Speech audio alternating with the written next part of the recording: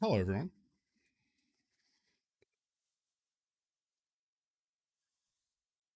Good morning.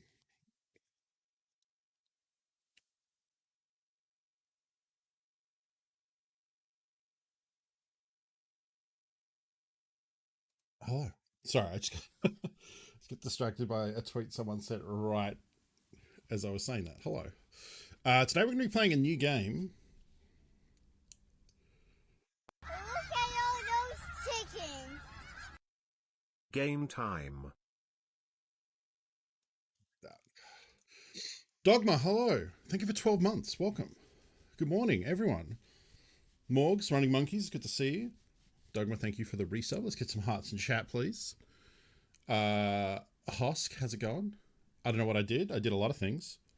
Ruck Docs, good to see you. So today we're going to be playing a new card game that I've been checking out called Roguebook, which is a roguelite. It is a deck builder. I put on a Batman hat. I did. It's from one of the creators of Magic, well, the creator of Magic the Gathering. It's Richard Garfield was involved. For those that name drop means something to. Boone, hello. It reminds me of Slay the Spire. It's very challenging. The art is cool, and it's a cool concept. And I like roguelike deck building games, it turns out. I think that's just Slay the Spire. I don't know if I've played any others. None that come to mind, but I played a lot of Slay the Spire, so that's what attracted me to this one. I think it's like $20 on Steam. I think. Maybe I can't see that anymore because I bought it. Oh, $35 Australian. Okay, it's a little more than that. But yeah, this game is very cool. I don't think I played Monster Train. I definitely saw people playing Monster Train, but I don't think I ended up ever checking it out. I understand that one's good too. Yeah, so I came across this game because I saw Jerry from Penny Arcade tweeting about it. And when I watched it, I was like, oh, the art looks cool. And it kind of reminds me of Slay the Spire. Good morning, Jaded Cynic. Or good evening? Good evening, Jaded Cynic. I'm sorry that it's so late for you for when I start stream, but I got to start sometime. Yeah, Running Monkeys. I guess that's kind of where I was at. I mean, I didn't buy it, so I can't speak to trying it, but I watched some and was like, oh, it looks okay. It might have also been that there was just more stuff around to play at that time that was occupying my time. I don't know. But I'm excited to play this one. I've been playing it the last couple of days, and it's I'm very into games that I can pick up, play a little bit, and then put down. Especially games that let me just stand up and walk away if I need to, which is what I loved about Slay the Spire, because at every step you're not on a time clock. You know, you can take as long to think about a decision as you want, and you're not interrupting anyone. You know, like I've been playing some Magic Arena drafts here and there, but the problem with that is you're kind of locked in. The drafting part, not so much, because I do the cheapy drafts that aren't against people. But once you're in the game, you're in that game, and you're there for 30 minutes, because if you leave, you rope out and you lose. Yeah, so like games that you can, like, you know, go away, have dinner, come back, go take a phone call, go to the bathroom, think about a really hard decision while you're learning. All of those I really enjoy, and Roguebook is one of them. And I liked the intro, and I like the look of the game, and a lot of other stuff. So we'll probably just get stuck into it. Now, I haven't added it to Steam yet because I'm not good at my job. But we can fire it up and then go from there. I'm going to assume that I'll probably end up using this screen. Sorry, something weird just happened. I'm going to pause it because it does actually have music. Although I have it turned down very low right now.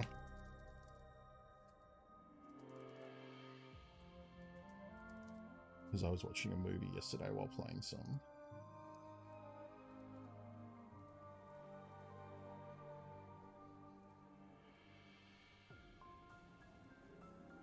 are many stories yet. I like this intro a lot. If one were to look in a secluded place. Oh, it's just very quiet. Is that very, very quiet? Okay, here's what we're going to do. Through long forgotten ruins near the sacred forest. I'm going to boost this up. And I'm going to quit. And then I'm going to restart it so that we get to see all that. And hear all that. A little quiet, not very, very. Okay, well, I boosted it now, so it should be good now. Oh, right, it's also on top of me.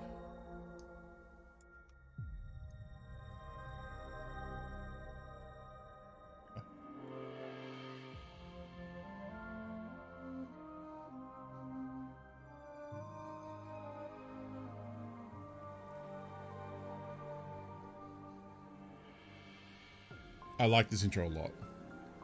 Allow This me is to what tell sold me you on a it. Story, young one. If one were to look in a secluded place.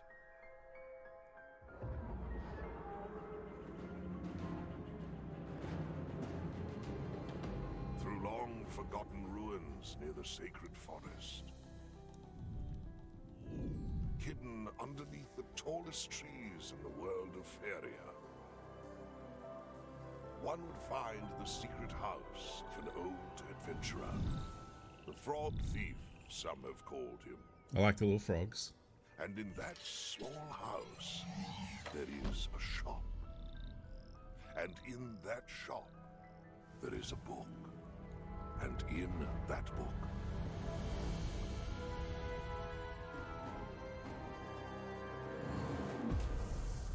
is a whole new world. Yeah. That's very cool. Like, so this game is from the makers of Feria, which is a name they dropped in that intro sequence. I don't know what Feria is, and I have not played it. But I guess it's the world of Feria. And then the other name drop part is, yeah, it was developed in conjunction with Richard Garfield, who's the maker of Magic the Gathering, so you know it's got some card game chops. Oh, look, the eyes kind of move. I do recognize a few things from that intro that I've seen in game. So I've played, I think the furthest I've got is chapter 3, because the game takes place entirely in the book, which is cool. It's a cool idea. And then the levels you do are chapters in that book. And the unlock for the progression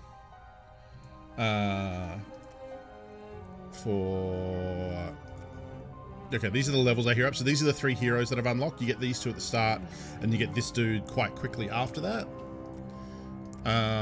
Yes, here's where you spend pages that you find in the map to... These are like talents that you can get.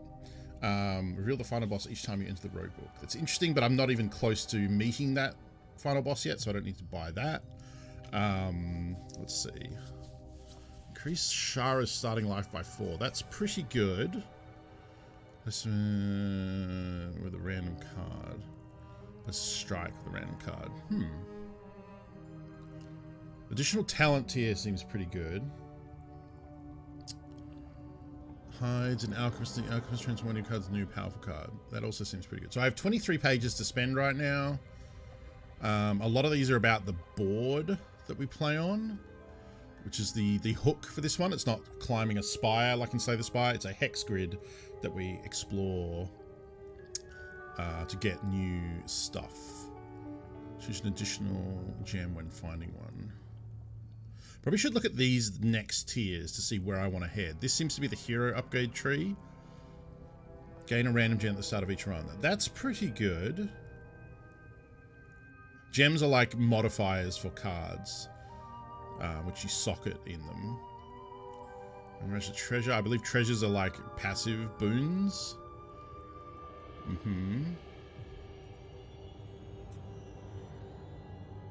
I definitely want the additional talent tier.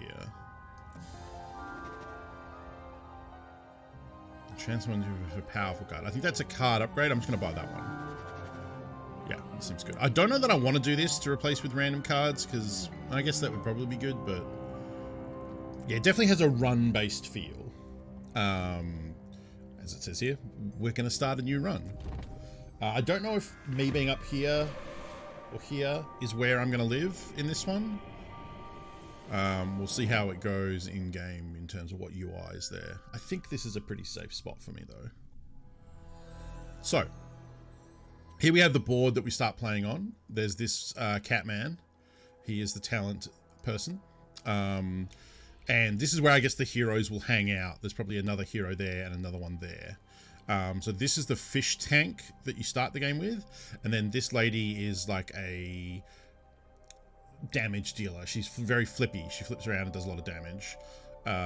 He's a very big fish who like stomps and does defense. And then this boy is Sifa, who is a kind of like a blood warrior. Like he does a lot of like, he doesn't mind taking damage because he has abilities that will heal him. So he's kind of like a tank, but also kind of like DPS. Yeah, you can see, and he also has a rage mechanic where once he gets full rage, some of his abilities, some of his cards do like bonus effects. I'm probably just going to start with these two. Although I feel like I'm not as good with these two combination. I quite like these two together and I quite like these two together. But I think these two Need some help. isn't as good. What was his name again? Oh shit. Sirocco, the first mate, and Shara, the dragon slayer. So they get a little bit of a description there. Yeah, so he's like a tank with also some utility abilities, but he can do damage. They all can do damage. They all can tank. That's the other thing, is like, even though Shara is more of a DPS and more of a glass cannon, Sniping's a good job, mate. she does get defense cards. The Kraken Within, thank you for the follow. Welcome. And she just doesn't have as much hit points as someone like Sirocco, who's supposed to be a tank. And then the Wolf Boy is kind of in the middle of all of them. But you'll see that as we go on. So you start here, and then we open the gate to begin.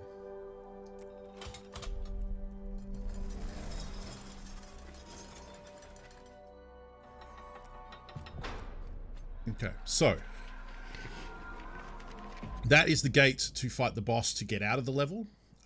When you start a chapter, they do have the path marked so that you can get there, but then there are also these unmarked squares. We have a paintbrush which will reveal tiles around us. So the mechanic for this overworld part is we don't have like limited moves or anything. We can move around the hex grid as much as we want, which is very nice. There's also a shop near the start that we can always come to once we start accruing gold. Oh, you know what? I am covering the health bars, so that's not gonna work. Now, where do I want to go? I know down here there's some stuff that I'm technically covering, which is like the deck and the graveyard and stuff. I think bottom left is okay. We'll go with that for now. And then when we get into a match, I will reevaluate.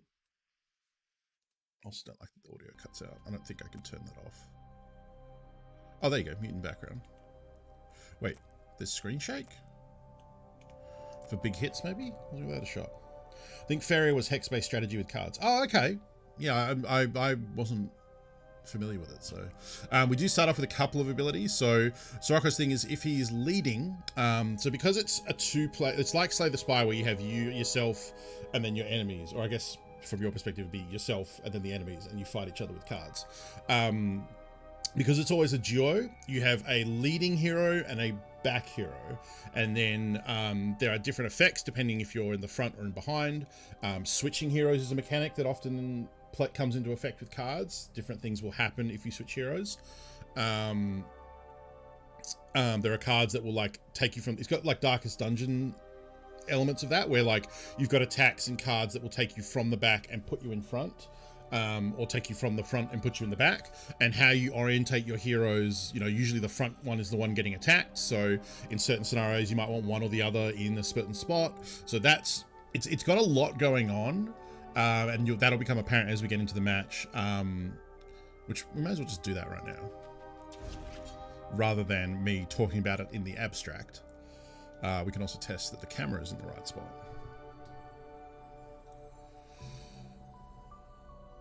Hello? There we go. Okay, that's not bad. You can see how many, so this is my energy. This is the amount of resources I have to cast spells. Cast, they all have a resource cost up here. I am kind of covering the top corner though. What if I just made myself littler? And go like that. We'll go with that.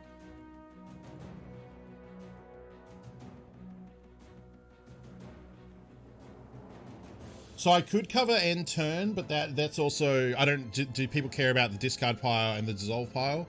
Probably not as much as they care about seeing the other stuff, right? 29 months ago I started my first Twitch sub. Thank you for the 29 months of late night entertainment. You're very welcome, seeing this. Sorry, I'm just trying to... Seems fine, right? Yeah. And I guess I could always just say how much is in my discard or my dissolve pile. I actually don't think that's super relevant until you get into very into the game. Singamuse, thank you for 29 months. Thank you for supporting me for 29 months. I appreciate it. Hearts in chat, please.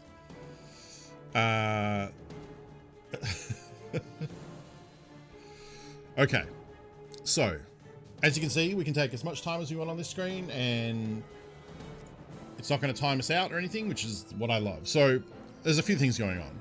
The mechanic is each card's cost in the top left corner here 1 resource. These all cost 1 resource. Later you'll get cards that cost 2, or they might cost none, or their cost might change depending on different factors. If the game's music and the audio is too loud, please tell me. I feel like I'm kind of having to shout over it, but I can just turn it down locally. So here you have a card that has charge in it. So what that means is this would swap the hero to the front. So if Shara was in the back, she would leap forward and attack. Guard on the same thing. If it has this like roundabout symbol on the card, it means they're going to switch positions when they play that card. So if I played...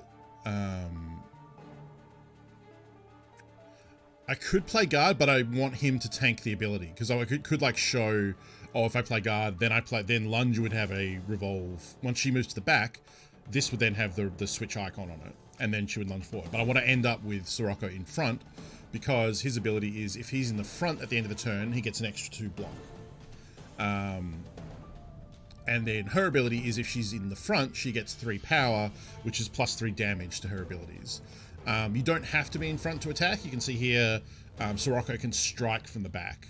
And so could Shara. Strike is an ability that can be used from the back line, but she gets more power into her attack by being in the front row. We have enemy intent up here. He's going to do 14 damage in 2 hits. So we want to try and make sure that we have as much block as possible. Unfortunately, we only have 1 block, so we're going to get 8 plus 2 for Sirocco being in first, so we're going to take 4 damage off this one. But we want to take that on him because he has 70 hit points and she has 40. So the way I would probably play this is start with a lunge, strike for 10, and then block and switch him in, and then end the turn.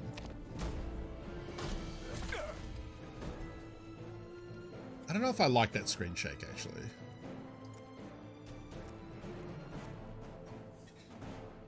Okay, so here you can see if Shara were to defend, Shara or Shara? Shara. If Shara were to defend, she would go in front and we would get 6 block. We still only have 3 energy, so we got to pick our, maybe a tad loud, but not much. Okay, drop it down a little bit. Let's see. He's not attacking though, so we don't have to worry about blocking. This indicates he's going to buff himself and block the shield plus the up arrow. Unfortunately, we don't have 3 strikes, but I can get some extra damage here. So I could just play the strike and this strike and end turn because he's not going to hit us this turn. Shazza. Yeah, I agree. Shazza. But if I move Shazza to the front, I will get an extra 3 damage on this attack. So what we're going to do is we're going to move her to the front. I'm going to strike with him from the back. And then we can attack for 10 now instead of 7. Alright, so he's going to do 11 plus debuff for us. But he's only on 15, so we can probably just win here. Yeah, just attack for 10. And attack for 10. Oh, we can't. Whoops, I didn't notice that he had block up. Well, this is awkward. I guess I've just got to move him forward, generate 8, go to 10, and take 1. And here you go. Now that she's in the back line, lunge is going to charge her forward. You can also, like, that little death icon, the skull that comes up, is kind of like the result. So, like, you can see when you hover over end turn, which is under my picture down here, it'll tell me what the results of the round will be, which is he'll hit me for 9. Because I'll generate 2 block and then he'll do 9. If there was a bleed effect on him or something that's going to happen after I end my turn, it would also tell me that. And it might put a death skull icon there if I'm going to kill him. So you can kind of get some, kind of get some telegraphed information if you're not sure. Because there are a lot of things. There is also now a debuff on this first position, which is the hero that's in this slot, the leading position, will do 33% less damage. So his attack is going to be 5 instead of 7. But that's okay, we'll just use lunge. Yeah. And so that's kind of how the combat goes. It's also, we're using the base default stock, whatever you want to call them, cards. So no real interesting interactions there. It was just blocking and defending. And as a result of winning that, we get some money to spend on the shop. And we also get explosive pigment.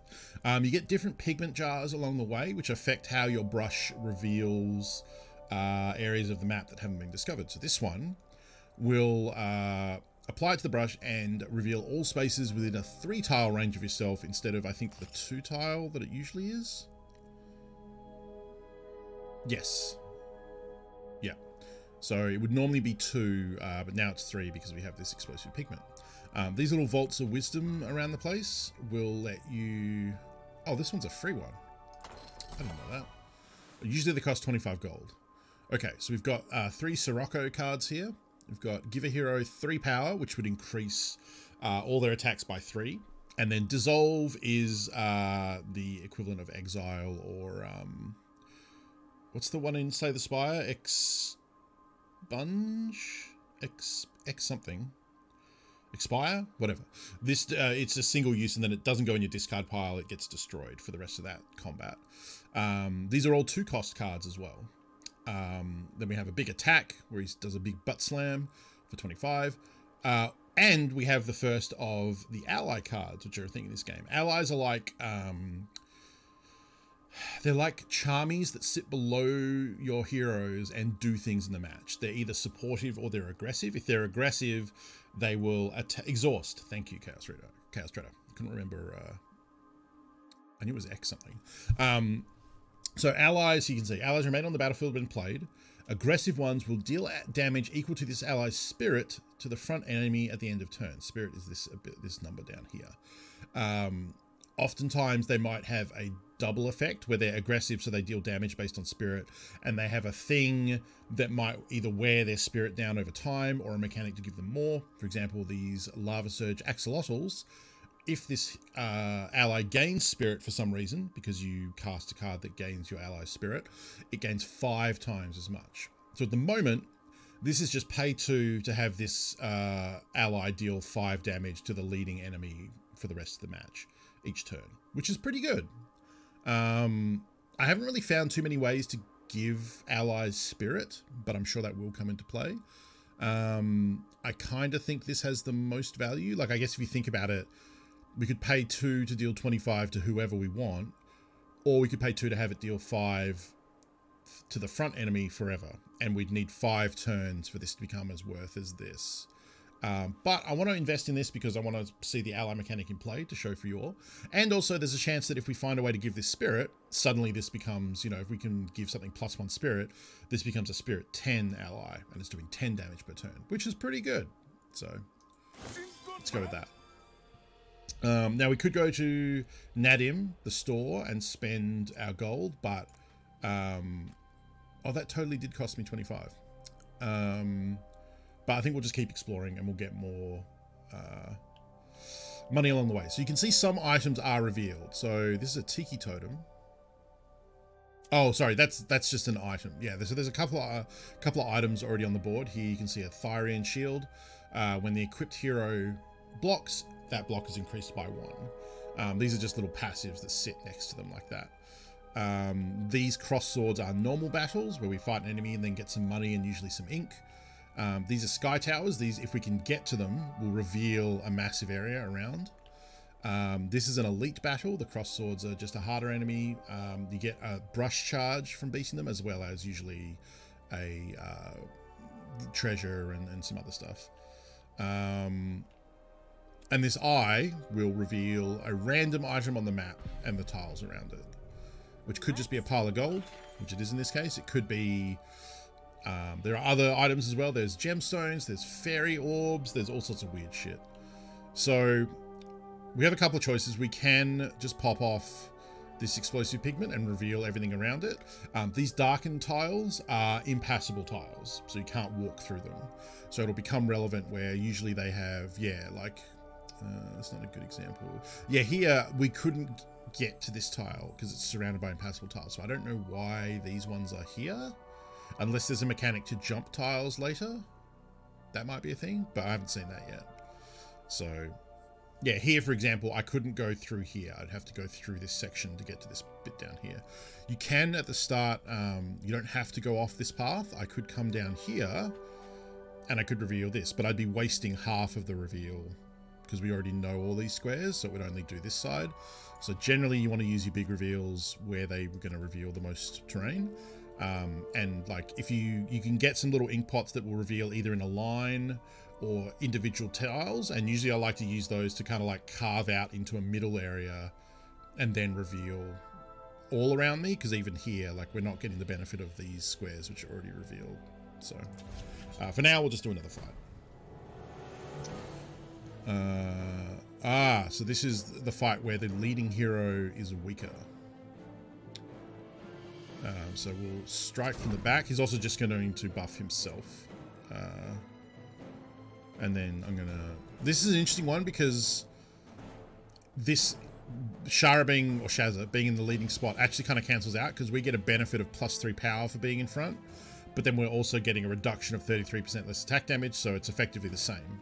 It doesn't matter. This strike will do the same if she's in the front or if she's in the rear.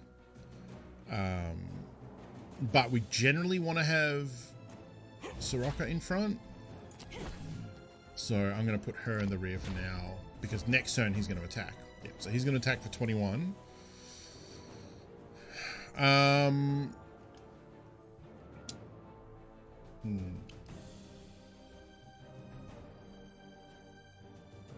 kind of want to play the Lava Surge because the Lava Surge is not affected. So the ally is not affected by this weakness aura, so the extra damage is really going to matter. So I think we just create the ally and then guard this turn. We are going to take 11 damage, but that's okay. That's his job.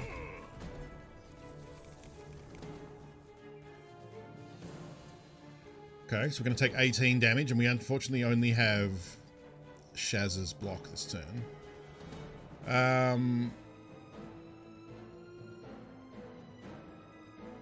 Okay.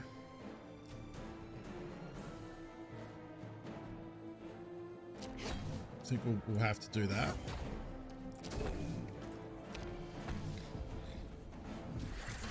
And you can find some hearts in the overworld map to heal your heroes, and there are a few other ways to heal, so taking damage is okay, because there is a mechanic to heal that up between fights. Okay, no damage coming this turn, but we only have 2 hits anyway, so we may as well put him back in front, I think. And we should be able to get this sorted out, depending on how many strikes we draw. Yeah, that should be enough to fill it. So that's 8. What's that? 15. 20. Yeah, we got plenty.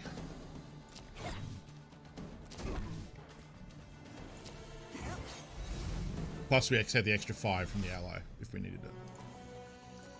Alright, not too bad. So here you go, here's some precision ink. So these are just single ones we can use to reveal a single spot on the map.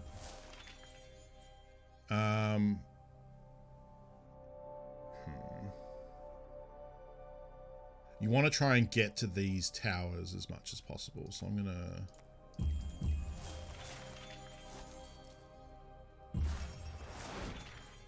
there's a heart we can use. Yeah, we'll pop it off. Refreshing. Pick up the coins.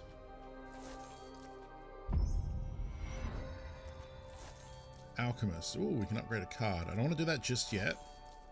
Here's a page for our talent unlocks later. Let's buy a card. Next card you play costs 2 less this battle. That's interesting. Attack all enemies for 15 is very nice. Combo is a cool mechanic. Combo cards, as it says here, if the last card you played this turn belonged to the other hero, this costs 1 less. So instead of costing 2, this will cost 1. This is a very good card to pick up because you have a lot of control over when you can pop these off in sequence. Attacking all enemies for 15 is pretty good. There are some fights. There are fights with multiple enemies, so this is a good card. It also has 2 sockets, whereas these also have 1 socket, which is for gems, which come up later.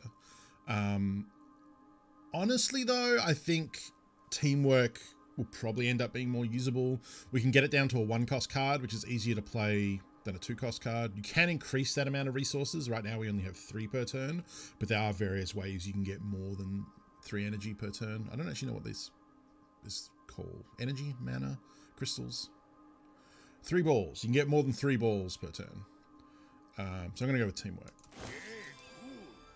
Now, before we go to the Alchemist and transform a card into an upgraded version, I want to probably save that for a bit later for when we have some more cards. Okay, so here we've got Sucker Punch. If Sirocco is in the lead, you can hit the lead enemy for 16. It's not bad. We have Fire Breath again, and we have a Hashaza card, 1,000 cuts. Attack an enemy for 6, 3 times. She has cards that will give her bleed mechanics too. So some of her abilities that like hit an enemy multiple times can be used in conjunction with other cards that might give her attacks more bleed and things like that. So multiple hits can be good. It is a 2-cost though.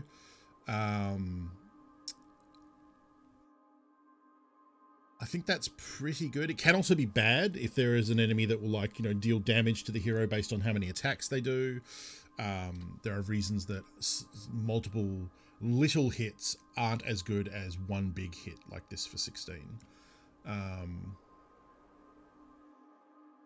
We don't really have a reason to take this yet. I might just take Fire Breath. It's there are some areas where there's a mechanic also where some enemies can have stealth, which means you can't attack them directly until you've killed the other enemies on the board.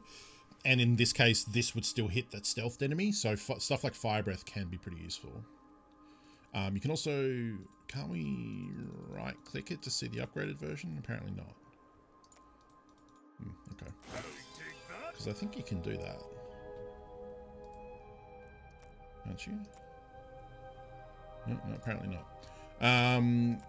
So I don't know. I'm not 100% sure if I want to hit this upgrade thing now or wait until I've explored the board more and maybe know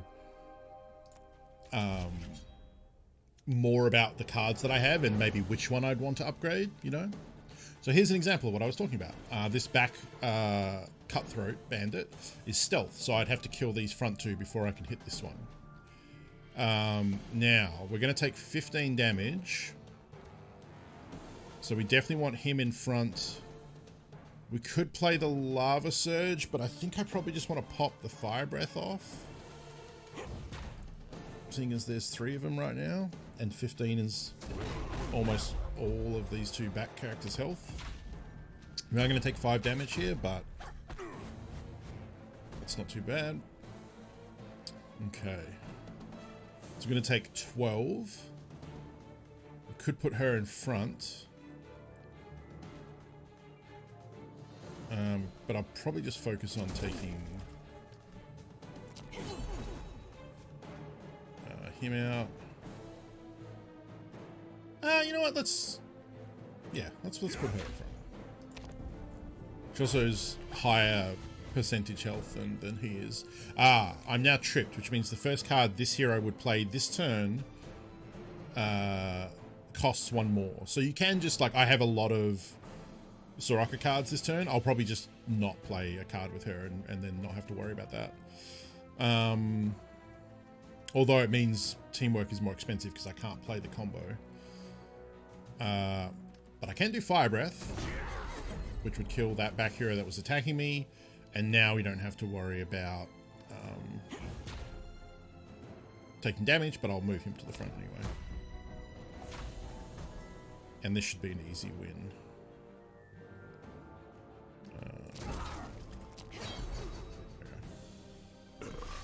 Nice. Fire Breath definitely came in handy there. So because we have reveal one space on the map, I can do that and then get to this next battle. Here is an example of where Fire Breath is going to come in handy because it will just immediately blow up this Tiki Elite in the back here.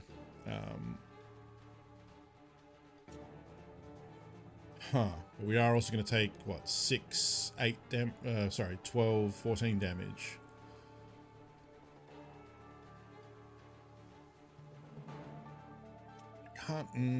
Yeah, you know what? The Fire Breath is going to get this one done for us, so let's just defend. The reason I use that defend first is because the defend swap the hero position. So if I was to use Soraka's and then want to use Shaz's, it would put her back in front, which I don't want. But because he's already in front... oh, wait. 6, 12, 14. Oh, okay, so we already have enough, so now we can just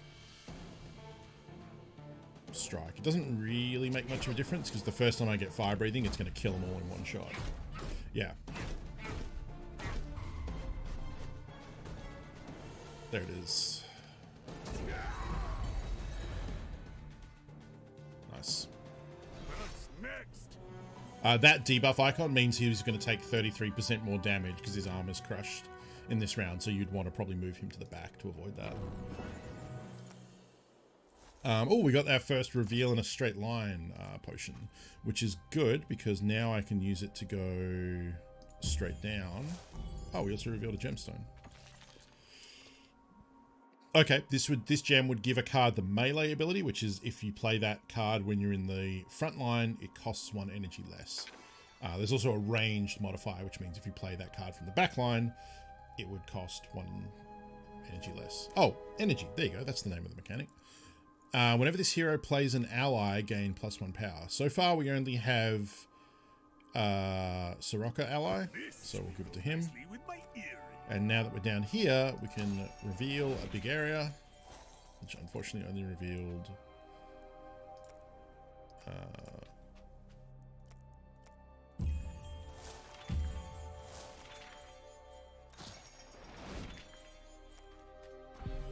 probably shouldn't have gone so hard down here. Generally, I think it's better because you only have a limited number of paintbrushes per run or per chapter. I probably would have been better off spending that to get to another reveal sky tower up here. Both heroes gain 2 power until end of turn. That's not bad.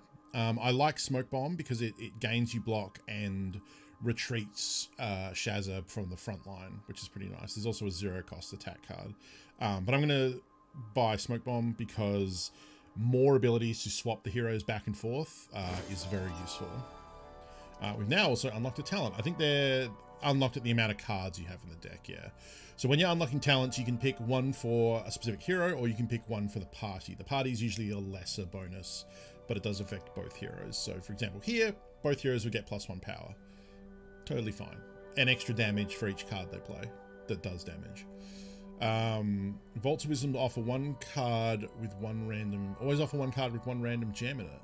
That's interesting. That could be pretty good.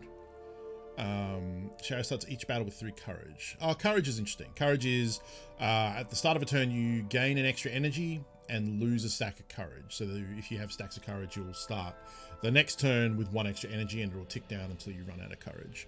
So if we wanted to have more than 3 energy, this is a way to get it, especially early, which is kind of nice. This one's a bit of a gamble. I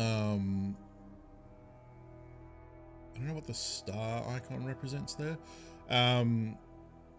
Always offer 1 card with a random gem.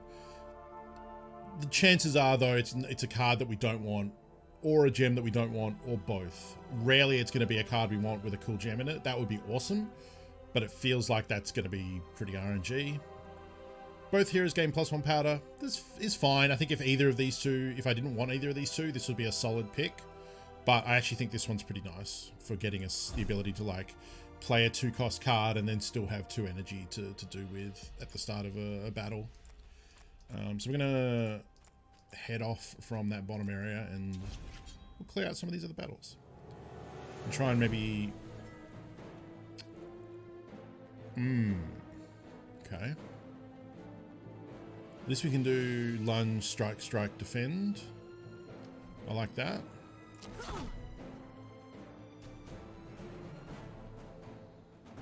We might also... I might have also been better focusing the dude in the back. So the dude in the back is sleeping right now. He skips for a few turns, and then when he comes out, he starts doing hella damage. But we can also kill this person and then not have to worry about taking hits this turn. All right, now we're going to focus this person, hopefully with fire breathing. Yeah. So we'll do fire breathe.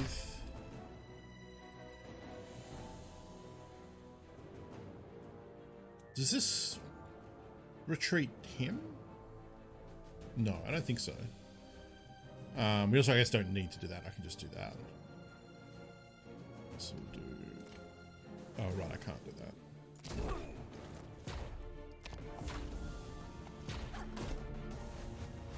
So yeah, he's doing 18 damage now.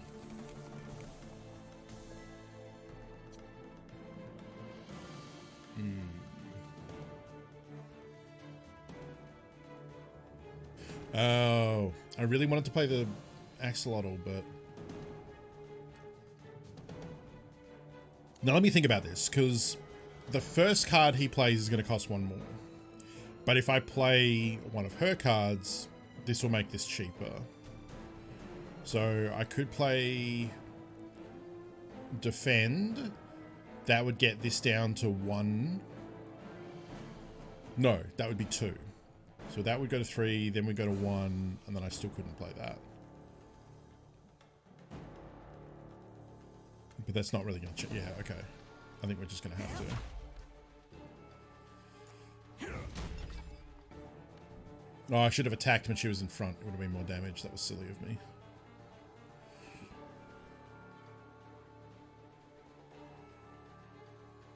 I'll just hit him.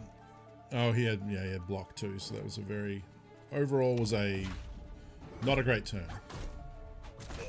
Still, could have been worse. Alright, we are finally out of courage powers.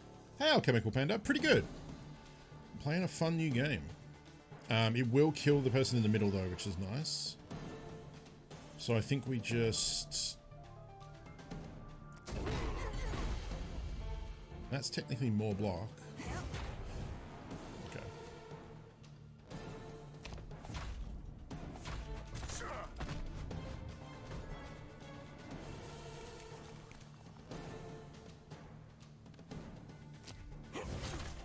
Okay, charge. Kill them. Him back in front to eat this hit. Stroke. Alright. Not too bad. Took a bit of damage, but we have some heals. Apply this energy brush to reveal a space and all adjacent spaces within a radius of 2. Okay. So we will definitely want to come over and use that. Wait. Apply this energy to reveal a space and all adjacent spaces within a radius of 2. Oh, right, yeah, you can do this from range, which is nice.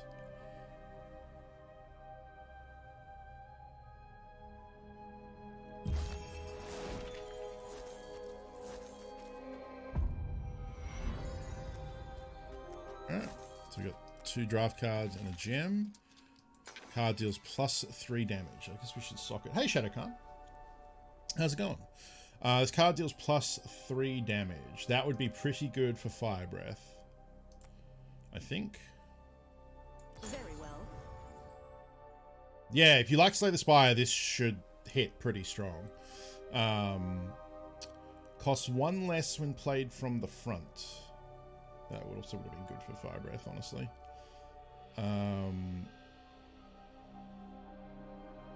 What's something that we're likely to play for? Oh, you know,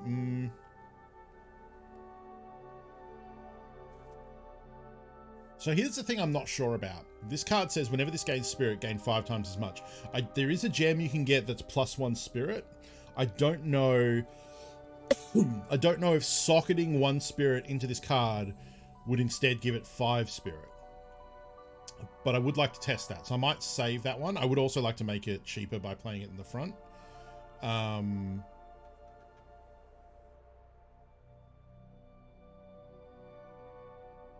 We could also make this card free. And still be able to put another gem into it later. I do kind of like that, actually. Suitable. So now we have a free retreat and gain block card. You know what? I also probably should have drafted these 2 cards before I did that, now that I think about it. Pump It Up is interesting. So Pump It Up is a mechanic that... Or not Pump It Up. Pump It Up is the name of a card. Headbang is a card that Soraka can get, which is interesting. So this has a lot going on. So by playing Pump It Up, we would gain 8 block, and I would add 2 Headbang cards to our hand. The Stacks card you can see on the right means that we can have multiple copies of Headbang in our hand, and they don't take up multiple slots. They just stack on top of each other. They also don't get discarded at the end of our turn.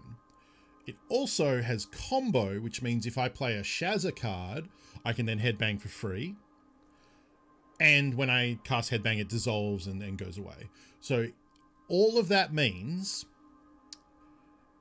Pump It Up is very appropriate, is a very appropriate name for this card, because what Headbang ends up being is a way to kind of like Headbang a lot and start building up power, because you can see the Headbang effect is Soraka's next attack has 3 extra power, and it doesn't go away until you attack. So what you can end up doing is pump up, headbang, headbang, do lots and lots of headbangs, preferably while playing Shazza cards in between them so they don't cost you anything, and you're effectively like charging up like Goku, and then eventually you drop like a Fire Breath, or you drop like a Big Impact here, which hits enemies for 12 and adjacent enemies for 6. And you do that when you have Soraka with like +5 or +10 power. So it ends up being an interesting kind of charge up ability, which I quite like. And I do like Impact. It's 1 energy for hit something for 12 and hit the other side for 6. That's pretty good. But I think we want to start getting these, because Pump It Up also just gives you 8 blocks. So it's just a good block card in addition to giving you Headbang cards. So I think that could end up being pretty fun. All right, so now we've got, Sucker Punch, a Flatten. I really like Jab. Jab is one of Shaz's cards where it's a combo. So if I play a Soraka card, then this ends up being a 0 cost quick hit for 2, gain 2 block, so, you know, minor, but still good, and gain 1 courage, which is nice. And it effectively ends up being a free, like, you know, what it's meant to be. It's a combo. So, like, you might Sucker Punch with Soraka, hit him with a jab for Sazza for 0, go on from there, you know, so I'll take that. We're getting low on brushes. We're down to 1. We also have some health missing, so I'm going to use that. I'm going to save the last one because Shazza is now full. I would love to get to the Tharian Shield, which we could do, but we are going to go into an elite battle, so we probably are going to want that. You know what? I'm actually going to do that. I'm going to get a rune to reveal, hopefully something we can get to. Nice. It's rare. It's usually like a spot in the middle of an unexplored space, so it's very lucky when it reveals something that we're going to give it to him because he blocks more, so makes sense. I'm going to go down and find that heart, and that card. Hey, Mac. Oh, okay, so we've got a couple of cool things here. We have Riposte, which would, it's a Shazza card, which she has a like Shiv dagger thing that the Silent had in Slay the Spire. So she has various cards that will give her 0 cost Shivs that stack and don't get discarded at the end of turn, but will dissolve once they're used. And they're usually like small amounts of damage, but there are ways to increase the amount of damage a Shiv does. And then that also synergizes with her ability where some stuff she has, when you hit an enemy, will give them bleed and different things like that. So, yeah, the 0 cost attack cards are good. We also have Warcry. I think Warcry is fine, but it's kind of limited. It's only 2 power for that turn for a 0 cost card.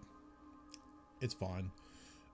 Riposte is okay. You definitely will only really get the benefit of it if you're going to get hit by lots of little attacks, because it's get a dagger each time an attack is fully blocked, and you probably want to get multiple daggers for this to really, you know, have some value.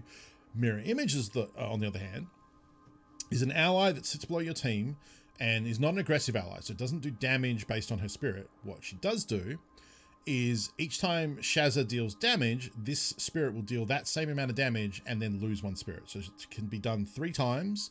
Relevant though is that it's each time you deal damage. So if you had an ability that did 6 damage 3 times, this ally would also do 6 damage 3 times and then be gone. Or if you threw a dagger, it would deal, this ally would deal 2 damage and eat up one of those stacks. So you really don't want to do that. You'd much rather have this mirror image happen when Shazza does the lunge, which is her big hit, or some of her other cards that are big single hits. You get more benefit for this. But I think I'm going to pick mirror image. More allies are good. Now, before we do the elite battle, we do have this alchemist where we can pay 75 gold and upgrade. It says destroy. I'm pretty sure that... Are we replacing a card or are we upgrading it to a higher level? I actually haven't done this before. I assumed it was just upgrade a card like Slay the Spire. But it now seems to say pick a card to destroy, which is interesting. Honestly, Soraka's Strikes are probably one of the less useful cards we have right now, because Shaz's ones will get buffed when she's in the first position. These never get buffed for anything. So I think we just do that. I'm going to be upset if this upgrades it to a slightly better Soraka Punch, but what I think it's going to do is replace... Oh, okay, we get to choose. Okay, so we get to craft a new card. So we get to pick a new card and put a gem in it. Attack the leading enemy for damage equal to your draw pile. That's pretty nice. Here we have the range. This is the what do you call it? The other side of, we had a melee gem earlier. Now we have a range gem. This would mean that cards played from the back line cost 1 less. We have a raw ruby. We already have a fire breath with a raw ruby in it. So we don't know that we need another one. Gain 3 hero power and dissolve.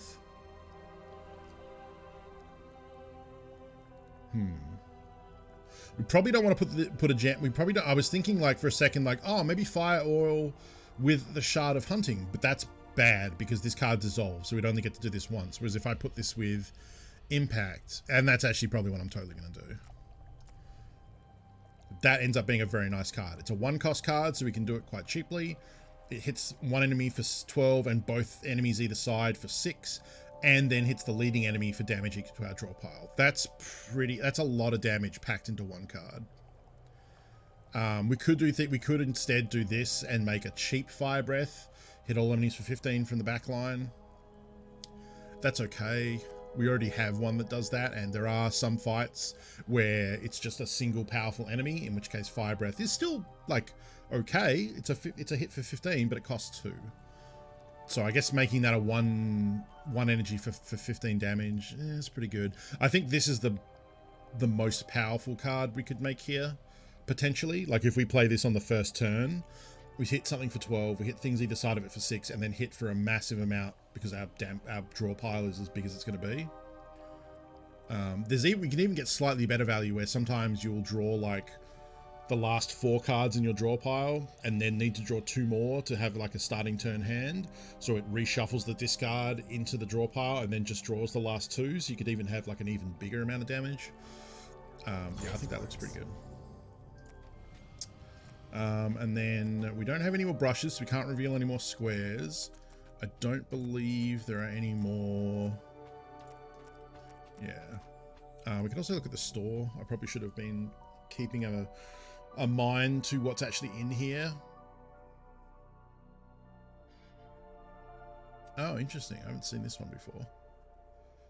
So it's an aggressive ally. When we play it, we charge to the front, and then Shaz's power is added to this ally's spirit at the end of turn when they attack.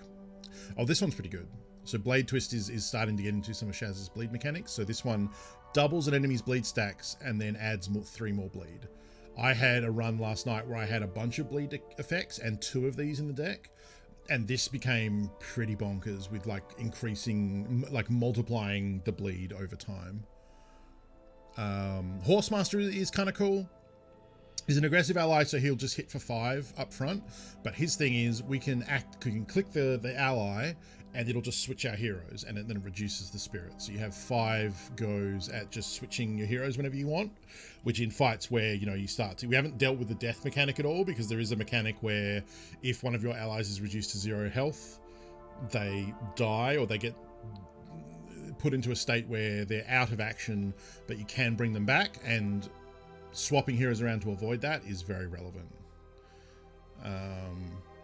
We can't really afford much. We can afford the Horsemaster or one of these, but I probably want to just hold on to the cash for now. Choose an enemy for this turn. All damage to this enemy also damages adjacent enemies. Oh, that's okay. That's pretty cool. If the hero did not attack last turn, they gain 2 power. Sure. Start a battle and a random card of the equipped hero to your hand. It costs 0 this battle. Oh, that's pretty cool. So you get Jack's Shuffle for the first time, gain 2 power. Okay. And we got some gems down here. Alright, well. Save the money for now. I don't think we did go down and collect. Yeah, okay. So we'll probably just go up and do the elite battle. Do I want to heal? I might do 1 heal. Which elite is this? Oh, this lady. Yeah, she sits in the back line. Okay, let's have a think here on what we want to do. Popping the lava axolotl down early is probably good. We're going to take 11 damage.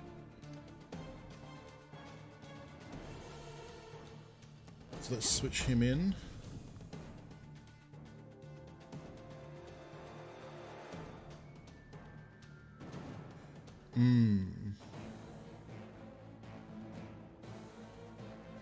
Let me think about this. So if we can get these at 0 cost, that would be good. So I could strike, headbang, another headbang, and then impact. That seems good. Are we going to need that? So let me think. That's add 6. So that would be 18. So yeah, we do want to hit this guy. And we headbang once.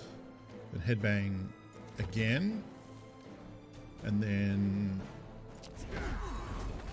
yeah, that's a good first turn. That's a really good first turn. Holy shit.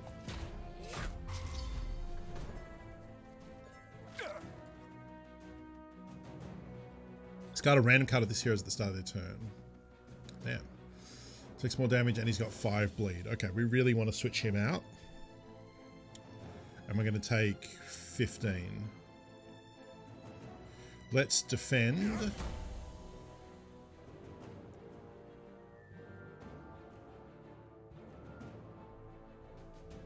Why is this costing more?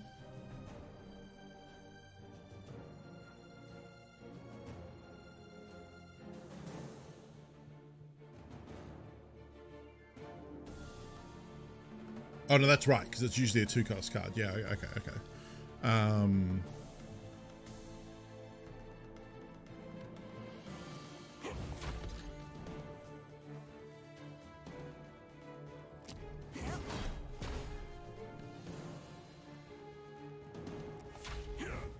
We have so much block that the extra 33% damage isn't going to matter. I don't know why he's all white. I think that's a bug. There are still... Okay, there we go. There are still a few bugs in the game at the moment as well. The one time it crashed, it also recovered to exactly where I was. So I didn't lose the run, which is what I was immediately worried about. Hey, Lysander. Attack all enemies for 18. We don't actually need to do that, although it does put 18 damage on the backline hero, which I can't do, and takes out the front one. So that actually is pretty good. So we're going to take 9 damage.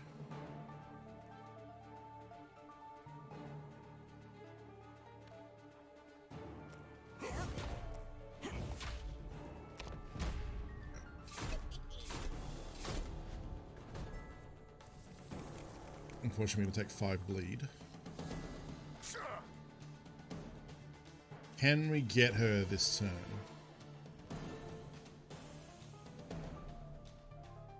Can lunge. Yeah, we can. Nice. Gundam! Birthday and real birthday. Happy birthday, Gundam. Yeah, I remember you saying that last night. I hope you had a good day. Or having a good day. I hope everyone wish Gundam a happy birthday and get some hearts in chat, please. Alright, so because we beat an elite battle, we get a bunch of gold, we get a stack of pages so that we can get upgrades between runs. We get a brush to reveal more map, and we get a gem. This one is +1 spirit. Now, we can test that theory I had earlier. So, Lava Surge, Axolotl. Whenever this gains spirit, gains 5 times as much. I don't know if this is going to... Yeah, I have a feeling it's just going to get +1, and the gain spirit is when it's on the board. So if there was an effect to give it spirit in the game, it would get 5 times as much.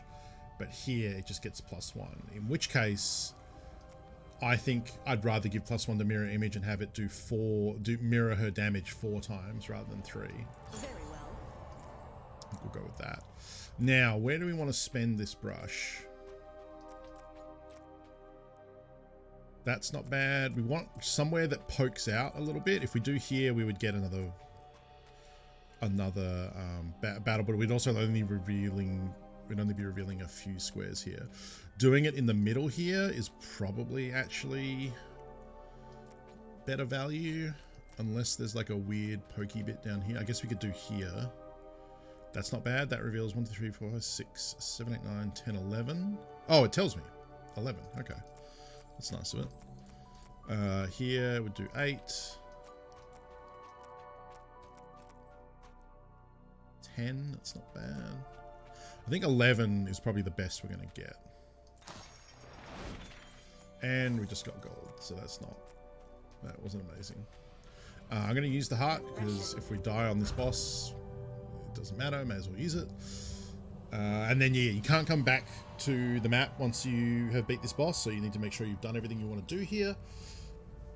It was a nice day. I'm well into my 30s now.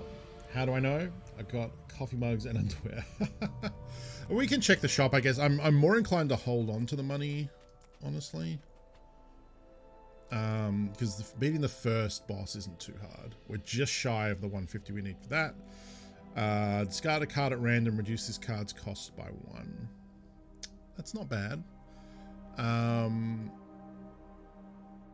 Next 2 hits on the enemy are critical hits. For a 2-cost card, that's not great. We'll get Blade Twist. Blade Twist can lead to some pretty ridiculous card interactions. Oh, that also got us a talent. So that's good. So we've got, let's see.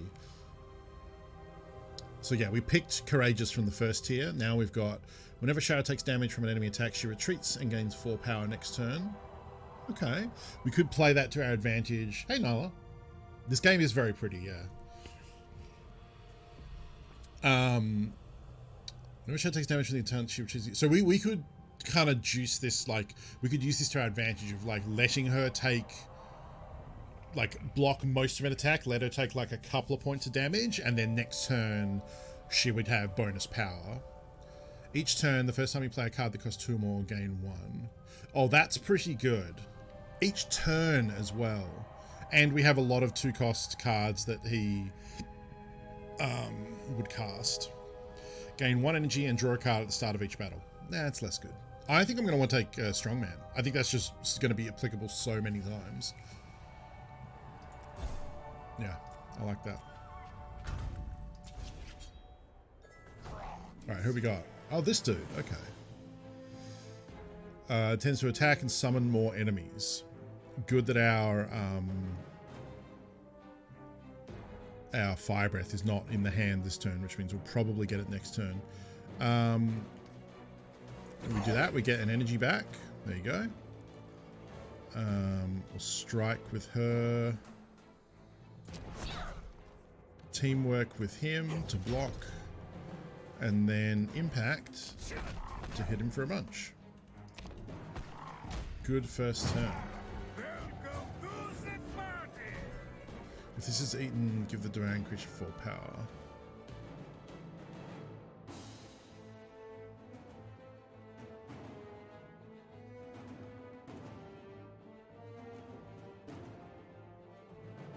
Okay.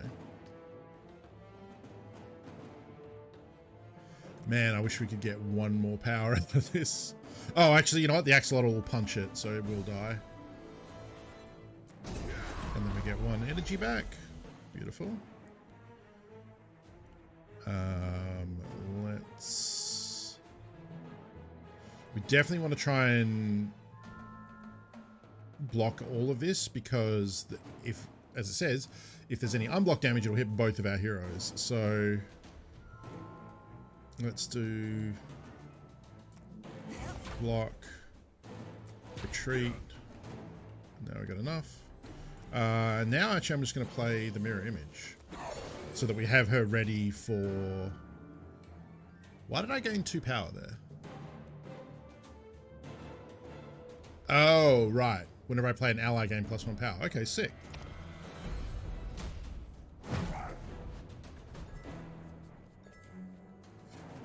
Pump it up.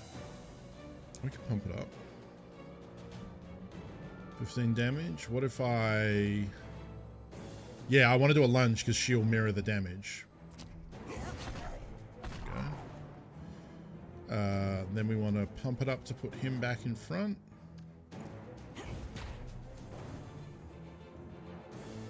And strike, guard.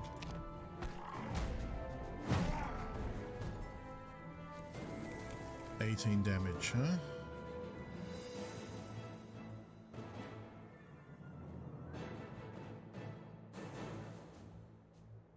And we only have 3 energy now. Okay.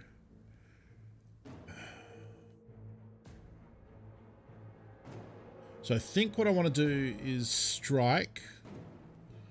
Play jab for 0 because it'll combo off that. It'll move her to the front. Play headbang because it'll combo off the jab. Then we'll be at 2 energy. And she'll be in front. I'll blade twist to put some bleed on him. And then smoke bomb. Smoke bomb will be 0 cost, so we can strike and then smoke bomb. I think that's the way I want to do this.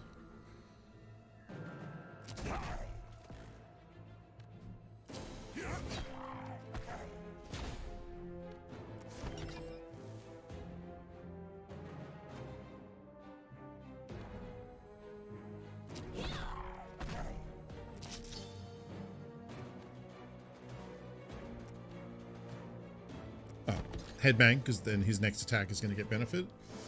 And then smoke bomb puts him in front, gives us the extra 2 block. We'll take a little bit of damage, but that's okay. Good sequence.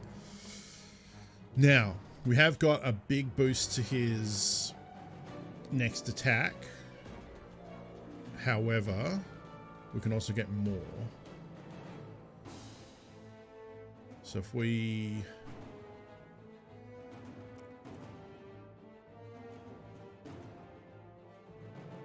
I want to pump it up first. Then I want to lunge, because it'll also get the attack from the ally. Good. That will mean I can zero cost headbang. We have 2 left. I want to have impact be one of the last things I do. Oh, we can just kill him.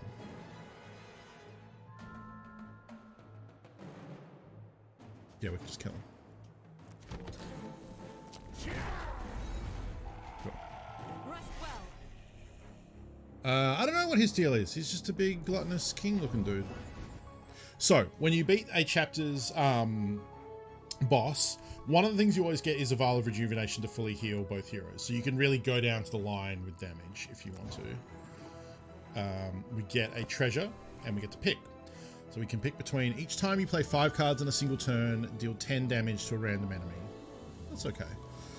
Here you go. When the equipped hero is leading, their attacks inflict 1 bleed. This is very good for Shazza with her bleed effects. Energy is stored between turns. That can be very powerful because there are ways to get a lot of energy.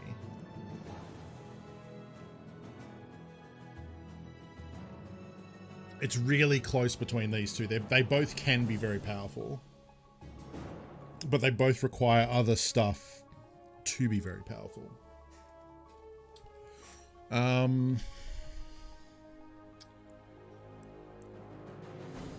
I feel like I probably want to go with Claws of Predator. I think this has the potential for more zaniness. We could use this. Shazza also wants to be in the lead anyway when she attacks, so that has some good synergy. Get a big stack of gold. We get a brush for next turn, or next chapter. We get some pages for our talents later. And now we get to choose either some card upgrades or a gem. This card's hit removes all of the enemy's block. I wonder if I put this on a fire breathing, if this would remove it from all enemies hit. There aren't that many enemies that do like massive amounts of block though. Whereas we could get another teamwork, another bleed escalator, and a shaman ally. If the last card you play this turn is in your discard pile, return it to your hand. Oh, I see. So we could click to get a card back.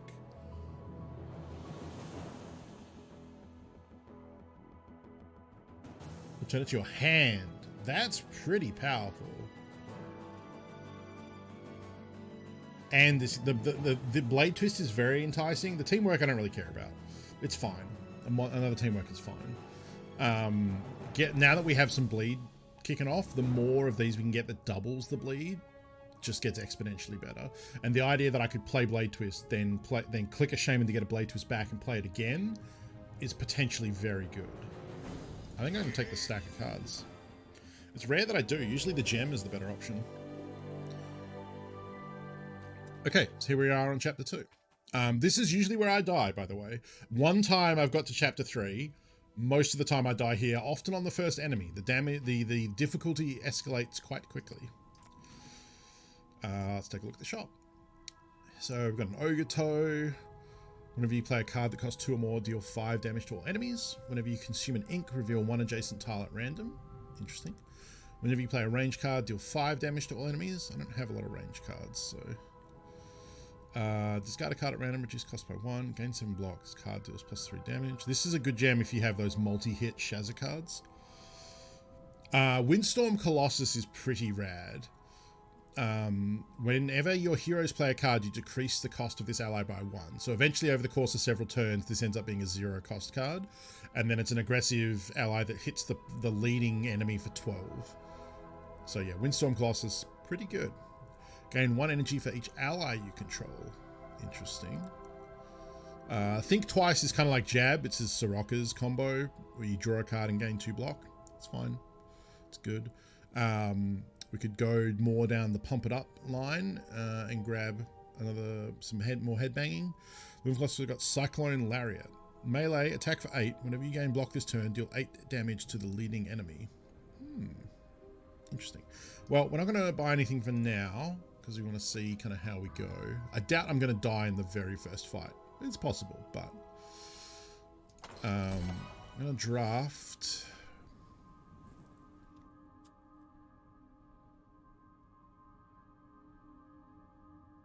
I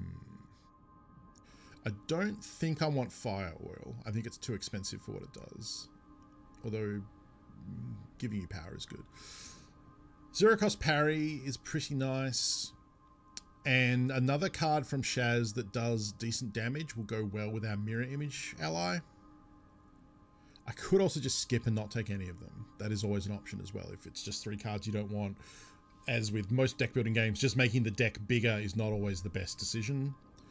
I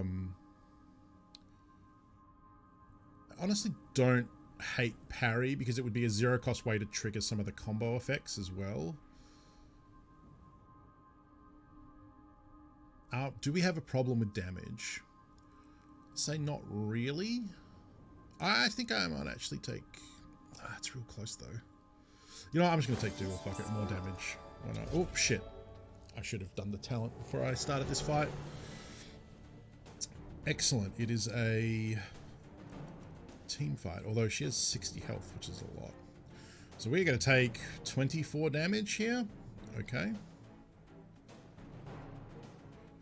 Right off the bat, we'll gain 9 block and switch it up. That lets us do things like gain another 10 block. We still have 3 energy, so I might play Shaman, Blade Twist on that. Click to get Blade Twist back. And now we're already up to 9 bleed. Ooh, okay, who's doing that? Was that her? Flyer is rough. So whichever hero in this front position is going to take 7 damage. If we start switching around, it reduces that damage. I'm going to play Mirror Image, and we get 1 energy back. And then going to play Teamwork. Unfortunately, we can't really switch the enemies here.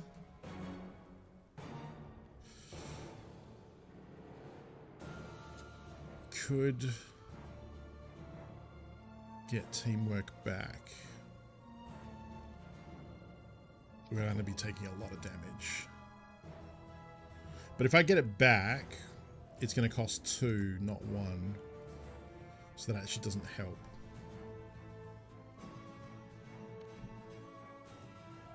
Whereas we could just take out the front row here.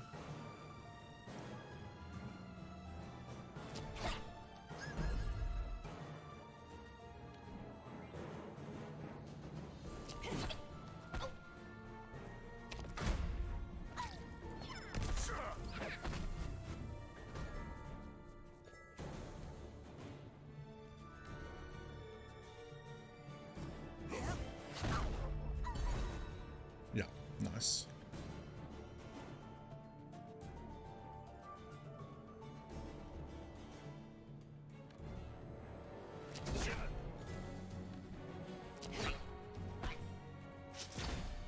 He's going to die because he's got 1 bleed. Nice. So the bleeds happen before their turn happens. Oh no, they're cute. Hey, they're trying to stab me. This one looks evil as fuck. Look, he has an eye patch and then a scar over his other eye. This guy's been fighting so much, he almost lost both eyes. Like, he almost lost an eye, and then that healed, and then he went back to fighting, and then lost the other eye. And then put an eye patch on, and then went back to fighting. That's how fucking hard this guy is. So we can just end turn. And he dies. Thank you, Shadow Khan. I appreciate it. It's still way cuter than my guys. Oh, this fish is pretty cute. Yeah, he's cute. I think she has, like, girl with a sword energy, which probably puts her more into hot than cute.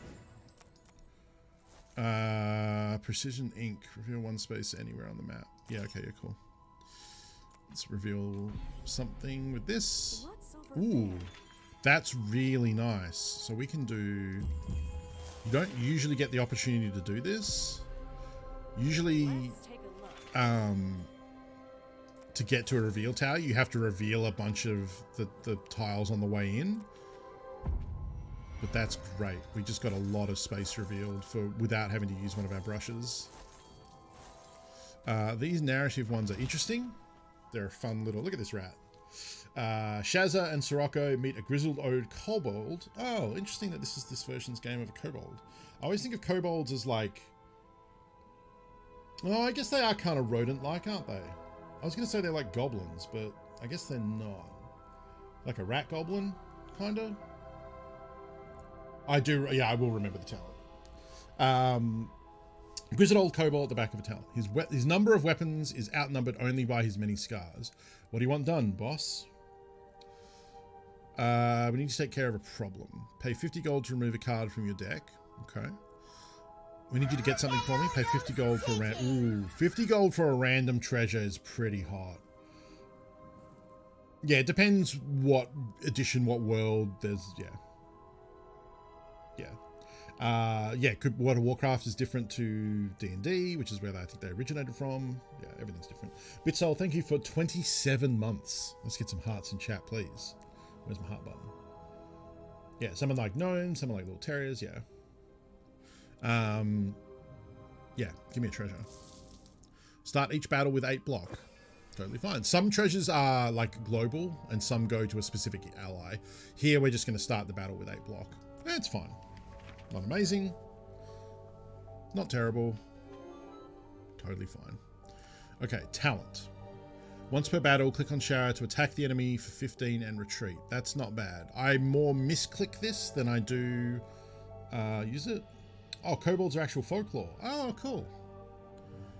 Sirocco has 1 max life for each card in your deck, which right now is 22. So we'll take him to 92. Oh, yeah, pretty good. At the start of each turn, gain 5 block. This effect ends once you shuffle your deck. Yeah, not so hot on that one. I actually think the stone skin is the play here, because this is only once per battle. It could be clutch, but I think also just giving him 90 hit points is pretty clutch. Not really, it's just good, but... Bold Bargainer. Activate to discard a card and then gain 1 energy. Hammer time. Spend all... Wait, what? Spend all your 1 energy.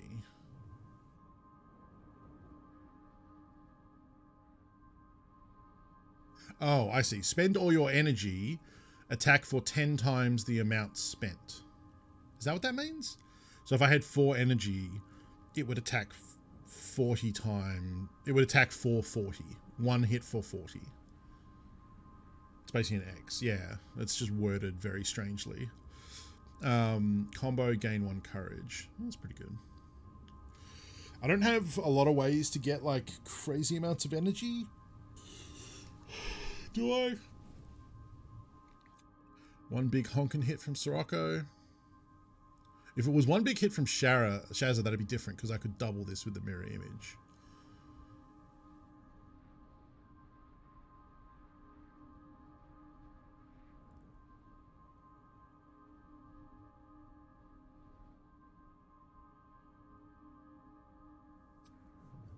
There are things you can, there are cards you can get for him that will make your next hit do a critical, which would make this very powerful. I don't think this is worth it. Although, funnily enough, these two in combo, like if I drew this and you just do this, activate him a bunch, because he's spiritless, so you can do this as many times as you want. Discard my whole hand and put it all into a hammer strike from gaining extra energy. This is pretty funny. But unfortunately, I can't pick both. Bargainer's nice, and yeah, and I can do it to discard stuff I don't want. And you could do this to discard wound cards, which haven't come into the into play yet. But when one of your heroes dies, one of the mechanics is, but because a hero died, you have 2 junk cards added to your deck called wounds. Allies like the enchantments, basically, yeah, they sit below you. Yeah, I think you're selling me on Bold Bargainer, honestly. This is okay, but this is kind of like an all or not. Yeah, yeah, let's go with Bold Bargainer. So we'll probably end up playing an ally this fight, so I can show what they are. Oh, no allies. I'm also out of coffee. I'm going to need to get a drink for a second. So this Toidle has Hide, which is the first time he takes damage each turn, he gains 20 block. So when you hit him, you want that hit to be a real stonker. So Fire Breath will take out all of them.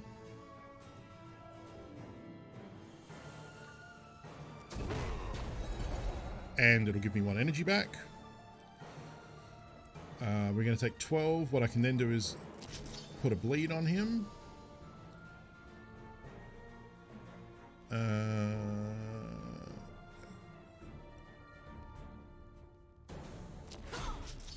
Oh, it does actually add bleed. I should have done that first. Oh well. We'll move him in the front. Yeah, they're like enchantments, but aggressive allies also attack. That is true. Excuse me. Let's play Mirror Image, because we get refunded. And then let's duel, because this will both put bleed on the enemy and she will attack too, although hers gets eaten by the block, I guess. Oof, 26 damage incoming, huh? Let's get another bleed on there. And then defend. Damn. He almost died. Oh, I might have fucked up. Would I, if I had hit them? Okay, so just to show how they work, allies go below here. So some of them, like this, are a supportive ally who do a thing when we attack. Some of them are aggressive. Unfortunately, I don't have an aggressive ally to show. This is an example of one where you activate it to click it and it loses a spirit. So the spirit in the bottom right there, the purple stars, how many times they do a thing, or sometimes how much damage they do when doing a thing. Different things. And then we can end turn because it'll bleed and die. What's next? Beard hair in my mouth.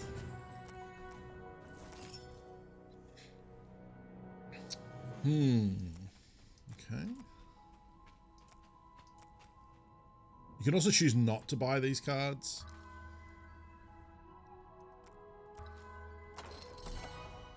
Oh, that's cool. You only pay the gold if you decide to take it. Oh, that is cool. Attack 15 retreat can only be played while Shazza is leading. Resolve 1 card, gain 2 energy. Or flatten.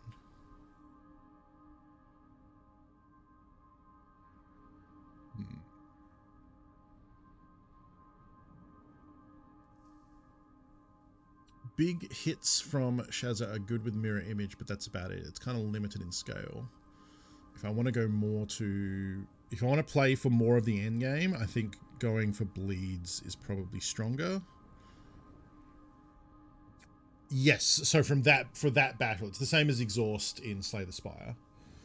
I like Flatten. I mean, it's a hit for 25. It's a 2-cost card, so it would only cost 1 if it's the first thing we play that turn. I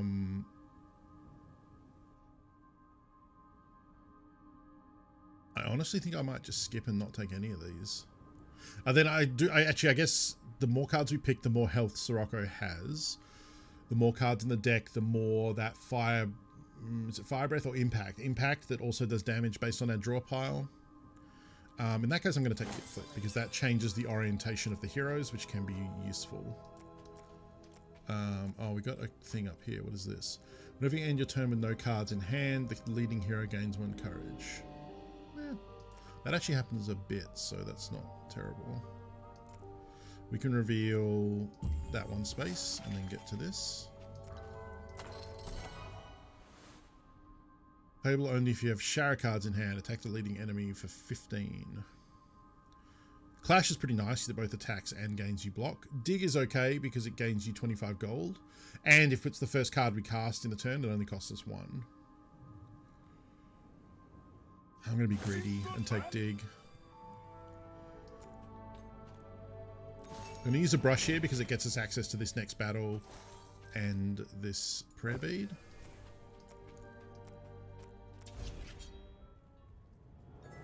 One with a gem to give it melee, so it only costs 1 wins in the front. Yeah, that's true, yeah. Oh, here you go, Impact.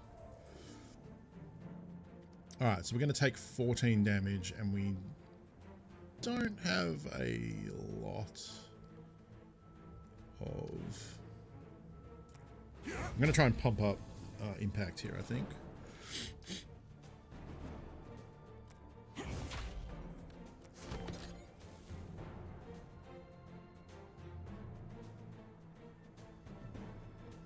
Oh, we are actually now leaving her in front. I guess actually though we're 14, 28. It's not too bad. Do I want a headbang to gain 3 stacks? That adds 6 damage. Whereas, so I probably just want to strike instead. Because that also applies a bleed. Yeah.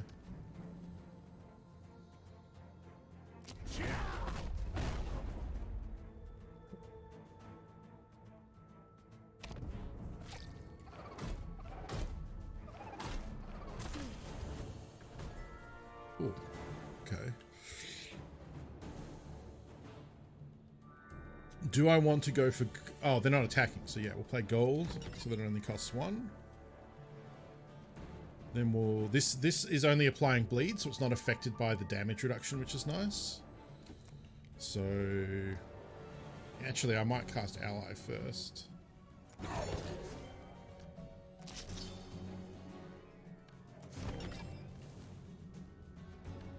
I was going to try and use the Ally to get the Blade Twist back, but we don't have enough energy to cast it, so... But he's just dead next turn.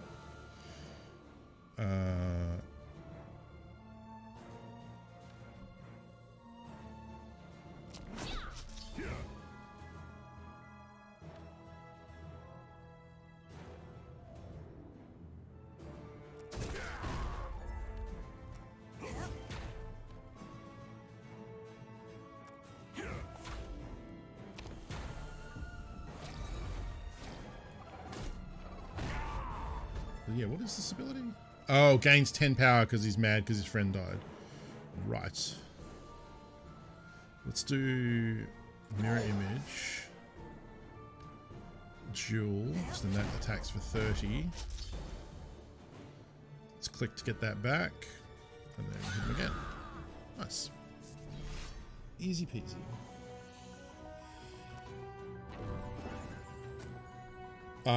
Strike would make headbang 0, yes, because it's a combo. Apply this pigment your brush, reveal 3 spaces in a range around you. Okay. Don't want to do this from out here. That reveals 16. 1, 2, 3, 4, 5, 6, 7, 8, 9, 10, 15, 16. That's not bad. Down here's 13. Over here's 13. Could also go from here. It'll be 22. That's pretty good, and it gets us close to the Sky Tower. That's what we'll go with. Oh, you don't often see that sitting on the map. The adventurers discover the entrance of a cave where a droning sound can be heard from the outside. On closer inspection, that sound is some kind of harmonious chanting. As they walk deeper inside, it becomes quickly apparent that there is a distant source of blue light glowing from deep within. At the end of the tunnel, they find a secretive gathering of baby Luduans, deep in joyful meditation. The air is sparkling with vibrant energy, and as the song of the Luduans intensifies, a feeling of bliss overwhelms Sharon and Soroka. Participate in the chanting to gain a mote of energy, to gain 2 energy and then dissolve, or create an extra fairy well on the map. Fairy wells give you the fairy orbs, which give you energy at the start of the battle. I can't remember. Maybe it's just energy always.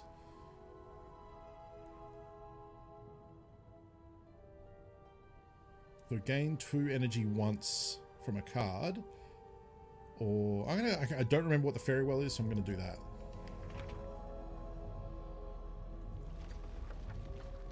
I remember the fairy wells do stack the more of them you find. Gain +1 energy on your first turn. Gathering more orbs upgrades your orb. Okay, so it's +1 energy for the first turn. That's fine. Depending on how many you get, eventually enough will give you plus energy every round. Oh, that's what it is. Okay, cool. Let's reveal. Nice.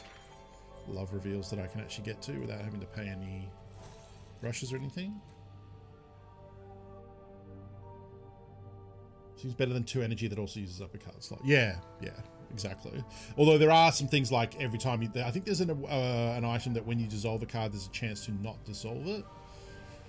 Ooh, items at the redeem shop cost 1 less for each card in your deck. That would be very good to get over to that.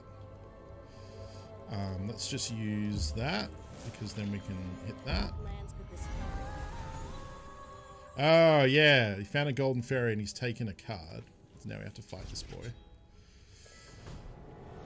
Is he taking a card, or we just get gold based on how much damage you do, and then we get 50 bonus if we can kill him?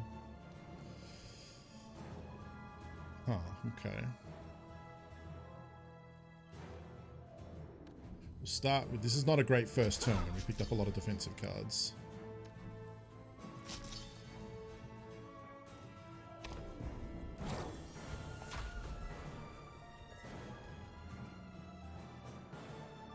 Alright, I'm going to mirror image because we get the money back. I'm going to shaman. I'm going to blade twist. And then blade twist. I think bleed is what's going to get us through here because it goes through the block.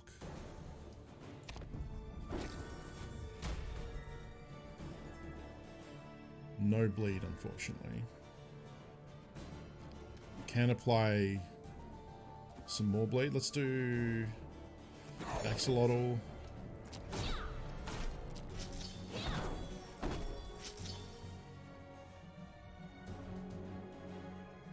Yeah, that's... Oh, wait.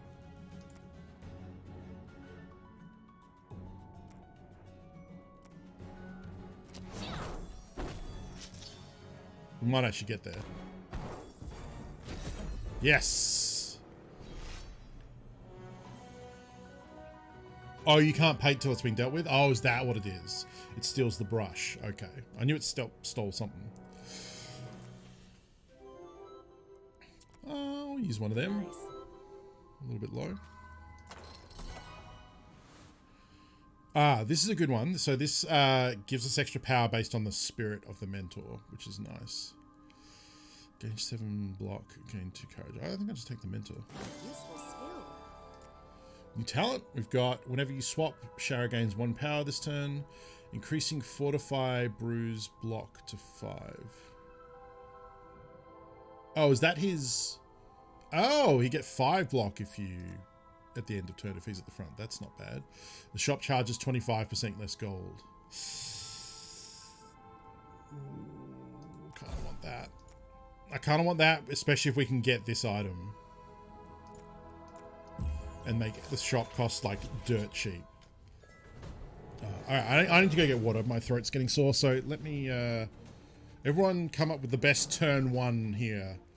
Based on everything we got going on. So he's going to buff. And then other than that, if I had to guess, it's lunge, strike, strike. Guard, defend. Because we have a lot of energy. Alright, I'll be back.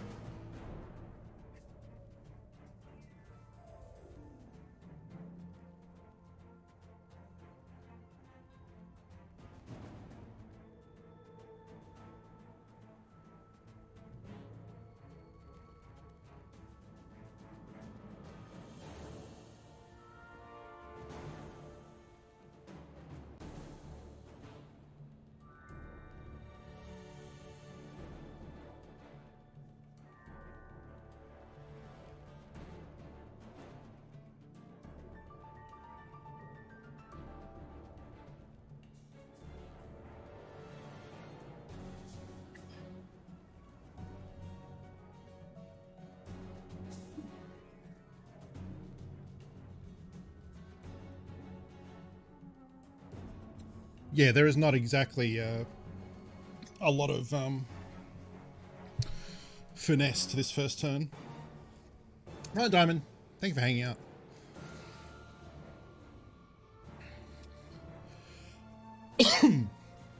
Excuse me.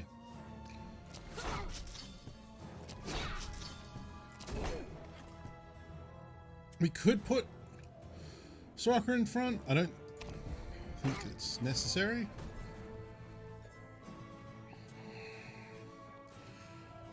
Okay, here we have more of a decision.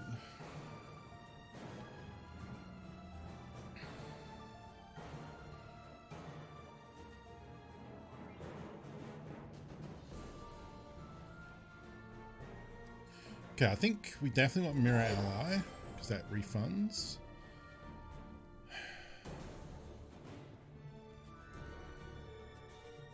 No, I'm thinking impact, jab, and then kickflip.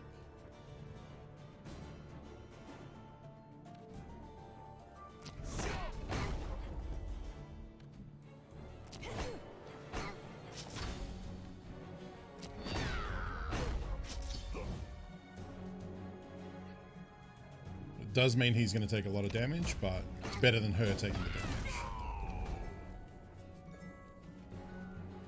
We get to get some gold, which is nice.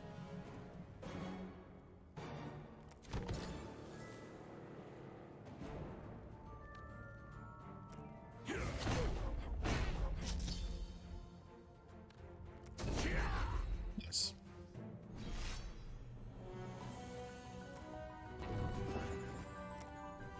Ooh.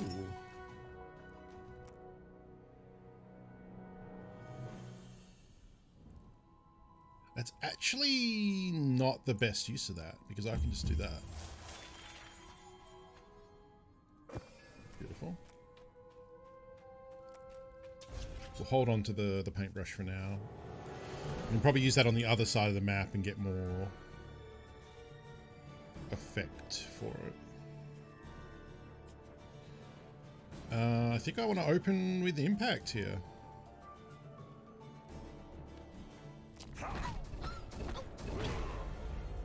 Impact, jab, teamwork. Probably should have struck first because it would have added an extra bleed. That's okay.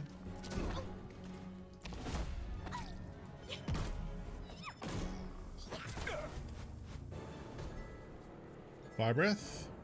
Damn.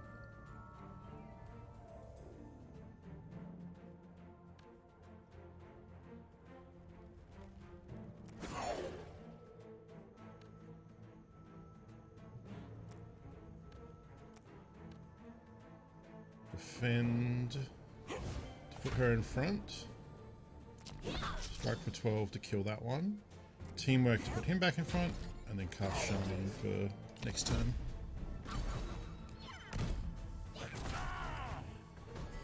Oh right, the fire. I forgot about that.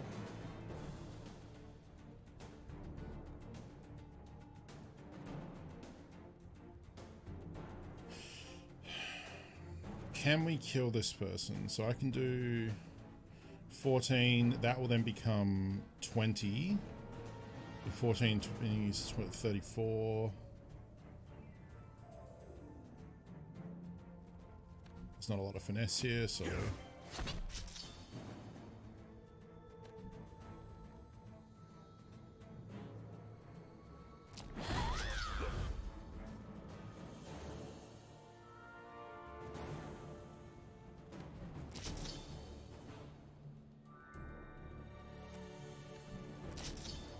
go.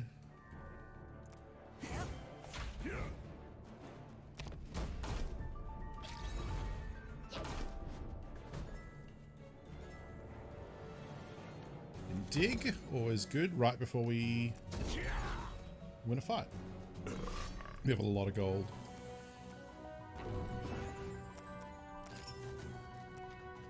Yeah, let's take a look what's happening. All right, we have a card grab here.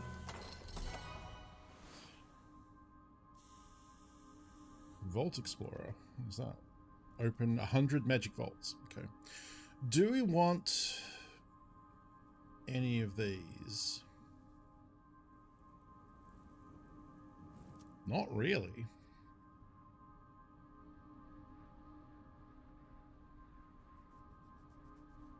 Not really. Spend the thing, attack for 10 times the amount spent. Like 30, 40, 50 in one hit. It's not bad. But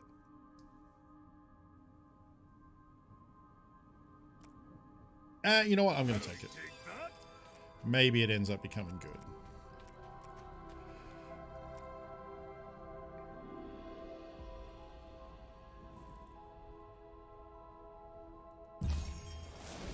Wow. 17 squares of nothing. Are you shitting me?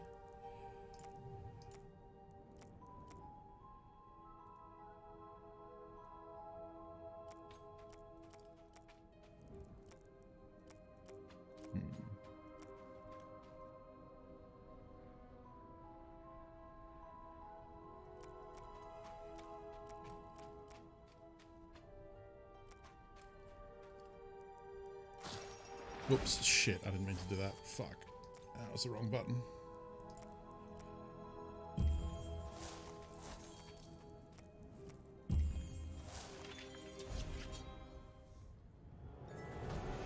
I was pretty close to none there, yeah, but I took the hammer because at the worst it could... Oh, actually, no, it's not that. I was going to say at the worst it's a 0-cost card activating combo, but that's not because it would remove all my energy. And that might have been a dumb play. Anyway, so what do we got going on here? We got 12 piercing damage coming in. Oh yeah, these ones, the Jellyfish are delicate, so every time I play a card, they take 6 damage, but they also have a lot of hit points as a result. So we're taking 10 plus 12 that will also hit both. Also, I forgot how low health my fish tank is. Okie dokie. We are in a little bit of trouble here.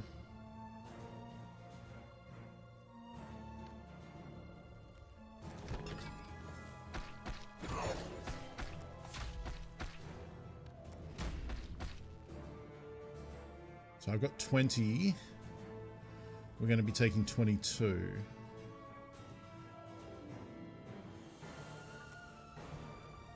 Let me grab that.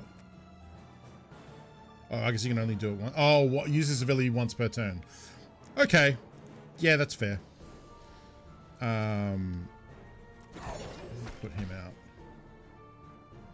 Wait, what's the thing where...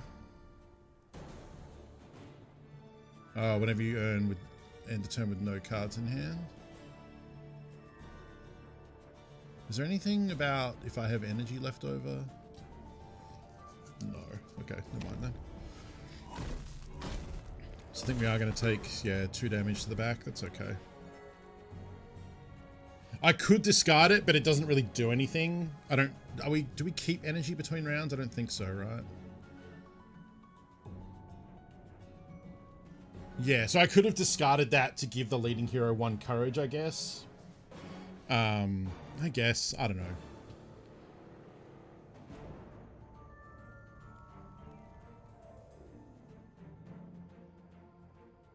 Oof, man, that's a big hit. See what I mean about the chapter 2 enemies can be very harsh.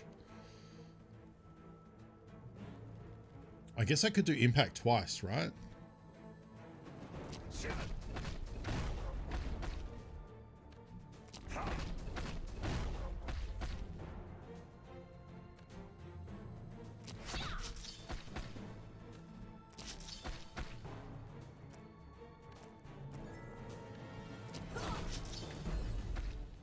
Nice. She's going to take 18. Yikes.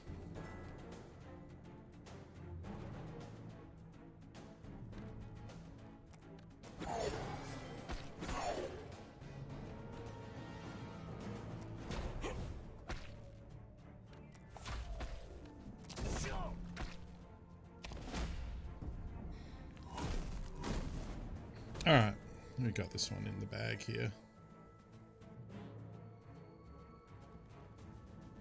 Except for the part where we drew nothing but defensive cards this turn.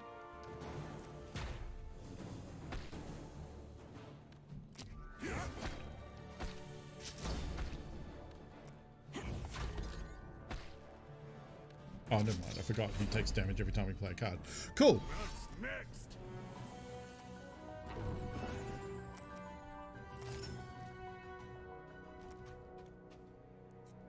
I think I want to use the precision ink to get somewhere where this brush is going to pay off more. Well, first things first, we're low. Let's also check in on the shop because we have 460 gold. Wow, everything's real cheap now. Gain energy for each ally we control could actually be pretty good. That's potentially a 0-cost card over the course of a match. I don't really have any multi-hit abilities where this would really pay off. I don't have a lot of range cards. Every kill costs 2 more, deal 5 damage to all enemies. That seems fine. There is also some elite objects coming up. So like these ones that are like kind of minor. If you consume an ink reveal one each, so this is one of these. I'm gonna take that. and that because it's only 50. And then I think I'm going to hold the rest for now.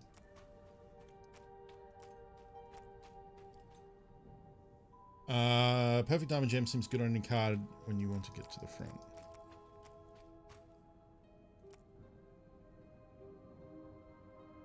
Oh, right. Just extra. Yeah. All right.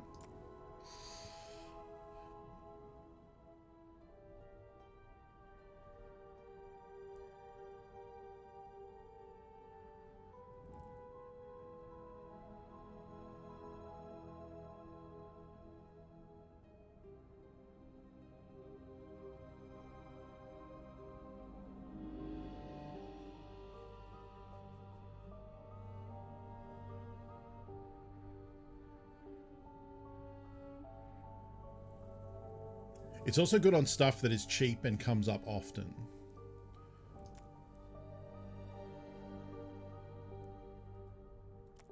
Oops.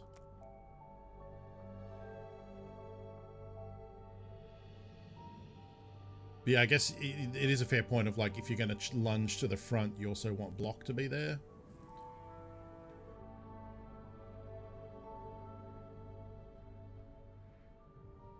Could put it in Dig to get something from extra play. Yes, but Dig dissolves, so it'd only be a single use. I think I'd rather put it in something that I'm going to get multiple uses. Rate this game from 1 to 10. I've only been playing it for a couple of days. So far, I would say I would give it an 8, and it's probably higher than that because it is pretty strong. Maybe pump it up. Yeah. Become like a really big, yeah, okay, I like that. Suitable. Becomes a big gimme block card as also give me headbangs. Yeah, I don't hate that.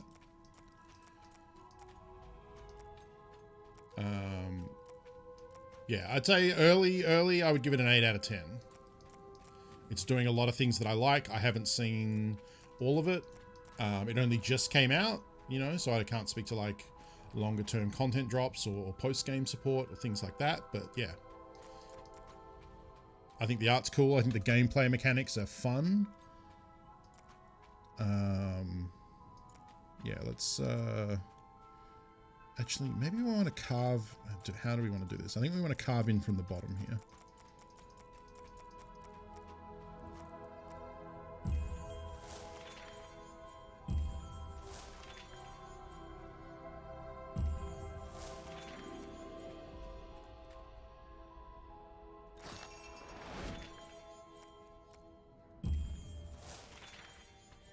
Well, damn, that didn't really pay off.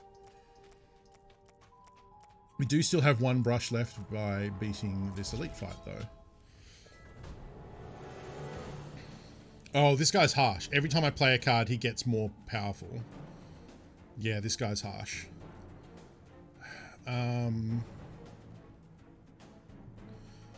So if I play this, this will only end up costing 1.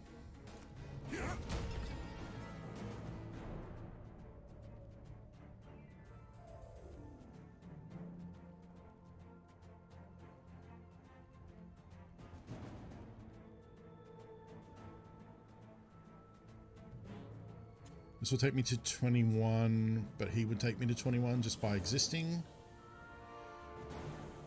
We could play... I think it's worth the debt. Our health points are very low.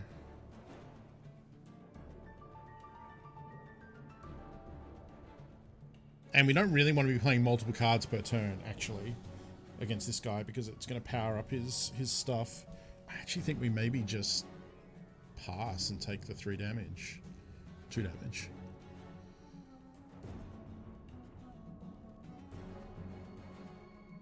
It feels like such a waste, though.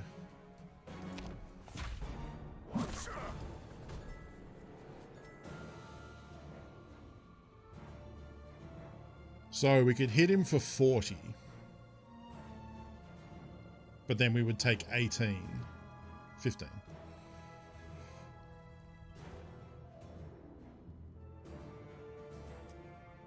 Could pump it up.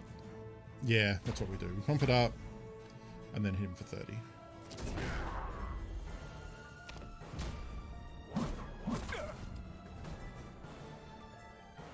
Okay, now we can go ham on him because he's not going to attack this turn. So let's have a think about this.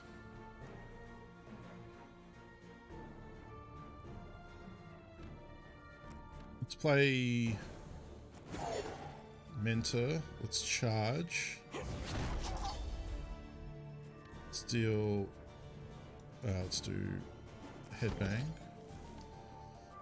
Let's Blade Twist. Have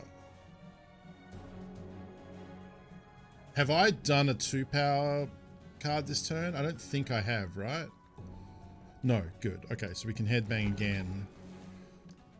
It actually... Oh, shit, I can't, because I need... Fuck. Well, it wouldn't have mattered anyway. We don't need the block, so... Okay, yeah, that's fine.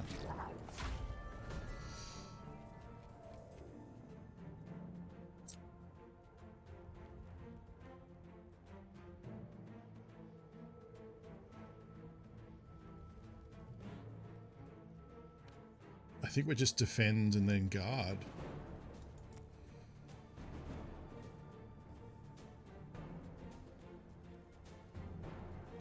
Or am I impacting guard because I want the damage?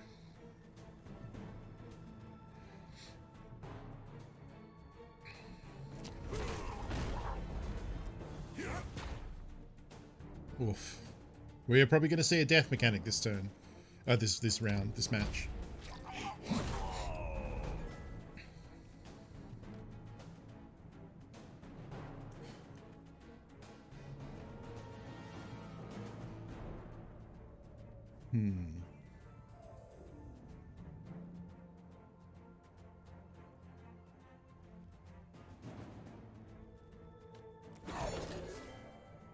There is a school of thought that says I should just go ham on spending things this turn because the first hit that hits him, the extra damage over 14 is going to get removed. But then we worry about the second hit, which is going to hit her.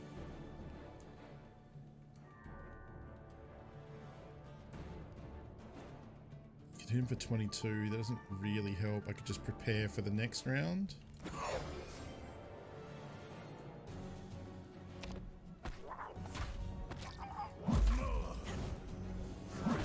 Okay, so here you have the death mechanic. So what happens is immediately we get 2 wounds in our deck now that are a junk card that can't be played. Interestingly, I drew only Shazza cards. That's pretty rare. So what actually happens when a character dies is he's in the background, he's dead, effectively. And now what happens is any of Soraka's cards I draw become a 0-cost card that can be played. And when I've played 5 of his... I don't know why I'm holding 4. When I play 5 of his cards, he then comes back to life. Okay, so here we've got a turn where... I wonder what happens when I retreat when he's dead. I think I just go back to being in front, right? Yeah, okay. We might be able to get the kill here.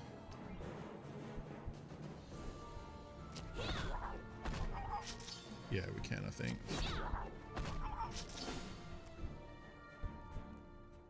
Oof. That is lucky. I actually know what happens when you end the game with one dead. I think they just come back to life. Yep. Take the leading enemy for the draw pile thing. Okay, and then we get a rush. So we are going to the boss battle on very, very low energy, which is not good. What do we want to put? Attack the leading enemy for damage to your draw pile. Something that that we'd want to do at the start of a turn, I think. That also happens a lot, probably.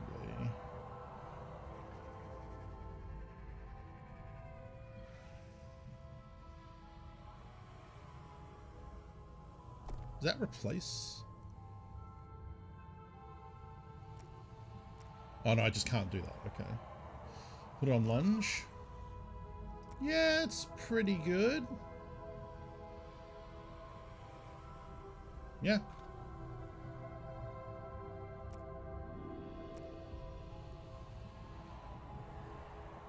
Seems fine.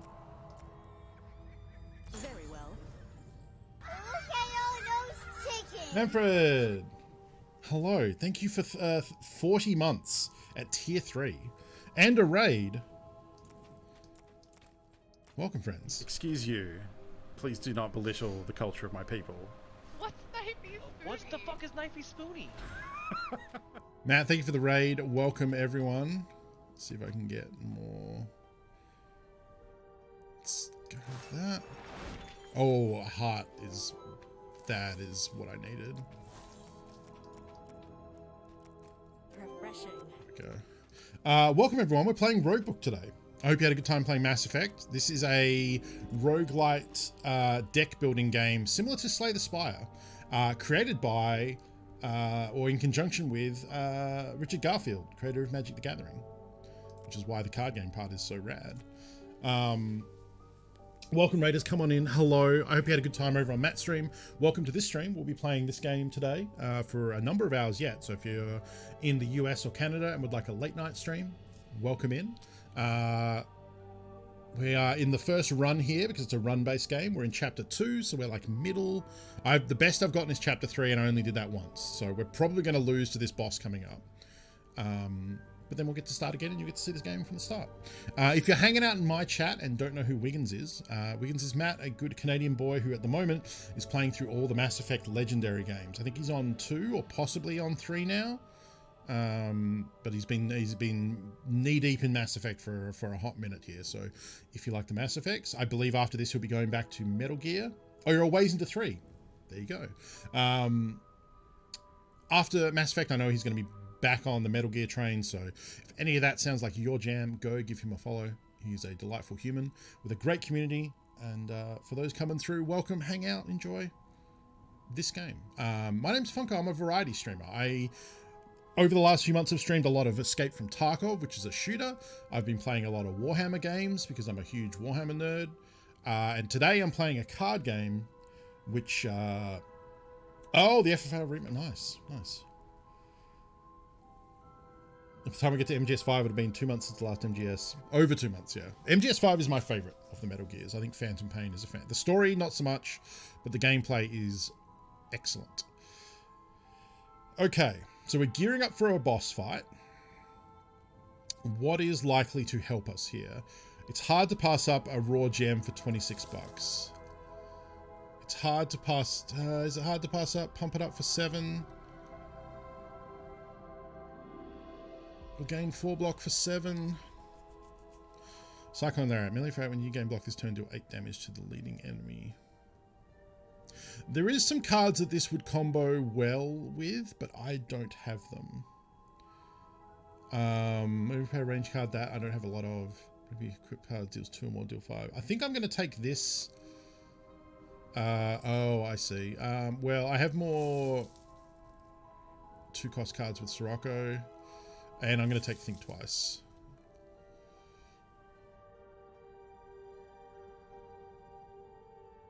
Yeah.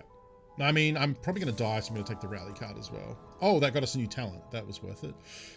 We're not doing a lot of dagger stuff with Shara, so I'm going to avoid that. Ignore this. Wait. Whenever either of the heroes play defend, draw a card. Okay. End of each battle, gain 1 gold for every 2 cards in your deck. That's an investment in us surviving. For every 2 cards. So at the moment, that's 15 gold. That's actually not incredible. I'm going to go with Guardian and hope to live through this next fight. We're going to want to put +3 damage on something. I think we want to put that... Oh, actually, no. What do we want to put that on? We'd really prefer to have a multi-hit card, which we don't have.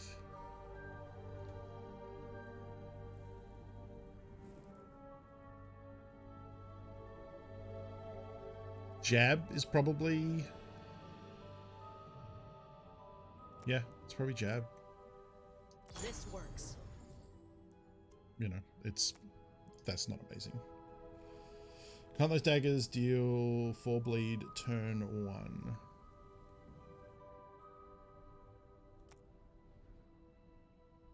Oh, I misread this. I thought this was the one that, I thought it was, no. There's another Shara talent, which I don't think is actually here, which is when you get a dagger, you get given an additional one. It would also, well, if we had played Mirror Image turn 1, then it's not great for Mirror Image, because Mirror Image consumes a stack anytime you deal damage.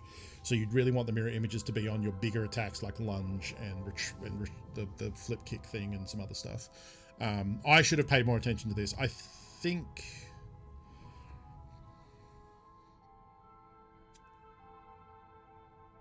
Yeah, I might have picked it. You're right. It would start the match off with 4 bleed.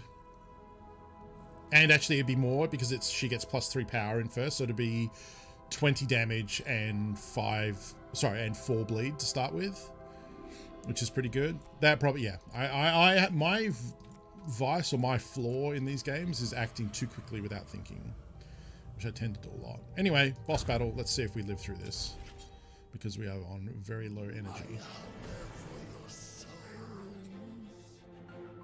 Anything dies, this enemy gains 4 power. Okay, this is not the one I was hoping for. There's one of the bosses where when something dies, they gain power, but they also skip their current attack. So you can use that to kind of flip them.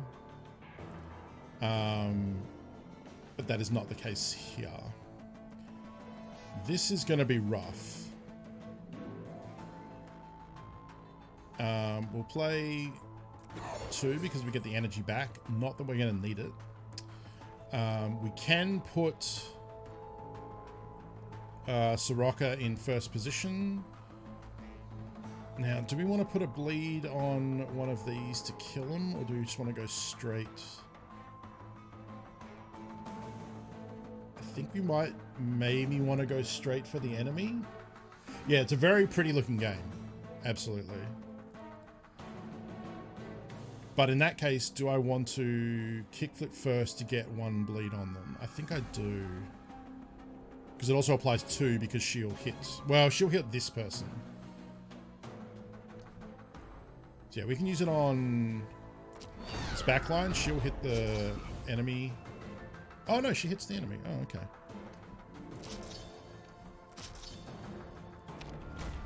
Yeah, I think we're gonna play for the win here, which is gonna be to try and put as much damage on the backline as we can.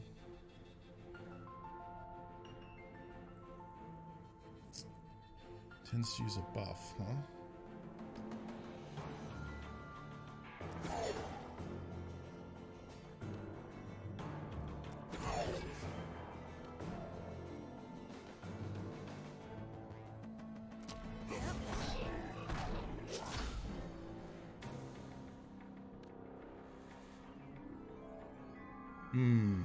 I don't know if I want to kill these 2 front ones, but maybe it'll make him stop and summon them instead. Next turn.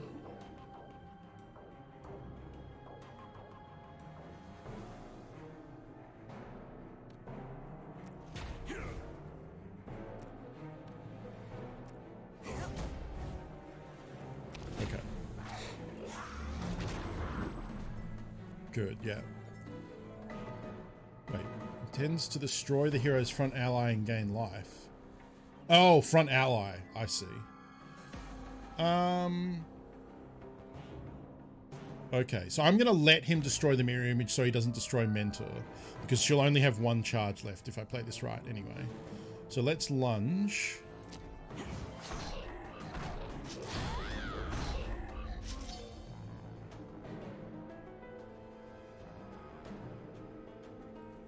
Oh. Interesting. The second attack here also counted for the mirror image. Right. But in that case...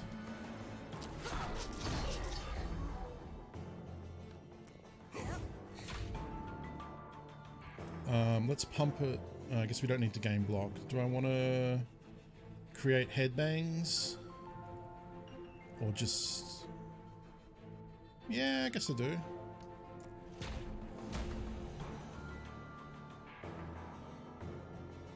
I'm going to save them.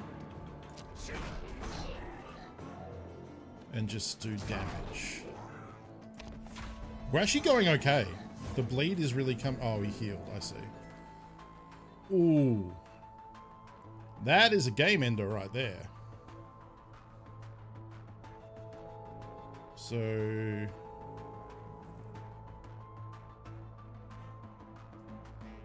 Oh, I see. I don't think we can get this to where it's going to kill him anyway. Oh, hang on.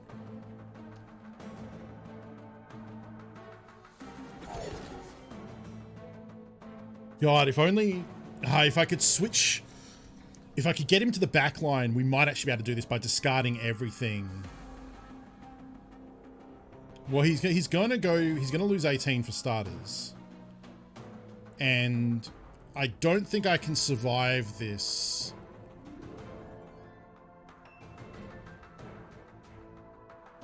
Anyway. So why don't we just discard everything, put it all onto hammer, and fingers crossed that kills him? Right? Because I only have the 1 defense, so that's not going to save us because we're taking 64 damage. Yeah, fuck it.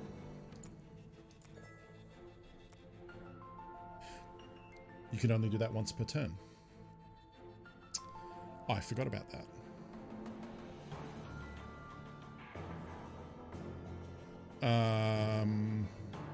Okay, so that we can pay for 1. Is that better though? Because we would get 10 out of the energy, and in here we just get 5 damage. Actually, not. We'd get 7, not 10. Again, that would cost us energy and only give us 3 power. I think we just...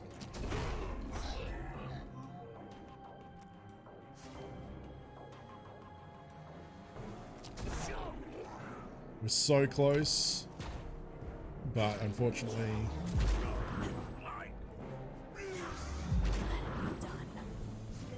GG.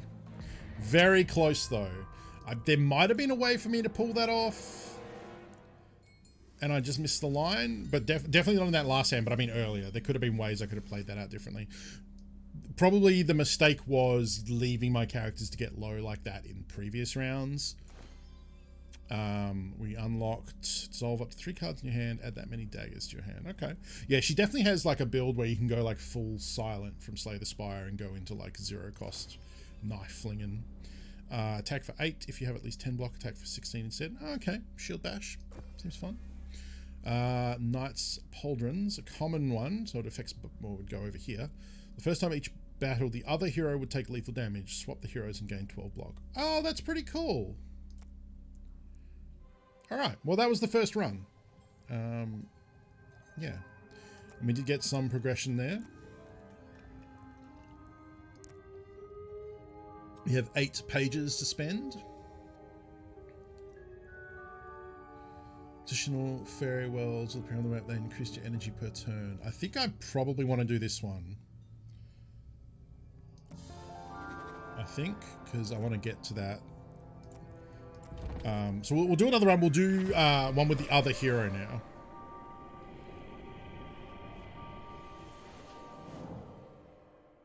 Who we haven't seen yet. I'm going to use Shazza and Sifa. Don't waste my time. Who's a blood tyrant.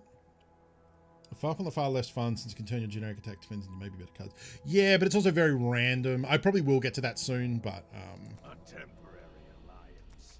yeah. So he's cool. He's like a...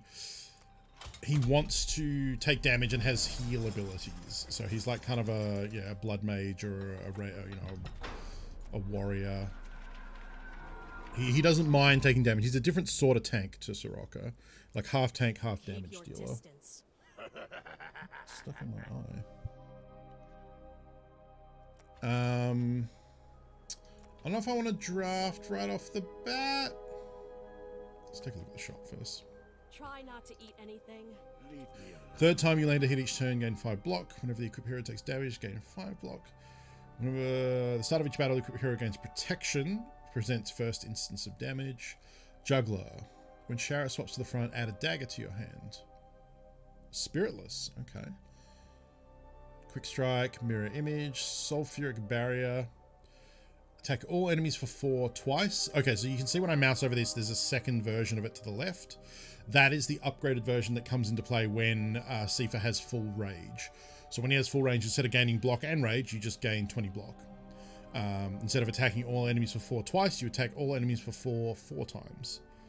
And then you can double an ally's spirit. Oh, okay, so this would work well with that axolotl we saw before. And then the rage version is triple an ally's spirit. That could be pretty cool.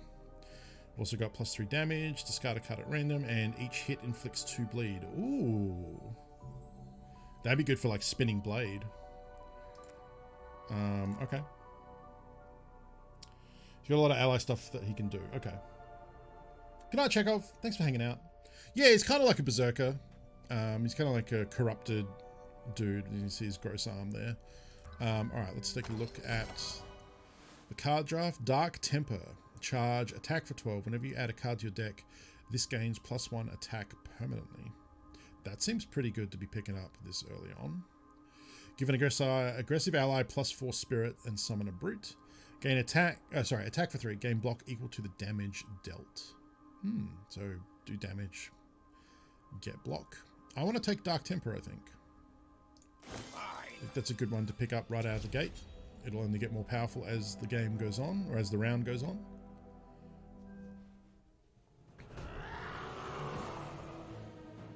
So yeah, one of his starting cards he gets is he can attack for 24, and then he has the Reap ability, which you can get on other things, but definitely starts with, this is kind of the first instance I saw of it, where if you kill something with the ability, then you get the Reap benefit. So if we killed a minion with this card, we then heal for 8 life. I don't think we're going to be able to kill him, so we are going to take some damage. So probably what we'll do is absorb soul and then defend. I think he'll take some damage, but that's okay. Hopefully we can have Reap Soul wheel around and come back, and we will use it to kill something.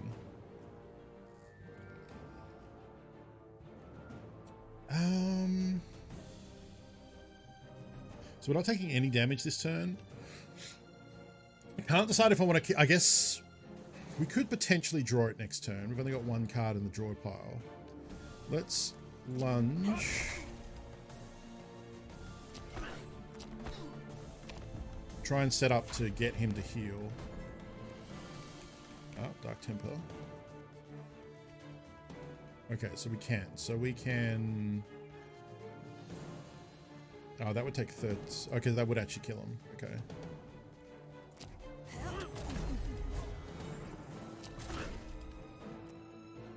Ah, beans. I miscounted.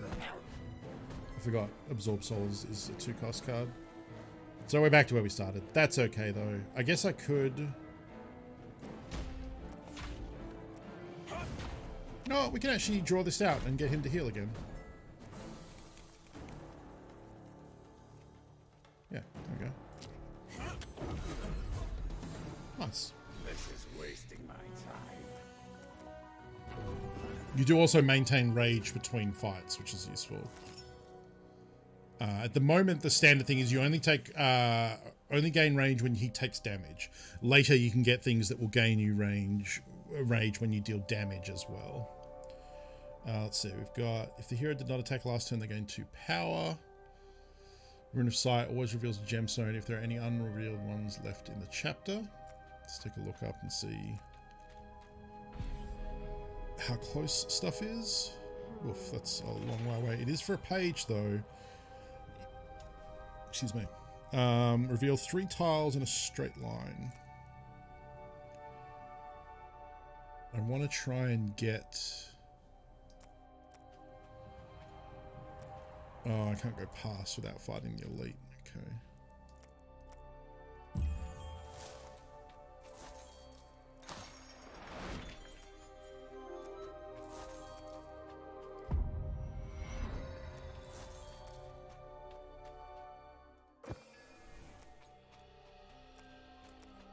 Yeah, first fairy orb.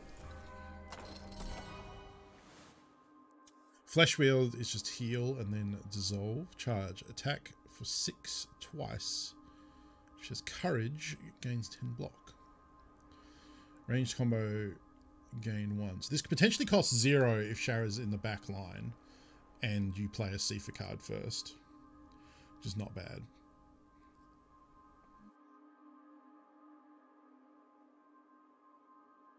Yeah. Perfect. Seems fine. Let's do a fight.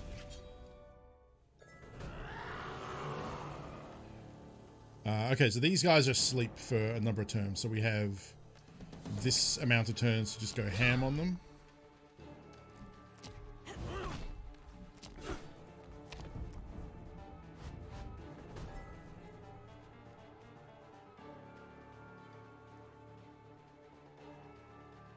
Is there any point to doing this? Not really, you can get it down to 0 cost, but...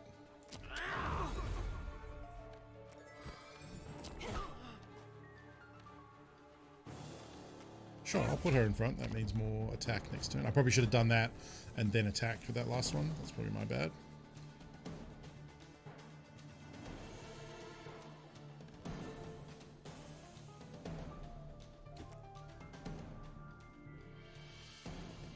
It's 26, 14, it's 30.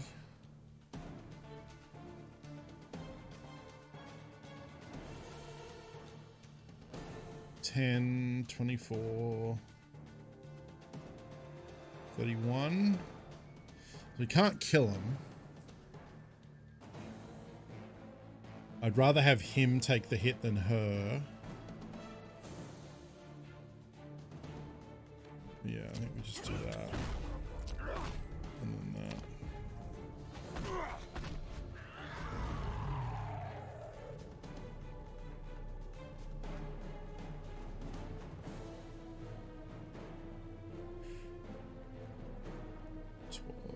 Yeah, I think we'll just win. He's wounded, but that's okay. We can deal with that later.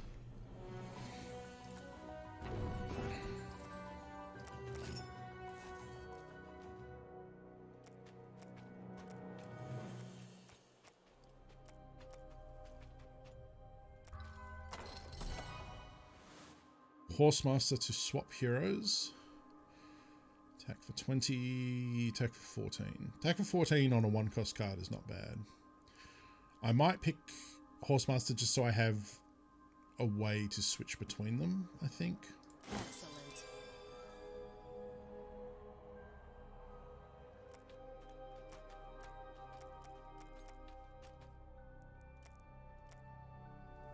Probably want to use my stuff to try and get to here, though.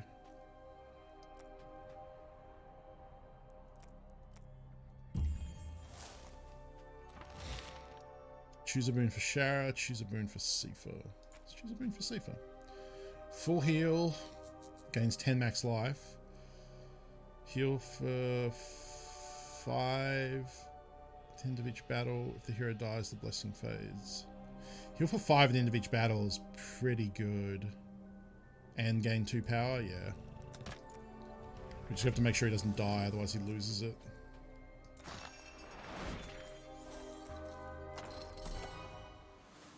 Devil Strike. Take the leading enemy for 15 and gain a block. Leading enemy 15 and gain block. It's kind of expensive. 15 damage, 5 block. It's okay. We can get the cost down. I'd be more happy about it. Meanwhile, attack for 14 is just good. It's just fine. But if we want him to be more of a tank, I guess, getting tanky abilities is perhaps where we want to go. Okay, once for battle, click on her to make her retreat. Damage dealt to other heroes also increase Sifa's rage. That's not bad. The first hit of the battle inflicts bleed equal to half the damage dealt. I do like this one as an option for putting a lot of bleed on the enemy early. I'm a huge fan of bleed so far as a mechanic. Gain 1 energy for the first of 2 turns. Cool. Rage. Charge. Attack for 8. Gain rage equal to the damage dealt. Entrench is a pretty good one. We can get this down to 1 cost and then it's just gain block.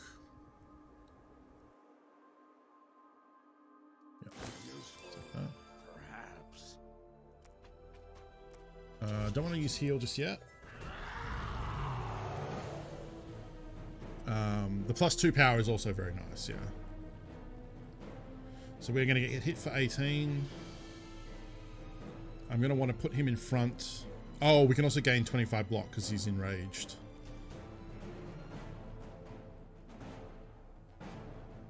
Maybe act for 13 twice. Unfortunately, I can't do this for cheaper because I can't get him to the front without spending the rage, and I'd rather spend the rage on the block and then just attack for 13. We're also... Oh, okay, that's why it's less. We'll do that. And then... that.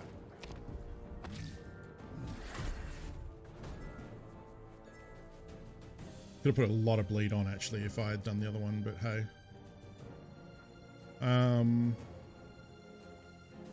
If I can do something from him first, this will be 0.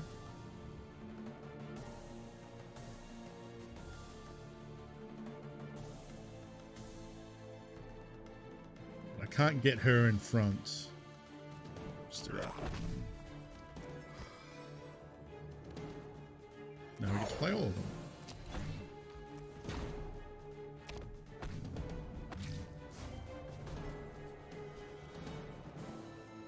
Only for 11 and gain 5 block. I'm going to take 18.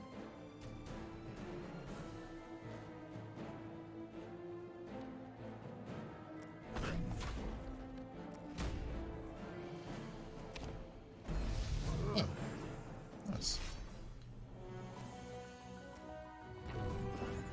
Always forget about the aggressive heroes. Oh, this one's weird. It reveals ink in the opposite directions. So, see what I mean?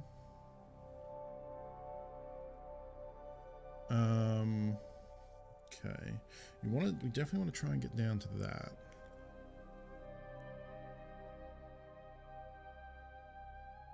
It's better when you can like reveal into a lot like in a straight line with like the precision inks.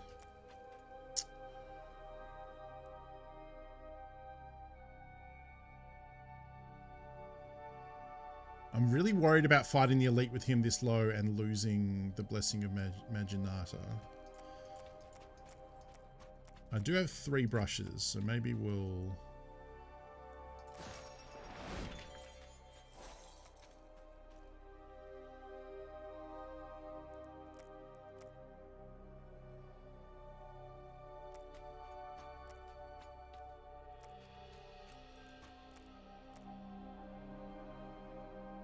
Feels like a real waste. But then again...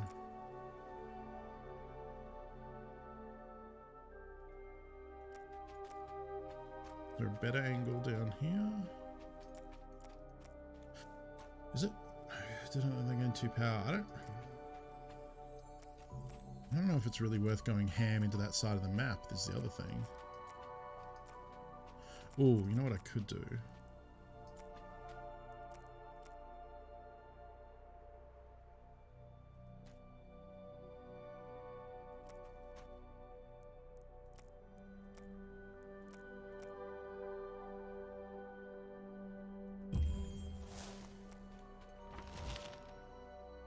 Pray to the idled and transmute a card.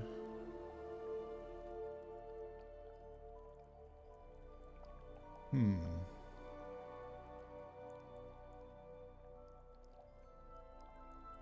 already got a lot of like fancy attacks for him. Maybe I transmute one of his regular old strikes. Okay, so we've got melee, combo, attack for 10 and gain 3 energy. So we'd have to have the 4 energy initially, which we do have for the first 2 turns, thanks to the Fairy Orb. And it could be reduced. So melee in the front would reduce it to 3, and then if it's combo, reduce it to 2. In which case, it's attack energy. Attack for 10 and gain 1 energy effectively.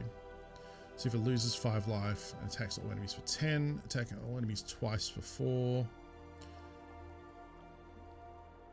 Gain 4 block. Do spinning blade. Attack all enemies twice for 7.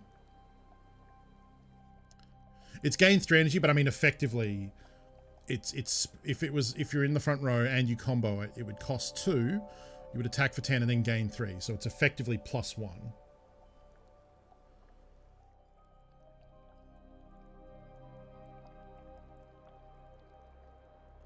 Could also do that, which would mean that it becomes a 1 cost, attack for 10 and gain 3 energy and then discard a card at random.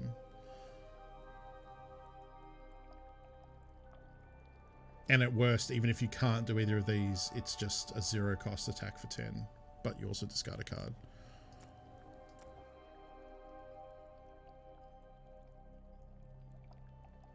Attack all enemies twice for 7, I think is pretty nice. I'm just gonna go with that. It has less. It has less setup involved.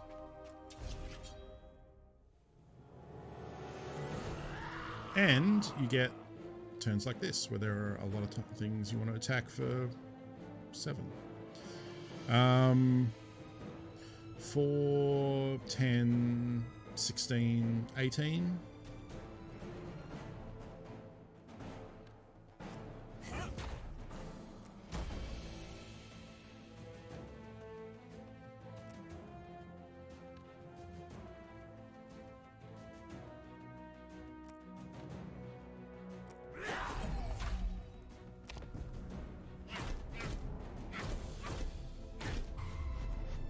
Nice. Alright, let's heal. And then just murder them all.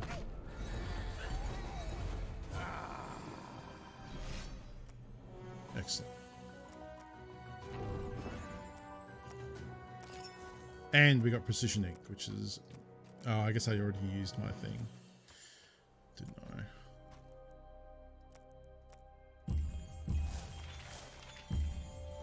Oh, we can just go get this. Did not attack turn, they gain 2 power this turn. Nice find. Give it to her. Okay, now I'm more comfortable doing one of these elite fights, I think. I'm going to do this elite fight because we have to do this one to get past. Like 20 out the gate, right? Okay.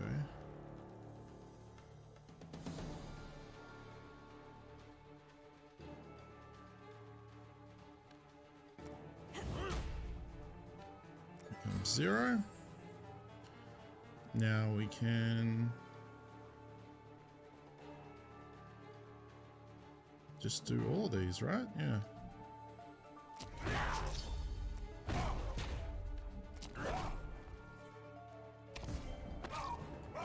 Was that correct? Should I have done them in a different order? Yeah, no, that was correct. That was the biggest hit. Okay, I want to put the most bleed on. Let us block for 10.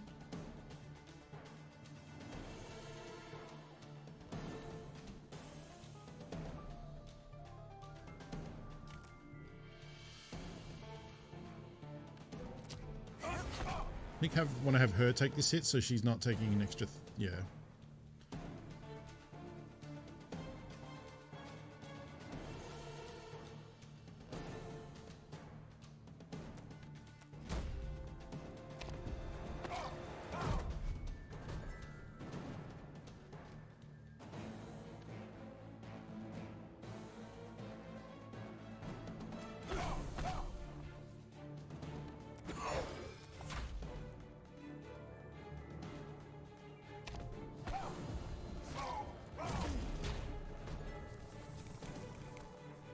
We should be able to win this. Hopefully we can draw... I was hoping we could draw the heal. Do I want to just finish the fight? I guess we do, because I can't block 20. I can block 12. Yeah.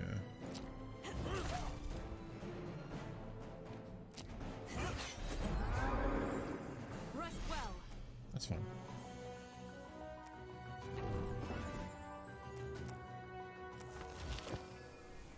Each turn gain 3 block. Yeah. Not incredible, but totally fine. Let's do the other elite. Okay. Ooh. Well, unfortunately, we have all attacks this first up, and we can't switch anyone. All right, let's see if we can take this dude out. Oh wait. The first hit of the battle inflicts bleed equal to half the damage dealt. Does this bleed everyone? It's only going to bleed him for 4 though. Oh no, it goes in a line. Okay, so that's not how that works. Okay, that would have been ridiculous. So in which we would have been better off just lunging on a specific one for 6 bleed. Okay.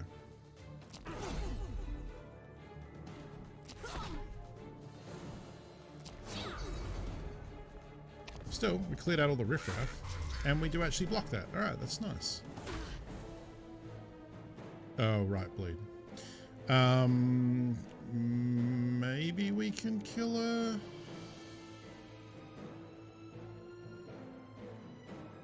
Yeah, we can, right? 2017? In which case, we do 20 and then heal. Nice. Good bit of damage. Crumbling. Your new deck is shuffled the first time. Gain +2 power. Ah, we have to give that to someone.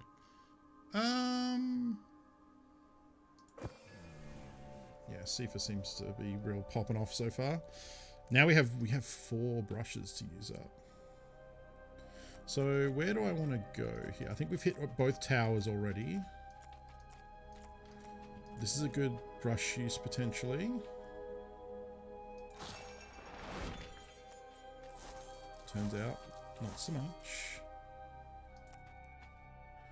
5, 7.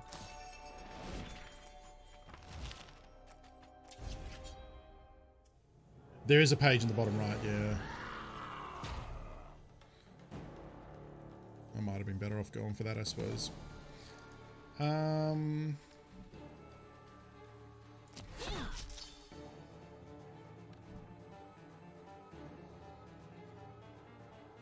No, I feel like I wasted that first hit, but I guess we did also clear 10 damage off the board. Let's defend, which means we can adrenaline rush, but that doesn't. There's not really much point in doing that. There's not much point swapping me into the front, but I guess I could swap into the front and do more damage next turn because it does bonus power from the front. Oh right, we got that boy at the back too.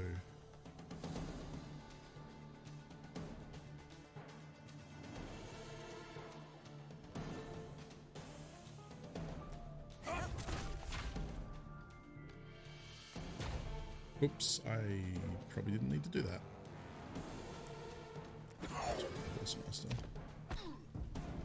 Yeah, we're going to start taking a lot of damage when the sky wakes up.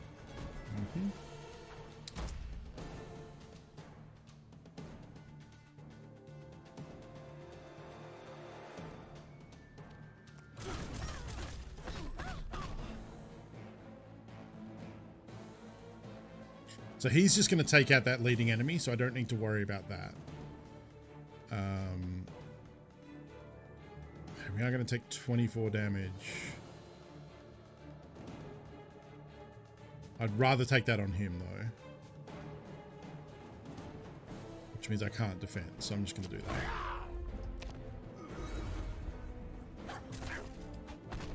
Ow.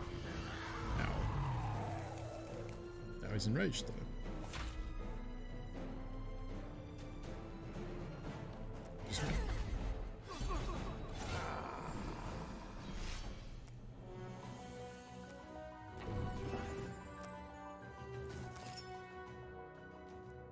Explosive pigment is a big reveal. Let's head over to the other side.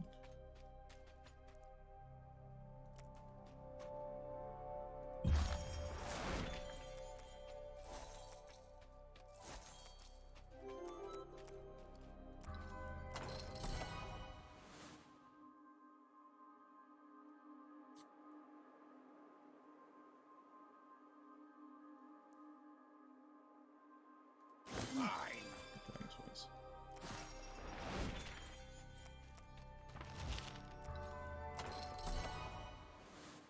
Dagger cage plus 2 additional for each dagger in hand. See if this is fight damage to all.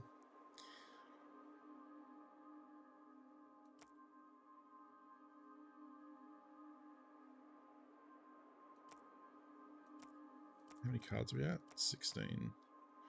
Unlocks at 18.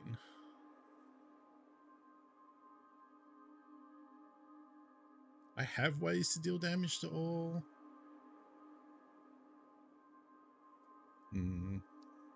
But I don't have any daggers.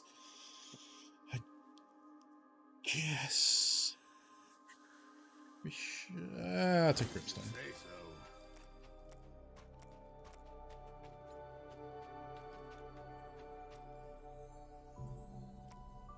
250. Take damage, take 5. Gain 5. Wait, whenever it takes damage, does lose life count as take damage? Because if I did this, then that lose 5 life, hit everything for 10 or whatever it was, would actually also be +5 block. But I don't know if it makes a distinction between lose life versus takes damage. I feel like it does. I feel like that's very specifically worded, so this only takes effect when you get hit, not when you do things that damage yourself. That would be my bet. We could pick up the Blood Garnet and give that to the Spinning Blade that I already have. Oh, wait, no, I can't, can I? Because Spinning Blade already has a gem in it. Yeah. Can't do that. And yeah, okay. Double an ally's spirit and dissolve. That's good, but I don't really have anything that I care about. Like, I could make this do 10 damage a turn, but that's kind of like whatever. I mean, I suppose it's good. Response to the front, add a dagger to your hand. The problem at the moment is I'm going very all in on Sifa, and I'm very not done anything to make Shazza good. So if Sifa goes down, then we're in trouble.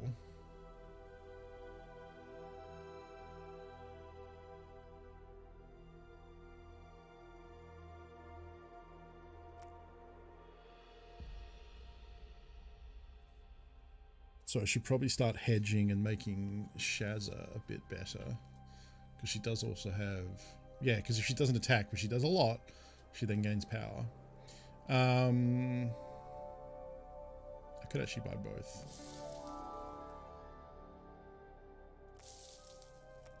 So then it gives me a talent. Whenever she takes damage from enemy power, she retreats and gains 4 power next turn. Gain 15 more gold per battle. Shop charges 25% less gold. I'll go with that. I'm going to... Wait. Gonna heal. I'm gonna save the heal because I think I've got a pretty good chance of beating this person. So we're taking 10 and summoning enemies. That will give him a big bleed to start the match with. And then we can defend and then defend so that she's... Oh, and then we also have a strike.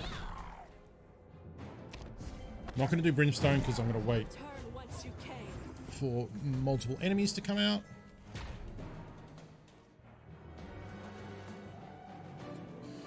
Going to be taking 18, huh? The most I'm going to get is 11 block. Oh, plus the 3 I already have, so that's what, 9, 14? It's not too bad. And that eats up 3.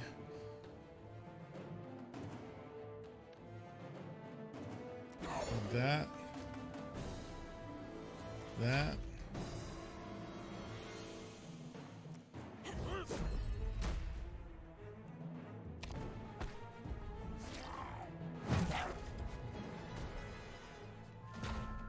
And he tends to use a major buff. Okay.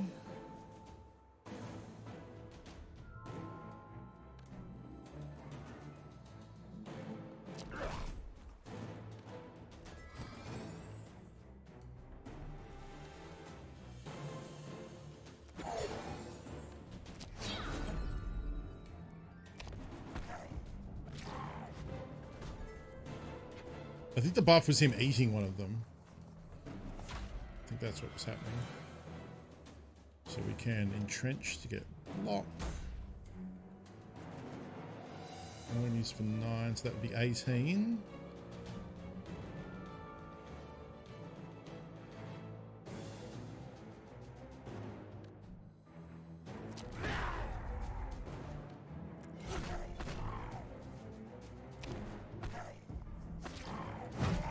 Yeah, this is going well. Which storefronts Roguebook is on? I got it from Steam.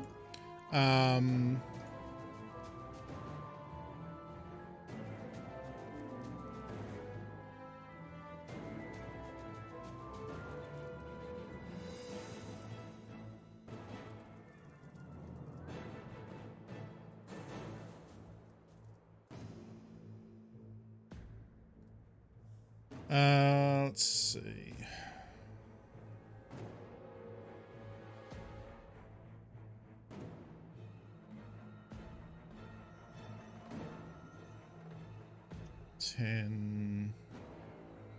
Okay, I have straight nothing for defense here. Can I deal 60 damage in one turn?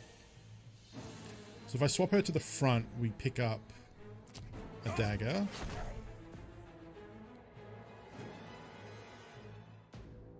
If I swap her to the back,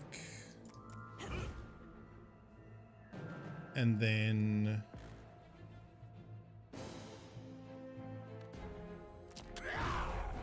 do 2, we can then gain an energy back to strike. Lose 5 life and do 12. Deal 4, and then the bleed super kills him. And we don't have to worry about health because we heal to full after winning a boss battle. Nice. So Roguebook might be on Humble as well. I don't know. Roguebook is on Humble for the same price as Steam. And in that case, using my affiliate code on Humble would help support me and also help support Child's Play charity. I think that's the code. There you go. Yeah.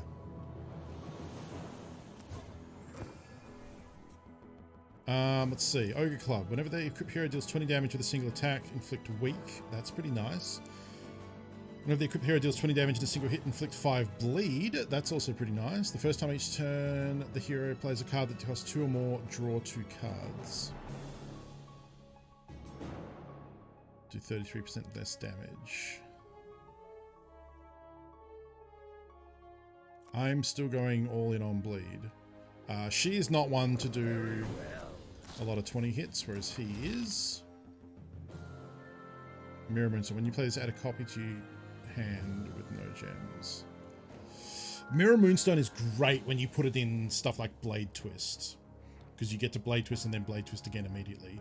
We don't currently have Blade Twist, and if we're going all in on Blade Twist is a very vital part of that, so I'm going to take these 3 cards. Have a new talent. Gain 1 and draw a card at the start of each battle. Whenever Siva comes enraged, draw a card and gain 1. Whenever Shadow takes damage, she gains 2 stacks of courage.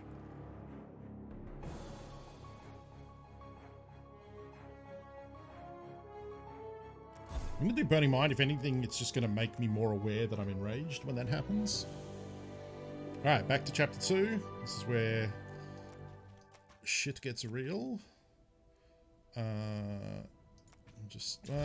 well, okay. I was going to say let's start off with a card, but we'll start off with a fight. 18. So the first hit is going to deal half its damage in bleed. Let's do 19 to get 9 bleed. Let's do that. Let's do that because it'll also deal 5 damage. And then let's defend.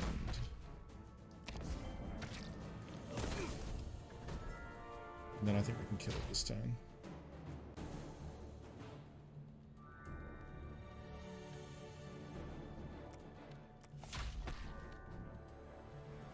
Oh. Yeah, if we move to the back line, we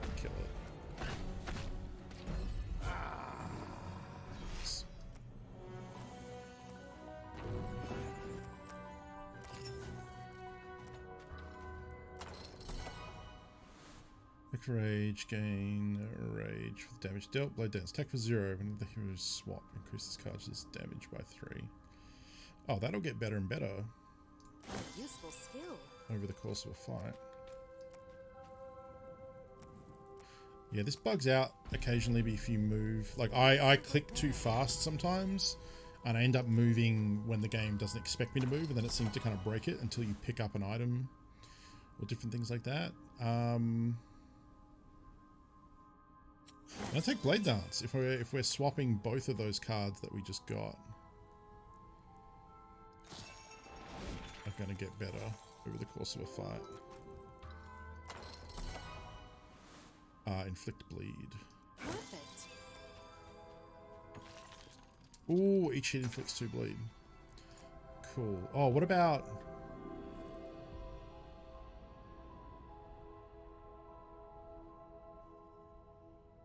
No, okay, we don't yet have the multi-hit.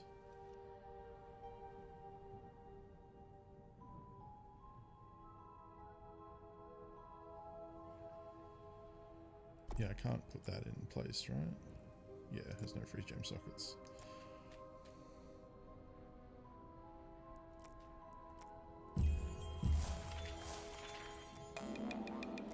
Oh, damn it. The frog adventurer stole one of my items. He stole my sword.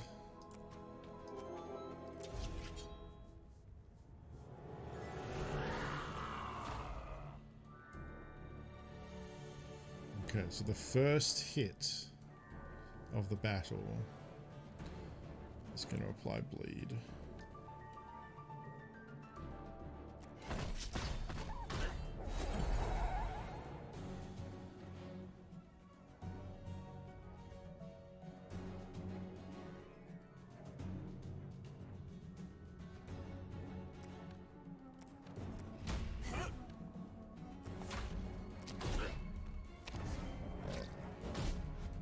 So that didn't do anything because he still had the block up, but hey.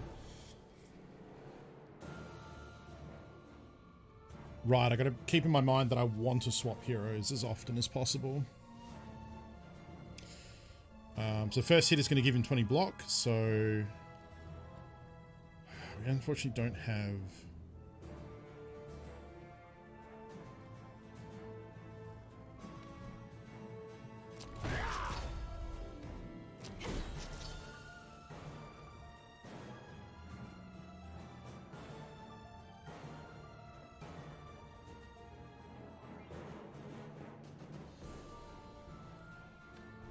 Play that, I guess. No, it's just going to be over before it really comes into play anyway, but still. I was hoping I could get the heal. It's okay though. Is that it?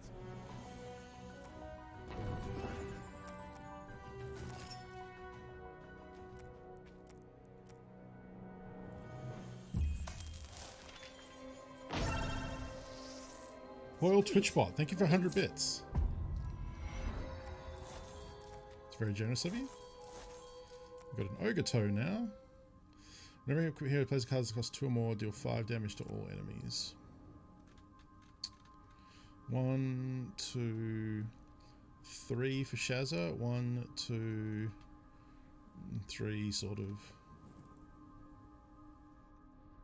Mostly 2 for them. That doesn't really count. It's kind of 2 for both right now. Oh, it's common. Oh, no, never mind. Sorry, common is the rarity. I can give it to her. She doesn't have as many abilities as him, so. Grab the mirror. Add 3 copies without gems to the last card you played this turn. That could be potentially good. Oh, Jin's Lamp can be very, very good actually. It's random, but yeah, so I guess the choice here is, do I want 3 copies of a specific thing, or do I want 2 cards that cost 0? And so one run I got a gem that when you attach it to a card, when you played the card, a copy was immediately added back into your hand. So Jin's Lamp was great because I played it and got 2 random cards, 1 from each hero that then cost 0. Then Jin's Lamp went back into my hand. I played it again and got another 2 cards that cost 0. So I had 4 cards, 2 from each hero that cost 0. So the amount of power that could pop off from that was pretty wild. Thinking on it though, Ionia's Mirror would be like, I could play Ionia's Mirror and get 3 Blade Twists to like really crank the bleed.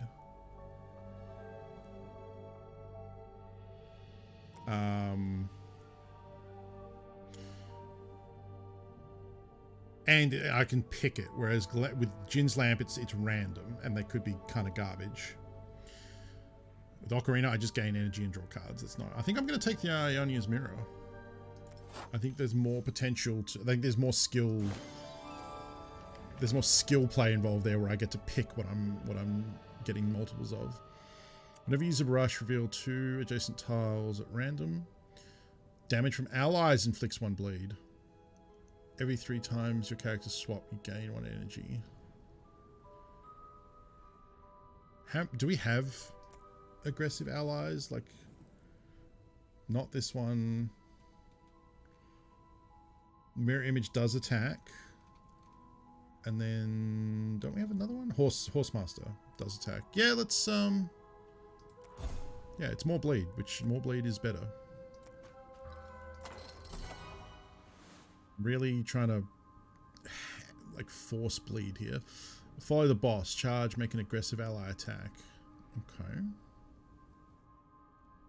Charge, attack the leading enemy. This also ends up just being a reposition attack. Then again,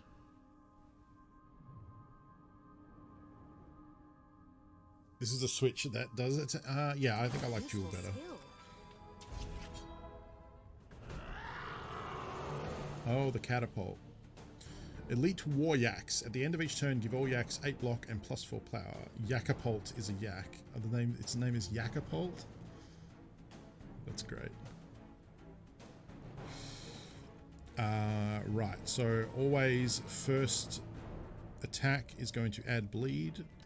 Let's do that, which will add 6 bleed. Then we make it 15 bleed. Then we will strike. That's it. I probably should have just struck for the bleed initially too. More. Spinny blade.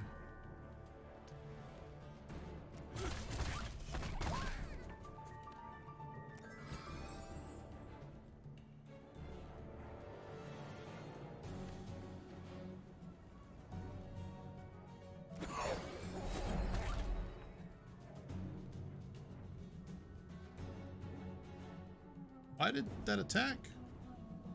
Oh, because I played a card that costs 2. Okay, cool. Yeah, let's gain block.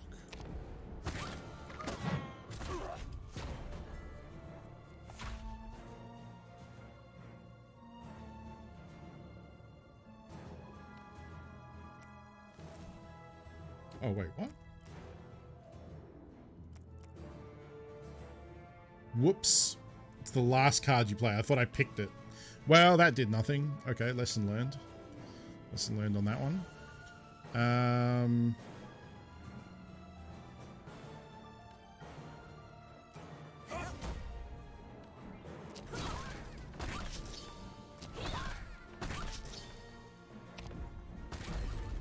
Nice.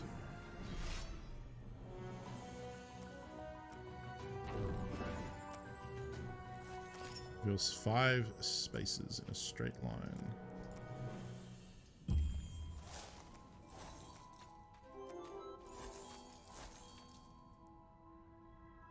Three tiles in a straight line. Actually, you know what? Let's do that. Now we get our blade back, and we also get... Oh, I can reassign it. When do you shuffle the first time, gain +2 power.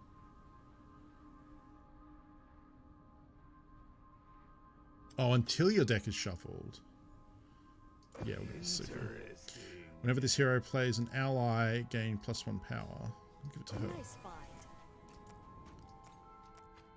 Instead of continuing on down that way, because it seems like we're running out of cool stuff.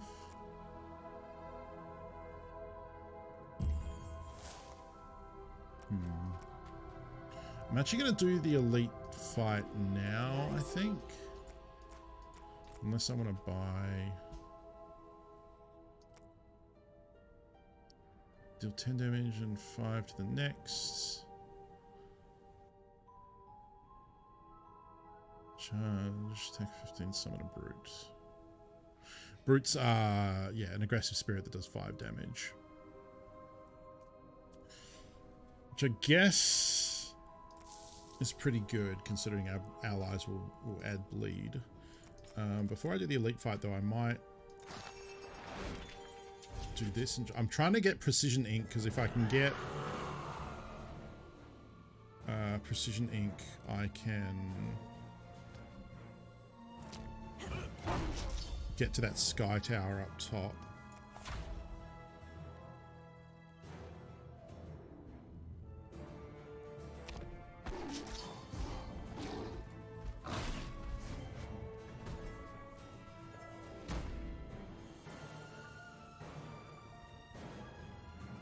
Oh, right. Oh, yeah, right. The more times you hit them, the weaker they get. I remember these.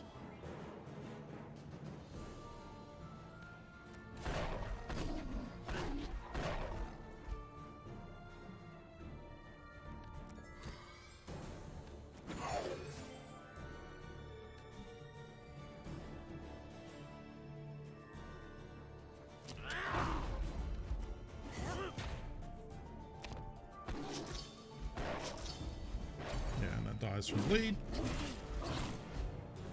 A little bit of damage, but that's okay. But I'm pretty sure it does.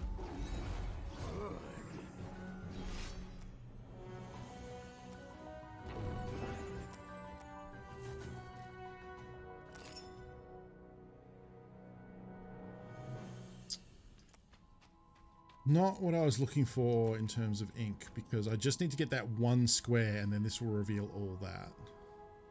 Whereas I could do like... Oh, actually, that's not bad.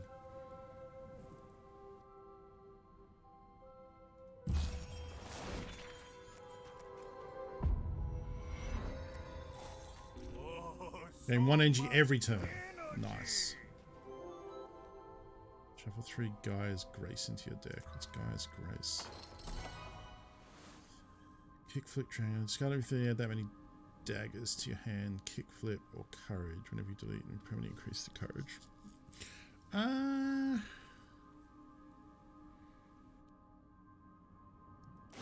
go with kickflip. It gets close to... Oh, there's a little elite battle hidden back there. Oh, whoops. I didn't mean to do that. Start of each battle, gain 3 Gaia's Grace, gain 5 block, draw a card. Yeah, seems fine. Blade twist. More bleed, more bleed. Stare touch the battle with each with 3 courage. When their enemy takes damage, see if it gains a rage. At the end of battle, both heroes heal 3. Whenever an enemy takes damage, see if it gains 1 rage. I guess that's not 1 rage per damage. That's for each hit. He gains 1 rage. Versus start battle with 3 courage. That would give me quite a lot of opening energy. I'm gonna have like 5 or 6 energy at the start. 5. Gain 5 block, draw a card. Okay, so we want to do a big hit to start with here.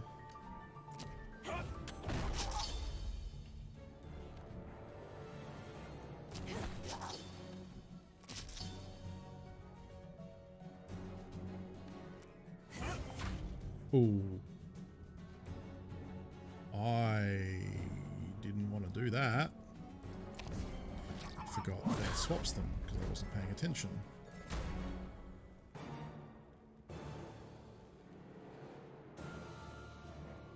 Now, this is an instance where Ione's Mirror is not great in this thing because it's going to mean I play a card, play this to play 3 more cards all the time, increasing the power of the enemy. It'd be great next turn when he's not attacking, but right now, geez, I also need to get her out of the front line, and I don't think I can.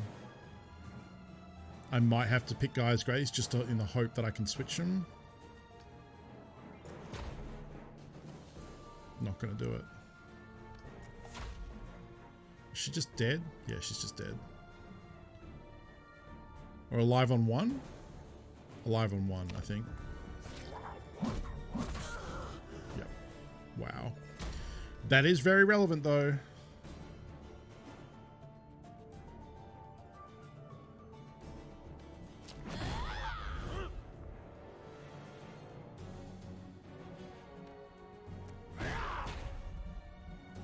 And now we do get to win the fight.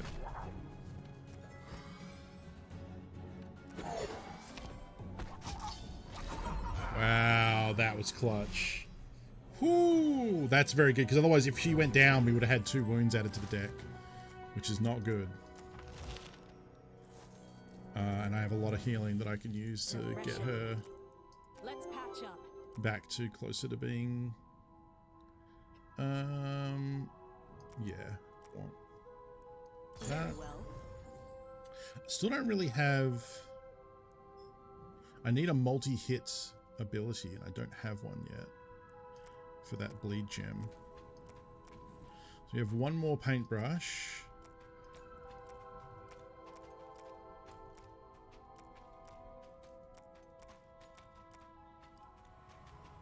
I'm gonna do the elite fight now. Yeah, okay.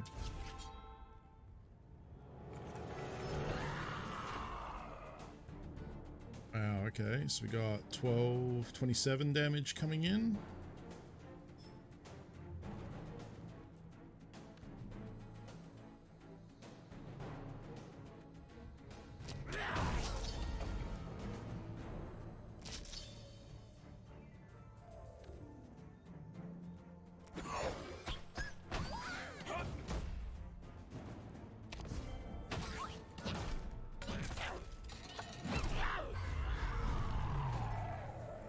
Ooh, he's enraged. Okay. 25. Wow, 1632. Holy shit. I can. Okay.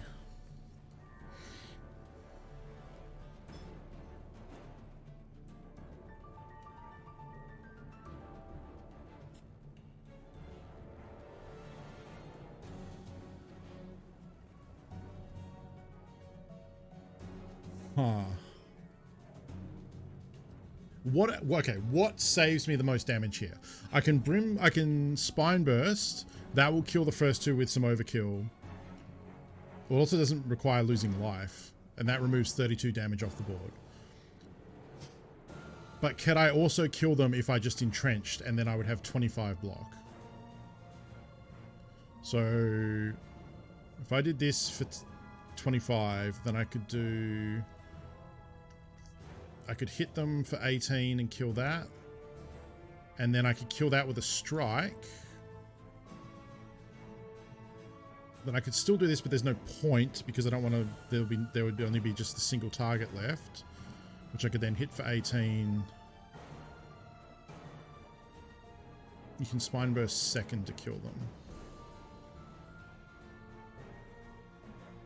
Oh, you're right. Because it goes down to 14. Yeah, okay, that's better, isn't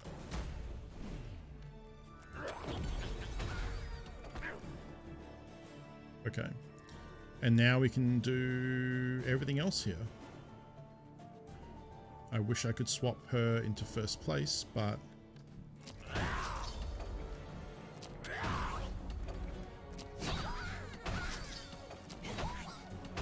Wow, that's a lot of damage. It's very almost dead, too. I thankfully do block that hit. Oh, I really would have liked if we could have healed... I guess it's the boss battle, so... Wait, is it boss or elite? I think it's elite, isn't it? Yeah, it's elite. Okay. The Crypt Hero has +1 power.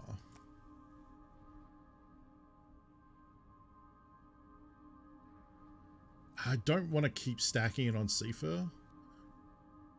But he also feels like she's just fragile with 40 hit points. It feels like he's more likely to stay up.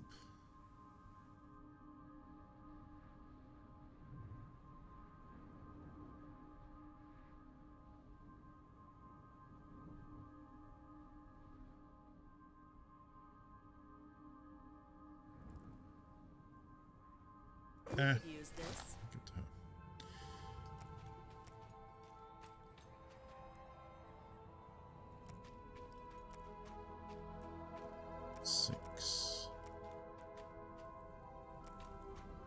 Six. Nice. Refreshing. 9. 6.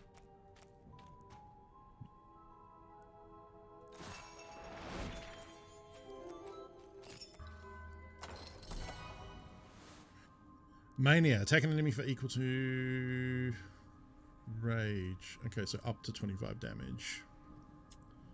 Warcry. A useful skill.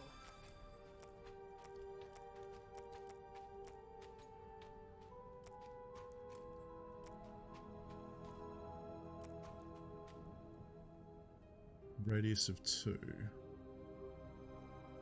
So if I go here.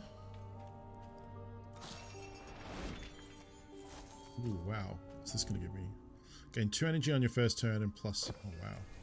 That's really nice.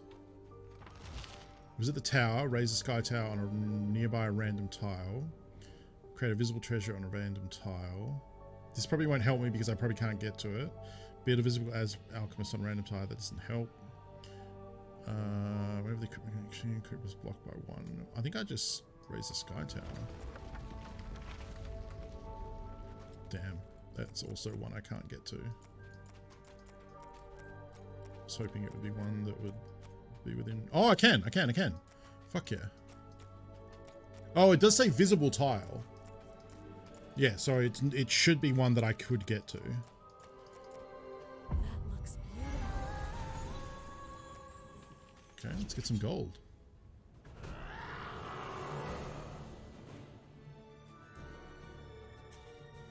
I think I want to Warcry, Flame Bursts, Ionia's Mirror. I'm gonna one-shot this thing.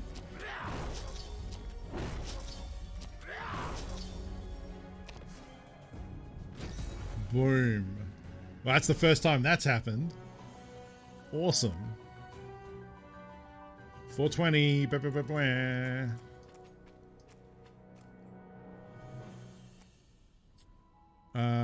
When you destroy an enemy, shuffle Hunt down into your deck. The leading hero gains 10 power for the next attack. Start a battle with 8 block. Start of each battle, gain 3. Wow. So if we got that urn, that would mean we have +2 energy. Isn't there something else that's giving us plus energy at the start?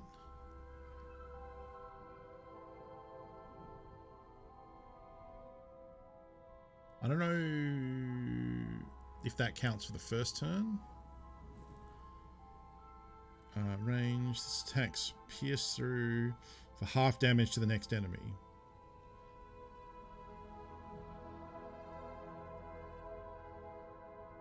You know what? The funny thing is I actually kind of want to not buy a lot of this stuff and just take this gold through to the next map and hopefully be able to buy some really bonkers power-ups.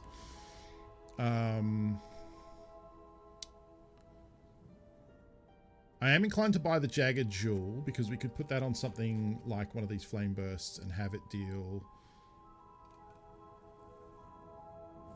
extra damage to the people behind. Actually, no, we put it on Dark Temper. So we'll do 34... Yeah, that's what we do. So now Dark Temper does 34 damage and then what, 15, 16 or 17 to the next enemy. This works.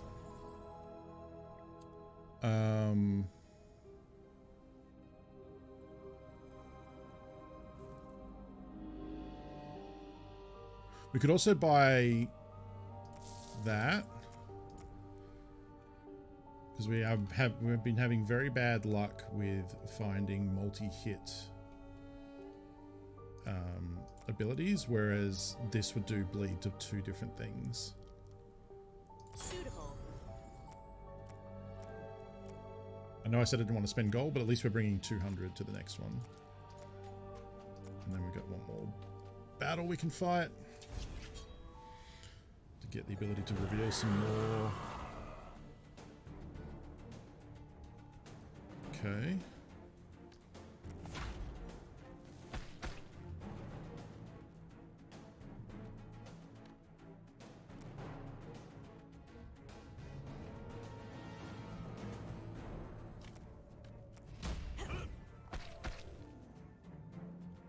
I'm going to just switch them back and forth a bunch of times because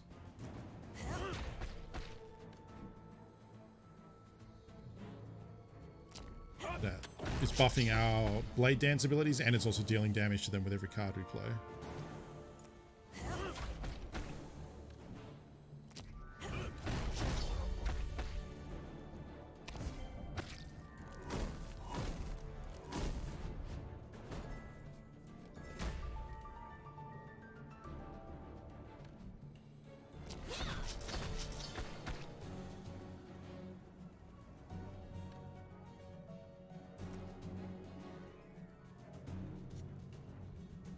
Kind of think I want to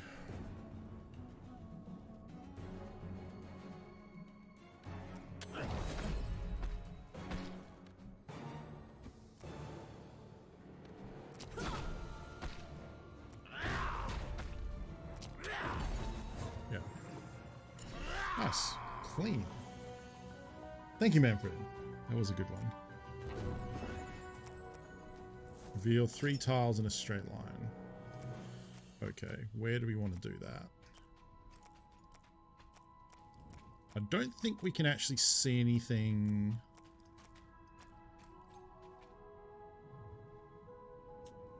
We can get to one of those fights, if there is one.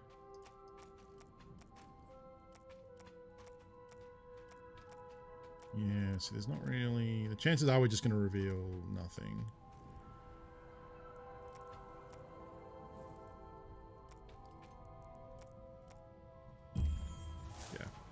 That's okay. Alright, boss time.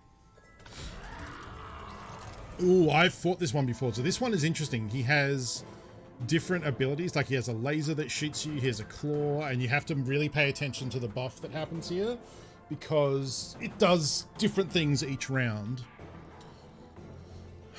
Okay. So again, the first thing we hit with is going to do bleed, so we'd like that to be the biggest thing, which I guess is actually this.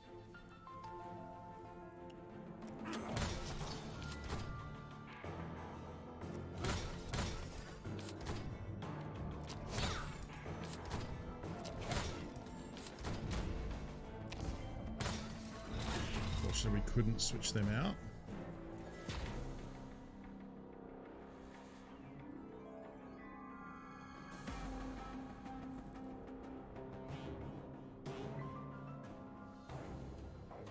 Okay, so we're going to put him into front because she's taking extra damage and we don't want that. Reduce the leading hero's power by 3. So we actually...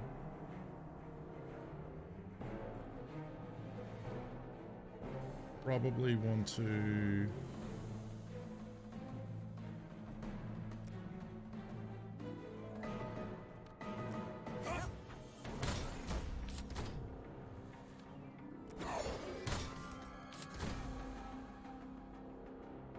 And then we want to do that.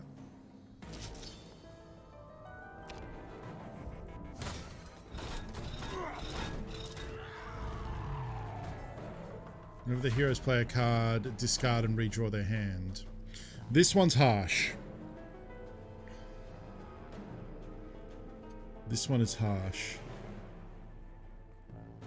I am enraged. We're not getting attacked this turn. Either. I could just try and get the bleed up as much as possible. Oh, this is summon 2 brutes. No, we're doing this one.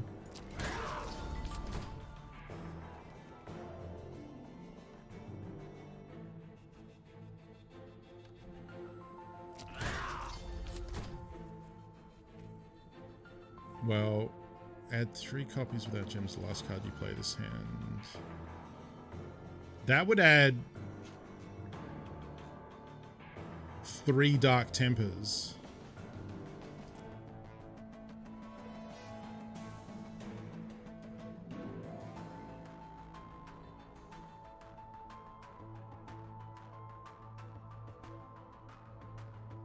Got a sprayer for your accelerant. Holy crap, it pumps it out. 1 press nade, cutting my so. Because I can't open my CA glue for a bit. I was thinking about that yesterday. I don't know if I've talked about this before, but whenever I watch Adam Savage's content, he uses Activator for his CA glue a lot. I don't. I'm not a Activator accelerant type person. I think that's what you're talking about, Rock Dog. I was always under the impression that if you use Activator or accelerant on the CA glue, it makes the bond weaker. And maybe on miniatures that doesn't matter. It's actually enough that I wanted to think about maybe trying to ask him about it on Twitter.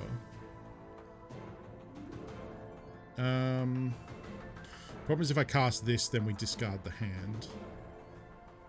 So we've got 3 energy left. Could attack for 20.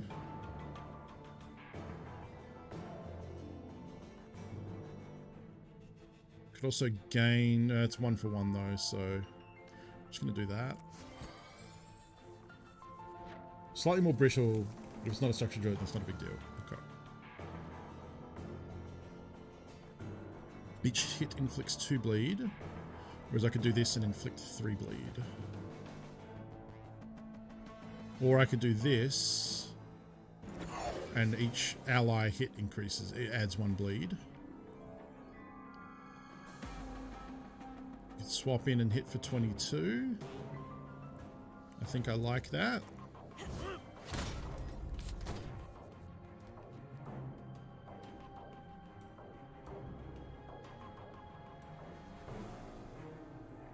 Why is this saying it would swap?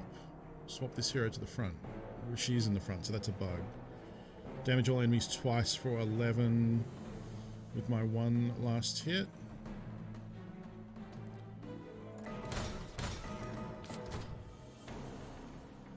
I can get 1 last hit in for 14.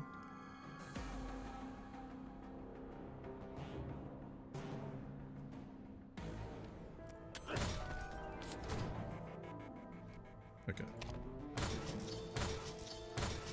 That was quite a turn. Now he's gone back to plus power. He's also still not attacking, which is interesting. I'm going to drop those both to try and get attacks. I could not get them. The war cry. Hit for 11, that does nothing.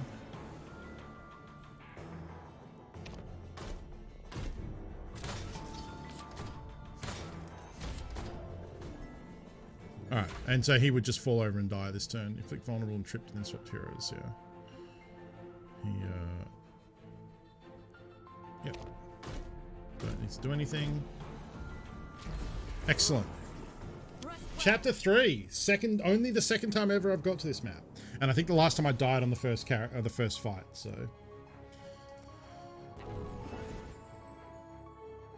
Heal to full. Sky Towers reveal +1 radius. Each time you play 5 cards in a single turn, deal 10 damage to a random enemy. The first time each turn, the equipped hero plays a card that costs 2 or more. Draw 2 cards. +1 reveal radius is a lot, but it's late and I don't know that we're going to get a lot of benefit out of that. Whereas this is the first time each turn, I think we'll take the Krog's Crown. She has a lot of 2-cast cards. After you play this, return at the top of the deck at the end of the turn. So this is the stone that I talked about with Jin's power before, where Excuse you. Please do not belittle Hey, the culture Will. of my people. What's Knifey Spoony? I saw that you own this game. Welcome, Raiders. We're playing Roguebook, which is a fun roguelite deck builder similar to Slay the Spire. It's very pretty. You literally got it today. It's really good. Someone asked me to rate it out of 10 already, and I've only had it for a couple days. Yeah, so I saw your discussion with Jerry talking about it, so I checked it out. It's really good. Its combat is challenging, but once you get a hang of the systems, it has a lot of deep strategy. And I still haven't unlocked. There's I think at least one more hero that I haven't unlocked. Plus you're obviously unlocking cards and these treasures as you play more, very much Slay the Spire-esque. Oh, you're doing Quake for the 25th anniversary? Awesome. So we are deep into chapter 3. The way this game works is each map that you play is a chapter. So the chapter 1 and 2. Chapter 1 is not too bad. Chapter 2 was pretty brutal. Chapter 3, this is my second time getting to it. And, well, I'm not there yet. I just won the boss and I'm picking my treasures for winning the boss fight. So here, when you win a boss fight, you can either pick the gem, which sockets into cards to modify them, or you can pick the pile of cards on the right. None of your hero takes damage, you gain 1. These aren't doing a lot for me, so I'll take the Phase Stone. The Phase Stone is potentially very powerful. All right. So yeah, this is only the second time I've got to this stage of the game. We have 336 gold, so we can spend some money in the shop. The Phase Stone is cool because after you play a card, it puts that card back on top of your deck, and you can just keep doing that. You can't do it multiple, unless you could draw cards, I guess. You could do it multiple times per turn. But yeah, the art is very nice. It's very pretty. I really like, it's like Slay the Spire in that there's nothing really time sensitive. So like whether you're playing a battle or you're on this hex board overworld area, you're not pressured for time for anything. So if you want to really think about stuff, if you want to step away and you know, go get a drink or whatever, or go to the bathroom, or you get distracted by something else, it's all good. I love games like that. There's no like movement for, you know, for a hex grid you would think you'd have a number of moves you can do. Not the case. You can walk anywhere that you can see. One of the main mechanics is, so it's called Roguebook. The fighting is taking place within the book. Each map is a chapter, and then when you get to a map, you can see some squares, but you can't see others. The brush paints squares around you and reveals them. Sometimes it's in a radius. You can get inks, which will modify what the brush does. So right now it's going to do a 2 radius around me, but I might get an ink that lets me choose it away from me and then reveal like this square and then reveal a radius around that. Sometimes you get inks that increase the radius. You get little bottles of inks that you can just use to reveal a single square or a single hex. Or they might do a line, or some of them do like a line either side of you, different things like that. Then you've got these cross swords, which are a normal battle. They will reward 1 random ink, so that's a way to discover more of the board. You have these vaults, which is drafting a card. You pay gold, and then you get a choice of 3 cards. You can pick one or not pick one, because sometimes, as in most deck building games, always adding cards to your deck isn't necessarily the best idea. You might want to kind of keep it more condensed to what you want to do. There are these sky towers, which will reveal a big area, so generally you want to try and head for those, because that's going to give you a big area to look through. And then it always reveals the path to the boss gate, which is how to leave the level. And then you usually have these like elite battles along the way. There's always one before the boss. There will be items around the map if we want to try and like make our way down here to try and pick this up. This one is each time I play 5 cards in a single turn, it deals 10 damage to a random enemy. That's pretty good. Not amazing, but it's fine. We've also got, at the end of your turn, if you have no block, gain 20 block. That's pretty nice. As someone who likes attacking, I like that. Yeah, it's like a nice twist on Slay the Spire. If Slay the Spire was your shit, you'll 100% like this. Like, I'd be genuinely surprised if someone who likes Slay the Spire did not enjoy this game.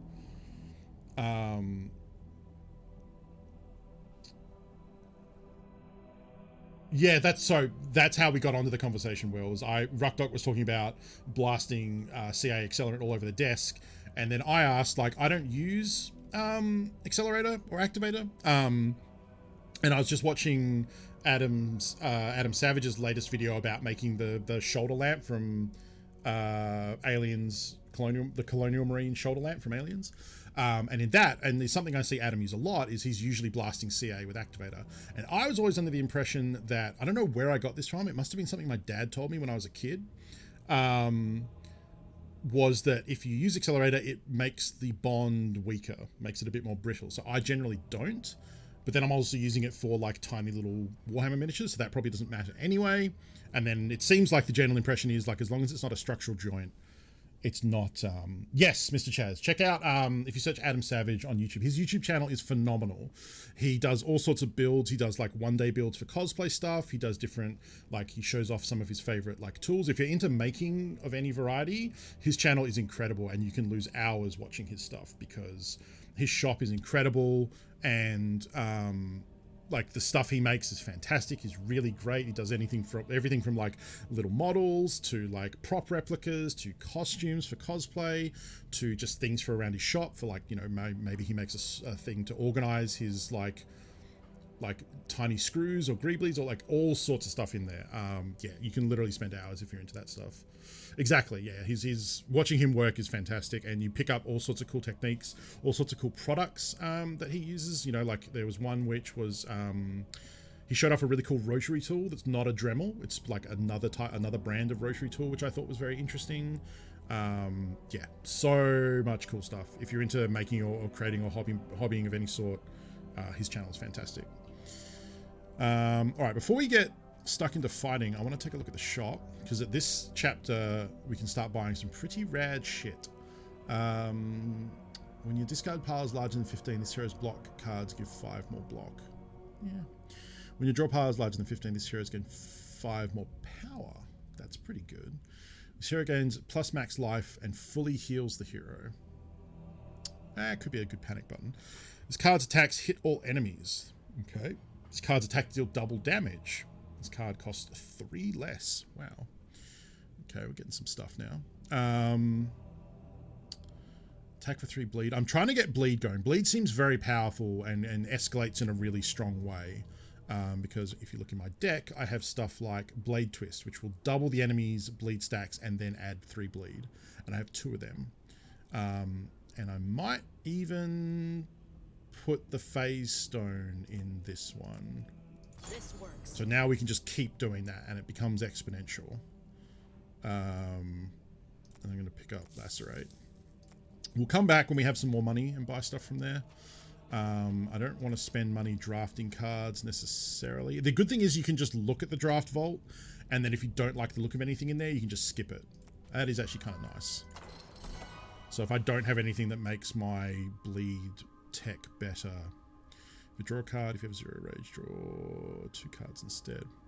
That's interesting. Combo is a cool mechanic. So the thing that's I don't think I'm going to take any of these. I guess this is pretty good, but it also just pads out my deck, which doesn't really help me much right now. Yeah, I'll skip on that. So let's get into a fight. So the cool thing about this game is, unlike Slay the Spire, one of the main mechanics of this game is you have 2 heroes. And so there are a lot of different effects in terms of where those heroes are placed and switching them around. The lead position is the person who usually gets hit first, not always, but usually. So usually you want the tanks up front, but then you have different things like this hero, Shara, has a starting item which gives her 3 extra power when she's in the lead front position. So it's plus 3 damage to her abilities. Then if we look at the abilities down the bottom here, the roundabout icon means that it's going to switch their spots.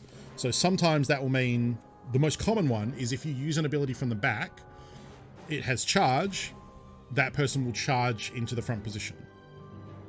Then there's cards like this, which has the melee modifier, which is if you play this while you're in the front, then it is reduced in cost. And there are range, which is if you play it from the back, it's reduced in cost. So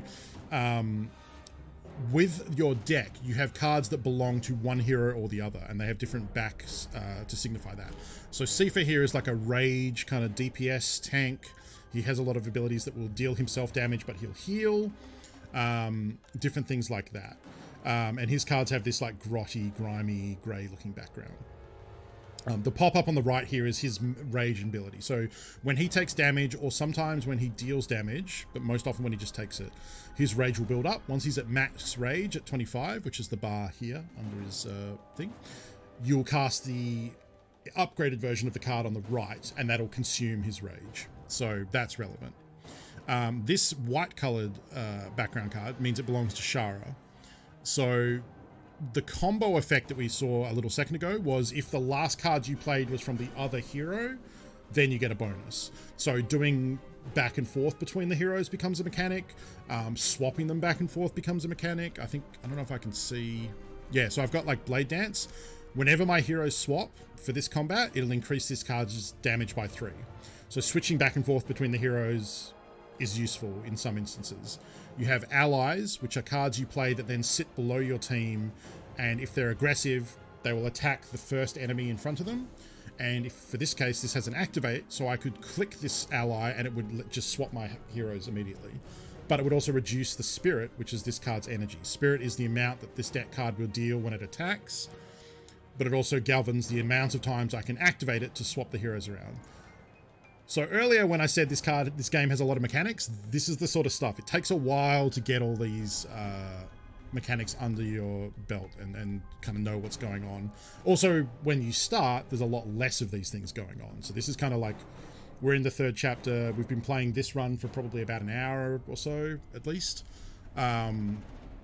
So there's a lot going on right now. This is a game that has intent above the enemy, so we can see here that he intends to use a major debuff on us, which kind of sucks. And we have courage, which will give us extra energy next turn. So we have 6 energy here. I guess I should start with the basic stuff. Energy is your resources. Obviously the cards have costs. There are different ways we can increase or decrease those costs, but we have 6 to start with. Usually you start with 3. And we've got a lot of different things giving us bonus energy. Like we've got a lot of these orbs of farriers, which give us extra energy on the first turn, and then plus 2 on the first turn and plus 1 every other turn. Okay, so let's have a think. I know I also have one ability. Where is it? Here. The first hit of the battle inflicts bleed equal to half the damage dealt. So I probably want to start with this because it's my biggest hit. And it'll give them 20 bleed. Yep, that's what we want to do.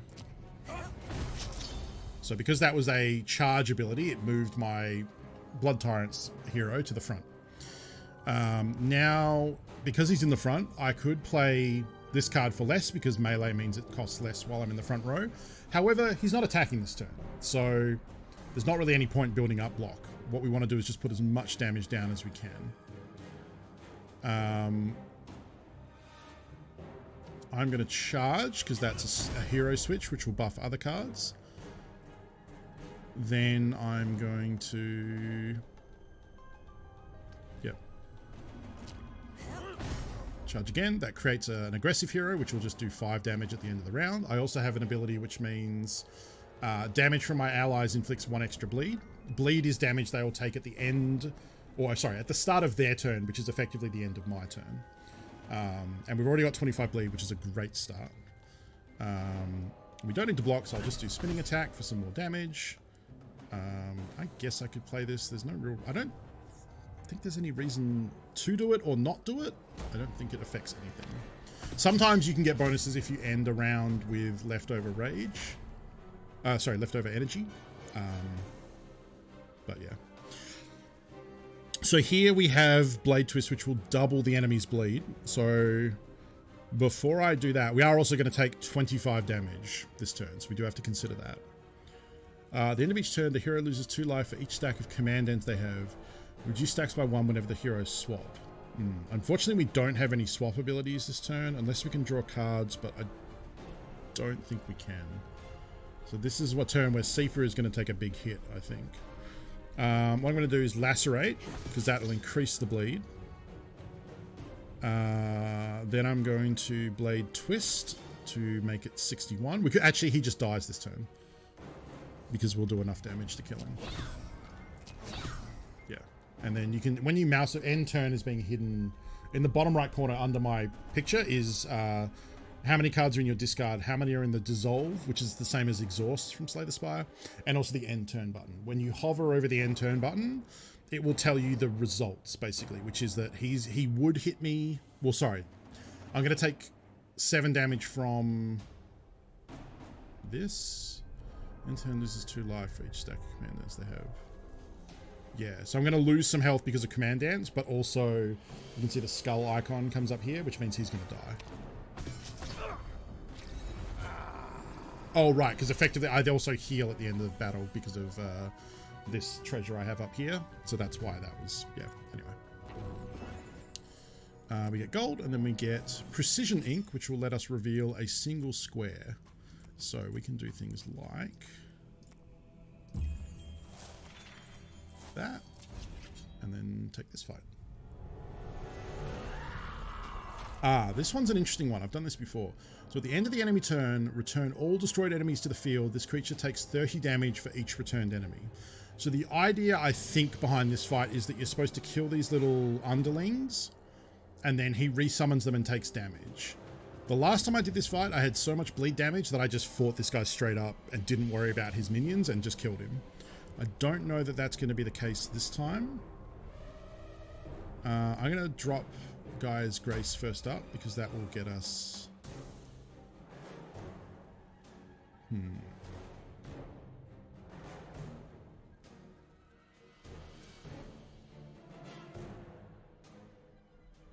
Okay, I'm going to Devil Strike. Now I can Adrenaline Rush. Adrenaline Rush is usually a 2-cost card, but because it has ranged and combo, because the last card I played was Sifa, and this card belongs to Shara, it gets reduced by 1. And because Shara is now in the background, it gets reduced by 1, and now it's 0, and it just gives me 1 extra energy. Which I'm not really going to need this turn, because I don't have enough cards to make use of it. But it's still pretty good. So I have a choice here. Oh, right, I forgot. Now he has taunt, so I actually can't attack the back line. I can only attack him. Right, I forgot about that. Well, not really a lot of finesse to this play. I just play all my cards. And then end turn. Maybe that's why I didn't end up fighting the back line last time, because he has taunt and I can't. Okay. 27 damage is a lot. Mirror Image is good because it sits below the team, and every time Shara deals damage, the Mirror Image also deals the same amount. But unfortunately, we don't have any attack cards for her. Guess we can do...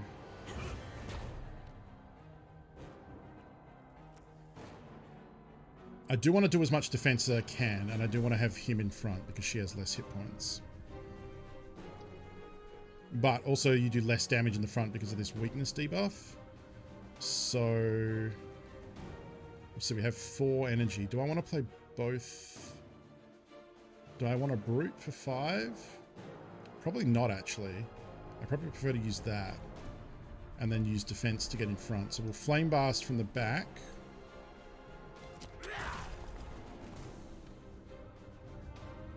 A mirror image which does 5 damage to everything because I have this ogre toe. Oh, right, and the first time you cast it's right. The first time each turn you play a 2-cost or more, you draw 2 cards. If I'd thought of that, that might have changed my play. Probably not, actually. Yeah, I'm going to swap her in. We'll save these stacks for when we can hit with some of her bigger abilities.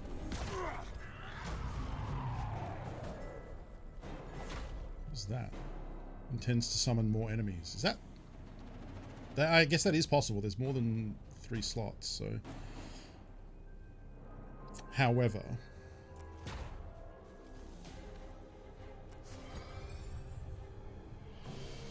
all enemies take 26, huh?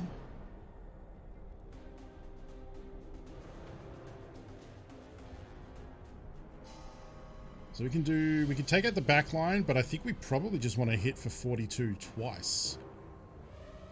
because that's kind of bonkers powerful. Oh, right, and it also takes out the back line anyway. Can... Oh, yeah, we can. Yep, never mind. We just win.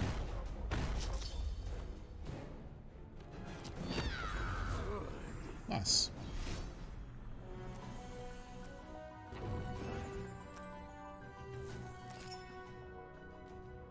Okay. So we have a lot of precision ink, which will just reveal one square, which is good because it can get us deeper into the undiscovered area. Ooh. Because the brush reveals everything around you, it's better to use it.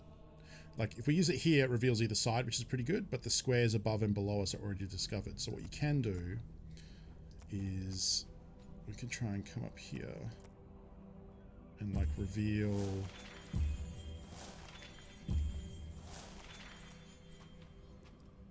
So if I use one more... Oh, I fucked that up. I fucked that up. Is that now? 2 energy on your first 2 turns. Okay.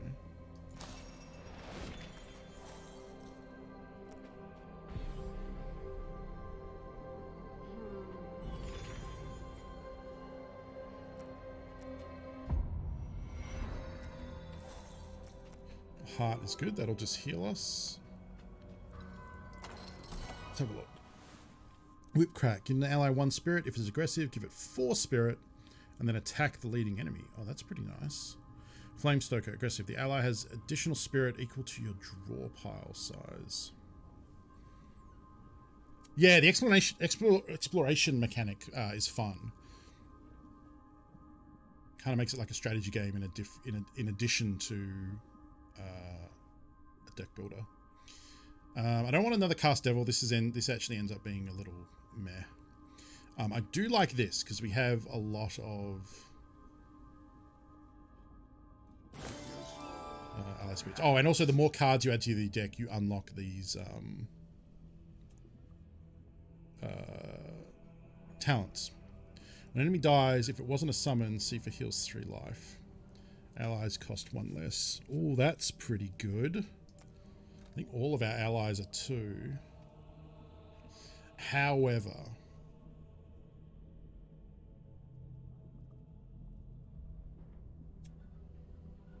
I wish you could filter this for what type of card it is. So, while Cast Devil does summon an ally, it's not an ally card. Mirror Image is. Horsemaster is. Juggler is. Now, something that might be relevant though is that whenever... The first time each turn Shara plays a 2-cost card, I draw 2 cards. And most of her 2-cost cards are allies. So if I pick up this talent, it would mean that Juggler goes to 1, Horsemaster goes to 0, which is pretty nice, and Mirror Image goes to 1. So we would lose that card draw option. And I have a lot of energy. So making things cost less isn't as great. I think this one's pretty average. Start each battle with 4 daggers. I wouldn't want to use these at the start because the first hit... Well, I wouldn't want to use these as literally the first card, but it is also... because they're stack cards stack on top of each other, so that's not like it's giving me 4 daggers. It doesn't mean 4 cards get added to my hand and they gum up my hand, because you do have, I think you have a max hand size. I'm not actually sure. But the other good part is they don't discard at the end of your turn, so I don't have to play these on the first turn. I can keep these in my hand and use them when I want. So unfortunately for the final talent, these are actually kind of, I think like this charismatic could be very good if you had a lot of very like powerful, expensive allies. Unfortunately, I don't. So I think I just pick Hidden Blades, which is not great, but it's fine, I guess.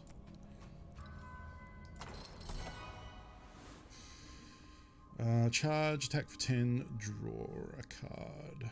Attack for 15, draw 3 cards. I think I just want more bleed. Excellent. I think I just want more bleed.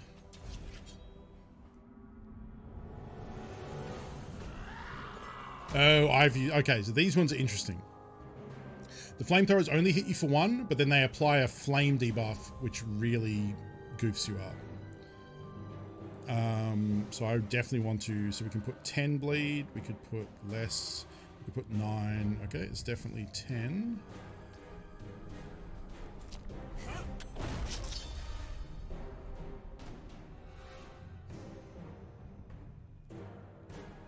Why was that 15?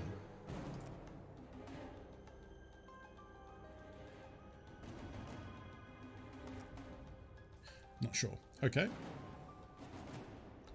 Extra power, maybe? I don't know what happened there. Oh, I should have done this first. Oops. Let's, I guess, just try and kill one, huh?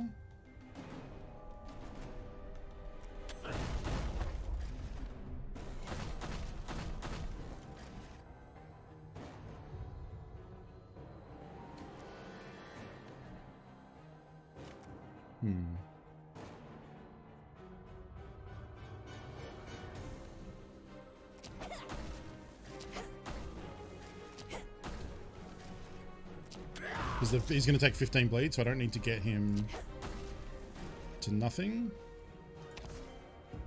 Yeah, I think we're in a spot where we can just win now before the flames kick in.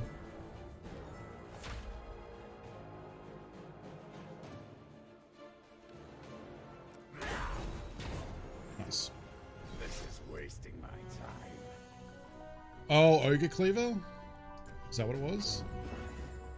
Ah. Okay, thank you, Castrator. Ah, so then we have our first ink modifier. So this increases the range from 2 to 3. So it's a nice big reveal. But I probably want to try and do this where... The nice thing is it tells you, if you look on the character here, how many squares it's going to reveal, how many usable squares. Because these darker ones are impassable terrain. Which is also relevant here, because if we want to get into here, we'd have to either come from the top or from below. It's going to be 16. If I go there, it would be a few more. I could also come out here. I don't remember why I did this. That would be 20. That's pretty good. I think that might be the most. I could also try and win a normal fight and get another ink to...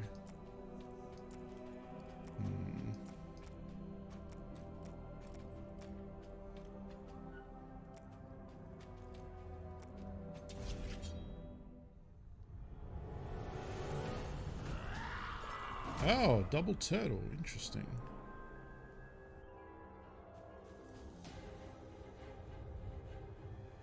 Ooh, okay. So here, ooh, wow.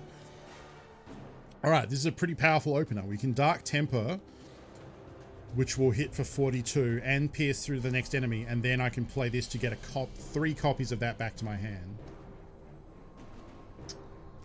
Yeah, this is going to be... I might one-shot them here. Oh, it's just the base version. Right, it does it without the gem. Okay. Not as good as I thought. Still pretty good, but not as good.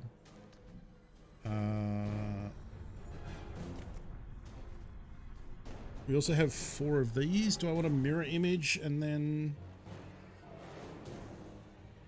attacks for 3, which would be 6 with the... No, I think I just want to use 1, 2...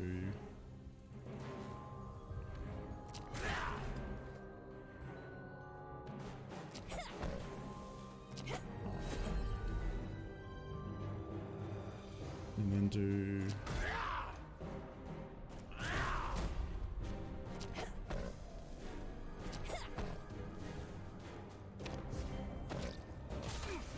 Almost one shot, but not quite.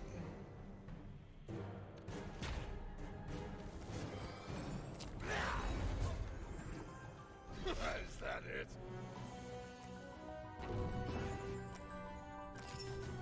Ah. That's good.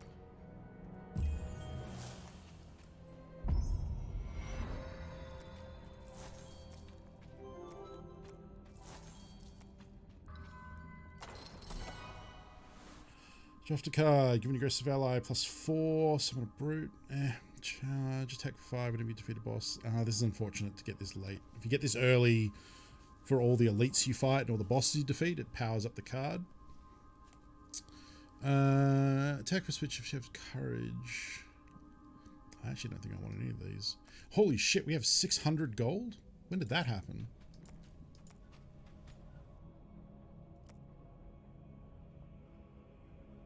Wow, we can do some, we can get 2 of these. Cards attacks deal double damage. What could I shove that in? Don't think I can put it in Dark Temple, Dark Temper, unfortunately. Could do it. Flame Blast. I could double the damage and hit all enemies. So that would be 28 that hits all. Plus, if it upgrades, it would be 60 that hits all enemies. That's kind of bonkers.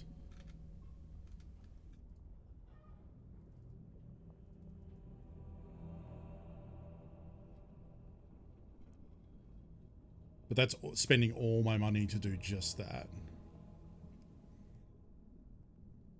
And it doesn't even feel like it would have been better if I had a 2-slot temper. Hero gains +10 max and fully heals. Draw pile is larger 15, gains 5 power. My draw pile is 35, so that would be most of the time. And it would keep happening because as we draw down, it would then put the discard pile back as the draw pile, so this would happen a lot. I'm kind of thinking one of these and maybe a Meteor Shard. The problem with Meteor Shard is if there aren't multiple enemies, this is it does nothing. So we might maybe just... I'm gonna buy this one. And we're gonna keep going and hopefully get more gold as we keep rocking here.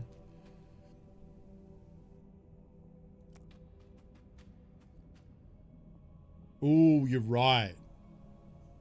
First turn for bleed, that double damage. Yeah. All right, let's try and get enough gold to pick that up. I didn't even think about that. That's really solid. I'm gonna do this here because it gets us the. I really would like the. I guess I really would like that gem, but like also if I get just 2 inks, we could get it that way as well. So maybe I don't bother going for that. No block get 20 is pretty nice. I don't know if we can... Oh, we can totally get that.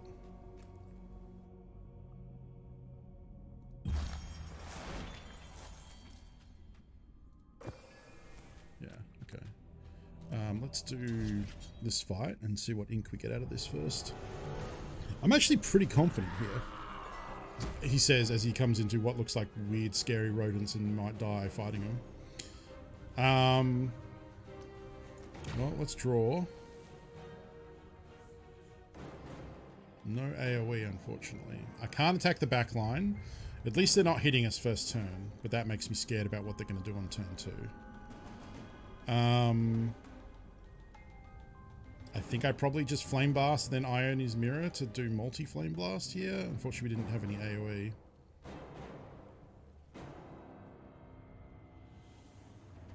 Yeah, because Reap is more damage, but it's cost double. So yeah, I think we just do that.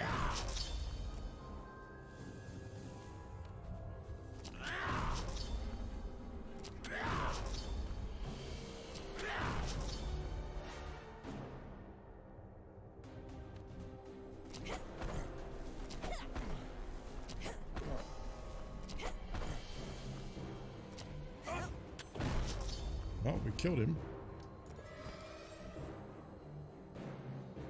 I feel like that might have made this fight a lot easier. Oh, we got to kill the front one again first. Interesting.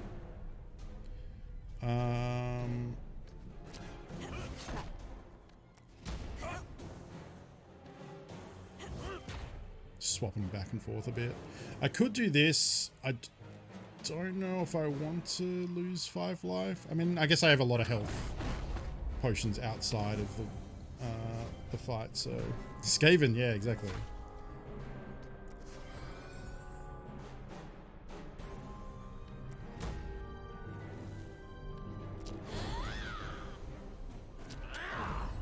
Alright, clean. Clean fight. Ooh, that's a good one. So this is the one that lets you pick where you place the brush. Transforms a card into a powerful new one. What is really not working for me?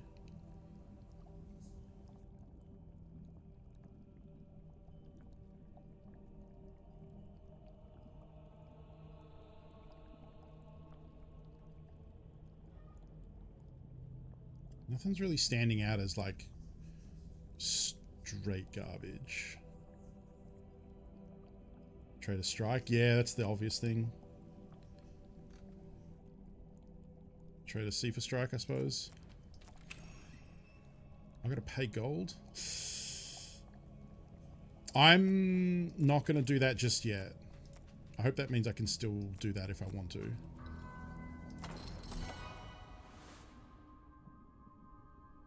Sure, now I get the multi-attack that would be good for that bleed gem that I've already used. Because I really want to try and get enough gold to get that, whatchamacallit, that double damage.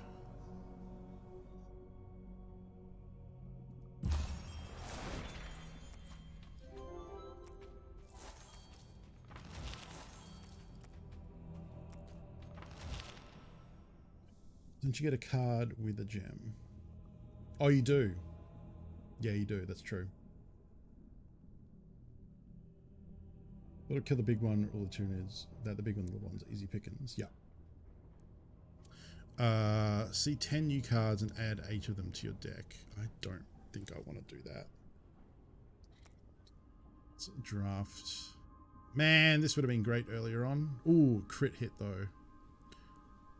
Yeah. Yeah, we want the critical. Enemy loses 5 power this turn. No. We're almost there for the gem as well. Wait, are we already there? Oh, we're already there. Beautiful.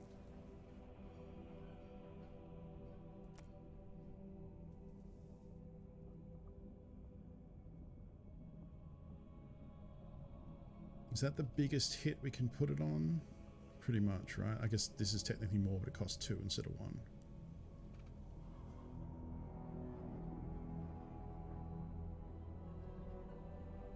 Yeah. All of our bigger hits. This is the biggest hit we can do for... Very well. For 1. Let's do this fight. Oh, I haven't done this one.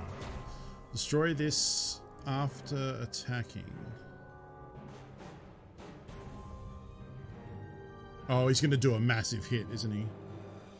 Man, this is a really bad opening hand.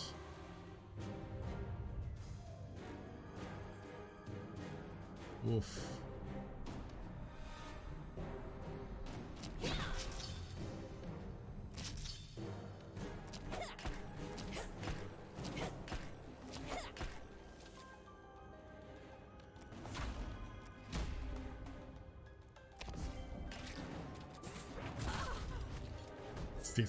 Yowza.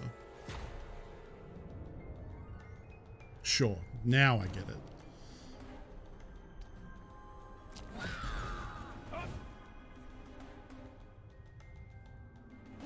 Yeah, without gems. Okay. I mean, it's still good.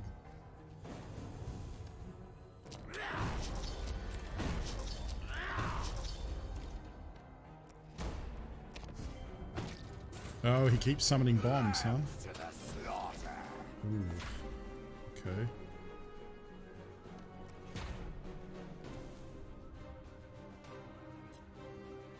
I don't want to do that though, because I don't have... Also, don't I have a thing that means... Yeah, if I have no... Oh. Wait, what's giving me 8 block? Oh.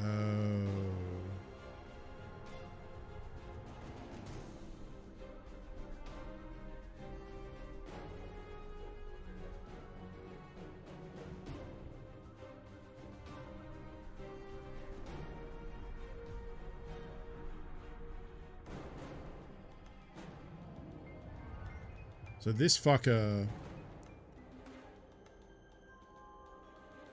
is giving me block, which is cancelling out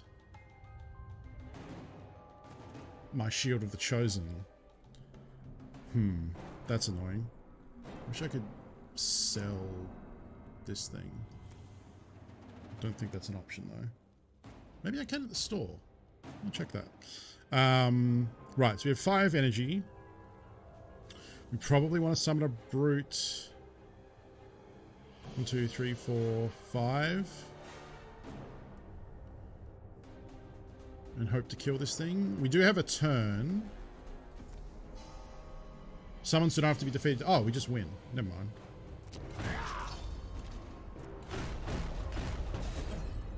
Easy. Overthinking it.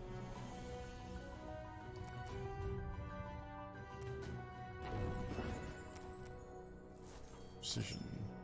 Okay.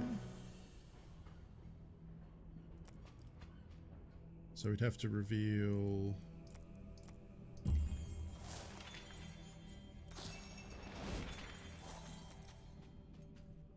Get that. Each time you play 5 can still deal 10 damage to a random enemy.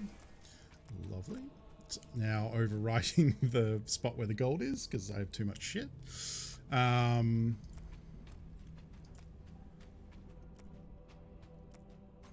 now I can do that. Ooh. The energy of gods. Plus 2 energy every turn. Damn, son.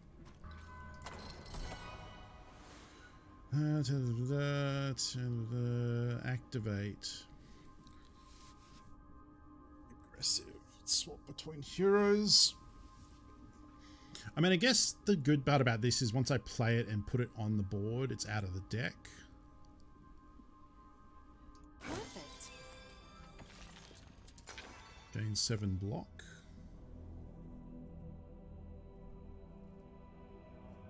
What is... Yeah.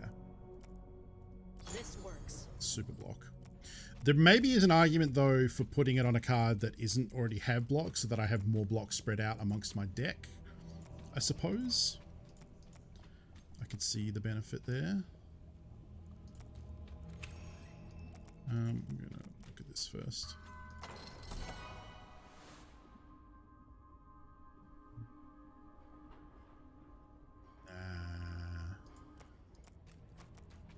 I am kind of a little heavy into Seafer, which is a concern. I might do that. So discard a card at random, reduce cost by 1. Attack the leading enemy for damage equal to your draw pile or gain 4 block. My draw pile is pretty huge.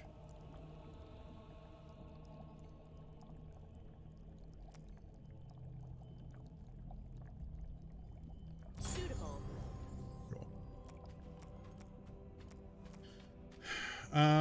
Do we want to try and get over there and get the gem? I think I can actually do that from here, can't I? Yeah. Discard a card at random, reduce this cost by 1. I don't know if I want to use this. I don't have a lot of expensive cards. Could make something cost 0, I guess, but... Discard card at random is usually...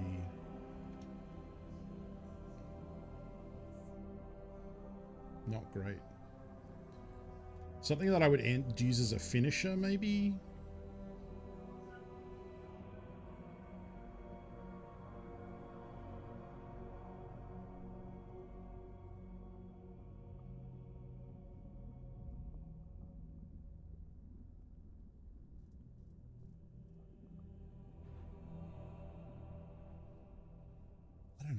know if I actually want to use this. Maybe I'll hold on to it for now and see if I don't think I'm picking up another card anywhere though. I guess I could buy one. We're out of brushes, but we can do... Let's patch up. The elite battle. That'll give us one more brush. Who are you? The Ground Shaker. For every 5 cards played in turn, deal 12 damage to the leading hero. Remaining cards played 5. Oh, it's one of these. Boy, is this not a good opening hand. Every 5 cards played in turn, deal 12 damage. So I want to play 4 cards per turn, is the end result there. Which means I don't want to use Ionia's Mirror, I guess.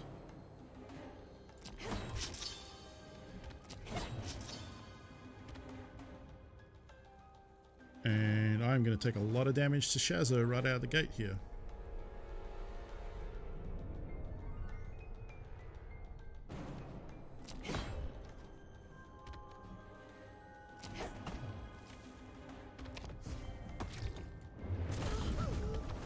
Oof. Yeah, this is one of my least favorite mechanics because I like playing cards.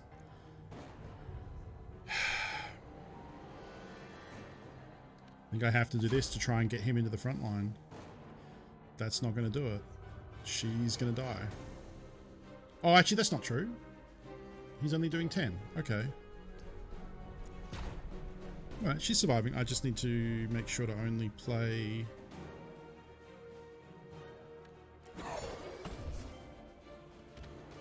Sure, now it comes up.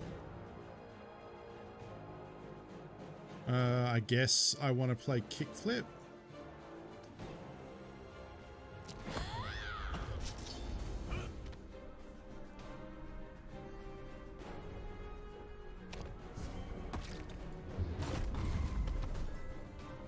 Whoa. Oh. I think that's 3 turns of vulnerable. Yeah, okay. Not 3 stacks of vulnerable. Well, it is 3 stacks of vulnerable, but you know what I mean. It's not 3 times 33%. I'm going to take 27. Adding the Horsemasters would give us a lot more bleed. So 1, 2, 3, 4, which probably means I should open with this. Because it does that. That's what I... Okay. So now we want...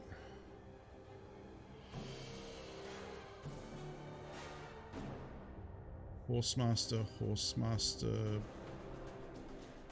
Blade Twist? No, I think I want... Horsemaster... Devil Strike for the extra block. And then Blade Twist. And then end turn. So I don't want to take 12 damage.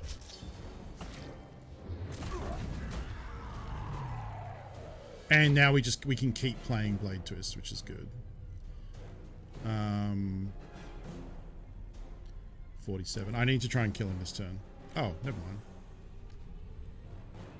He just does.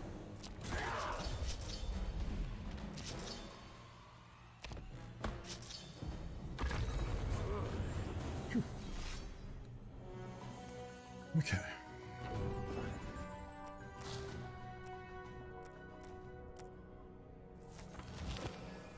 Glass arrow. At the start of the equip gains 3 power for 1 turn.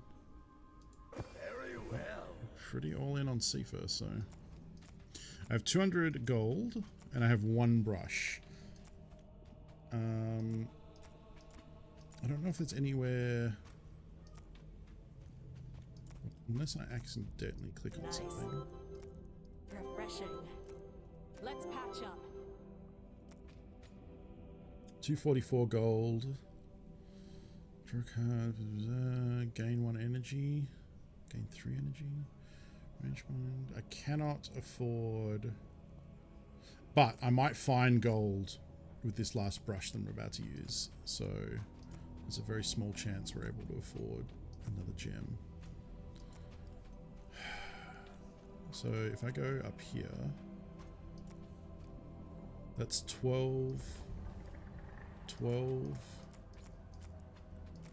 Whereas if I come down here, it's 11. I guess I should go with the one that has more squares revealed. 7. 4. Yeah, it's just not enough on the edge.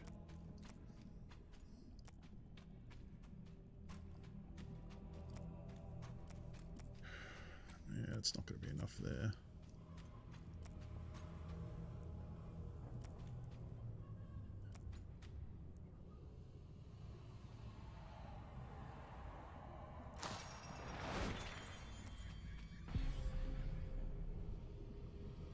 What's over That was a good there? find.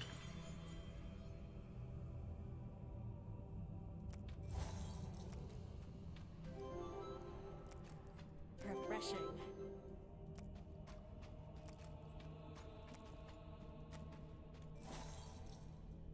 Oh, I think it's just short. No, we got there by 1. Holy shit. I mean, we got to go for attack. Hits all enemies, right?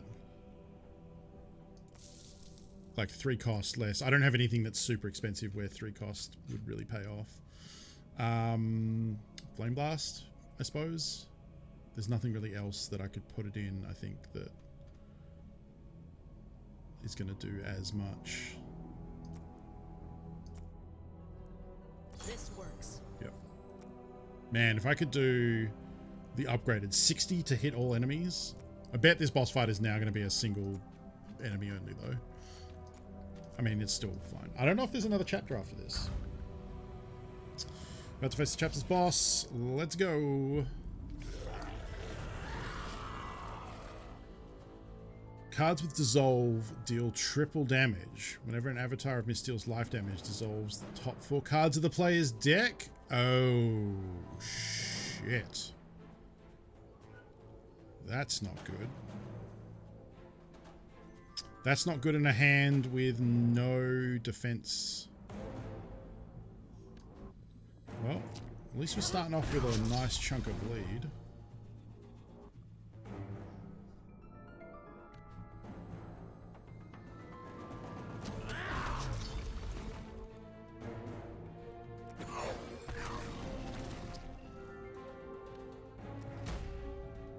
Did forget about that card draw.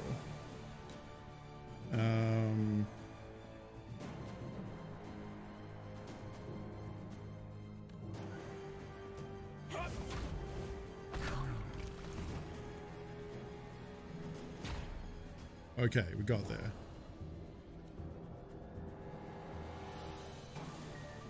For 12? Oh, because it's 6 plus her.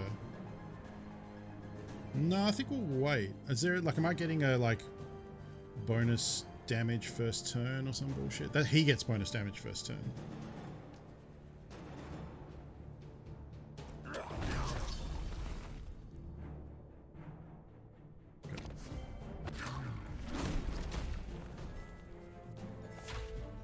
Okay.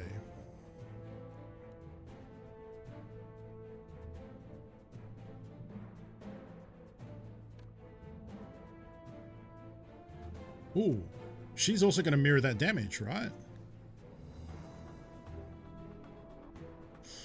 Do I give... No, because that would just be +1 spirit. I'd rather give 4 to this. Dissolve does bonus damage.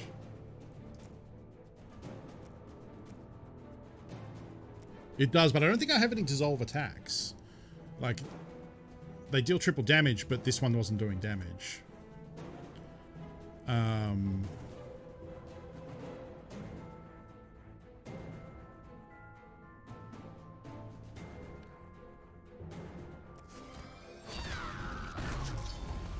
Nice.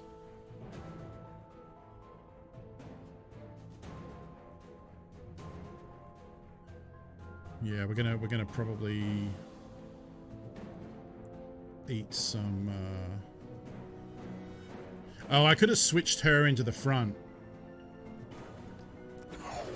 Yeah, I misplayed slightly then. Because I could have switched her into the front to do more damage on... Oh, actually, I guess that wouldn't have mattered that much. Yeah, it wouldn't really matter that much. I mean, I'll probably switch her into the front now so that her daggers do more.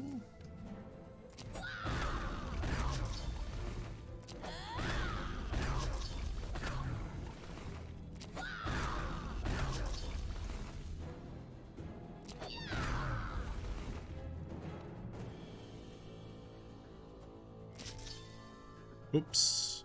Oh, right, I can click to shuffle it back. Oh, you can only do it once per turn. Fuck. Did I kill her? No. But we are going to dissolve some cards.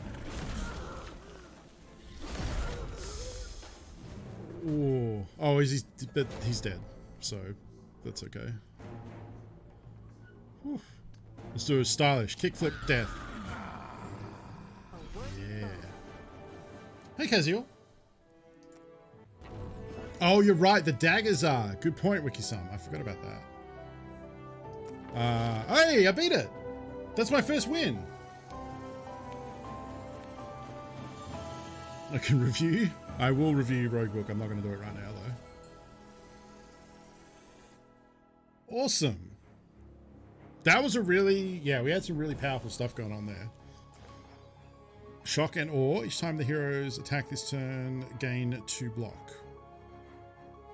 Okay.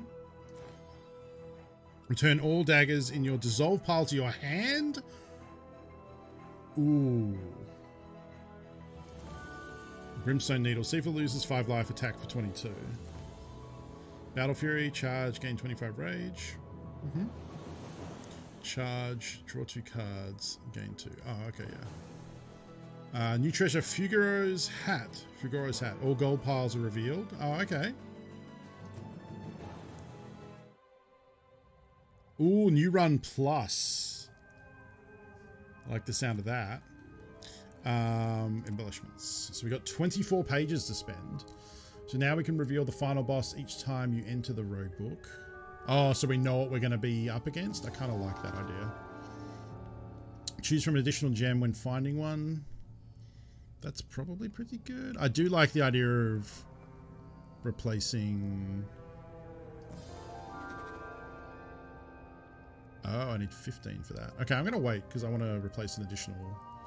Because that's going to make the runs more interesting, I think. Oh, I guess these are the 3 heroes in the game right now. I thought this was a one that I had to unlock, but that's actually the global unlock list. Okay, never mind. New Run Plus. What's New Run Plus? Let's find out. What is the time? Oh, it's almost 4. Okay.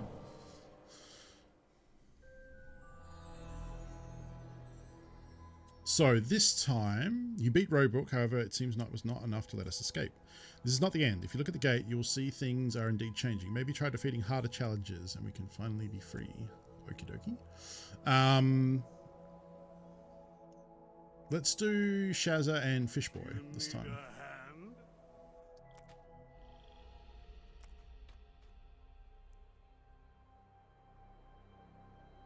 It said look at the gate.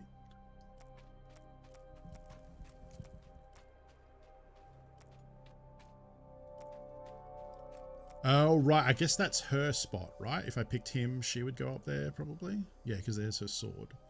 And then that's his spot, maybe? It's weird that the ground fades out, but the teapot doesn't. Oh, yeah, that's just all that. Okay, so I don't think there's... Oh, here you go. We've completed one story of Roguebook, but it's still trapped within its pages. We must try harder. We must journey into the epilogues, a most dangerous place. There are 3 types of stories within the epilogues: wealth, exploration, and heroism. Each time you explore beyond this gate, you may choose one of each. The Roguebook is generous in that you may choose any story or none at all. Take a look what lies within. Spawn 2 extra fairies per chapter. All fairies are revealed and no longer lock your brush and inks. All prices are increased by 60%. Rune sites are 3 more frequent, but the towers are removed from the map. Oh, okay. Elite battles are mandatory. All elites deal 20% more damage. Yeah, Ah, bonus. Ah, okay. Each story within the epilogues will modify our journey in unique ways. The more stories you choose, the greater the challenges. Here you can read more on the details of the rewards you'll earn and the challenges you'll face based on what you've chosen. You must complete earlier epilogues in order to read more stories. No reading out of order. Sure. More challenging epilogues are written with more pages of the book. A wise reader would collect as many of these as possible. Perhaps with enough of these we'll find escape. Okay. Let's just do Gladiator to start with. Yeah, it's similar to the Hades heat system, yeah. Exactly.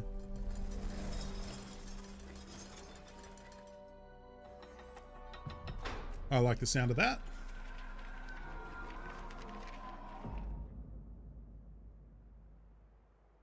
You ready, big guy? Whenever you play an ally, heal 2 life. Where are we going again? Okay.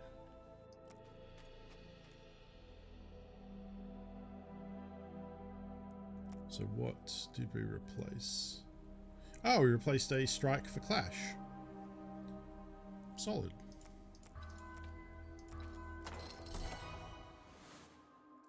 Gain 1. Solve up to 3 cards in your hand and that many daggers to your hand. I'm going to pick this because if we get stuff like wounds, or if there are enemies sometimes that add cards to your hand, we can use that to dissolve them.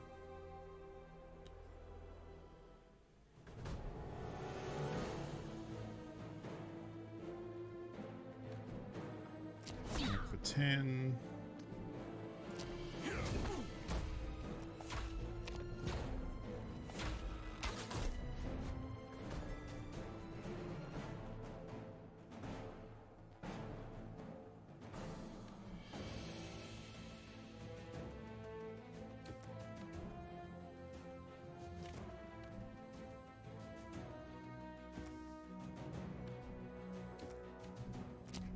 A little bit overkill, but that's okay.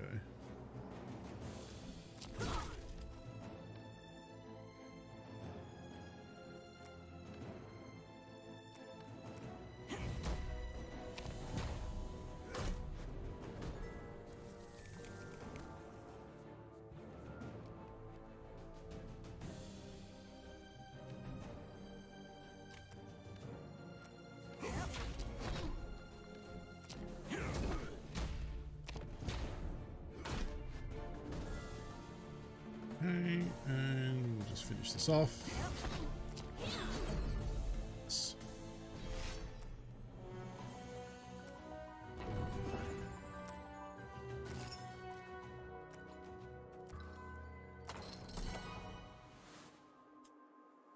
Shield bash. If you at least 10 block attack for 16. Let's gain power equal to mental spirit. Yeah. Excellent.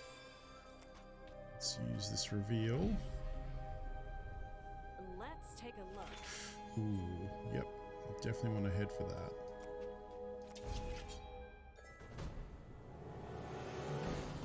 $18 right out of the gate, huh?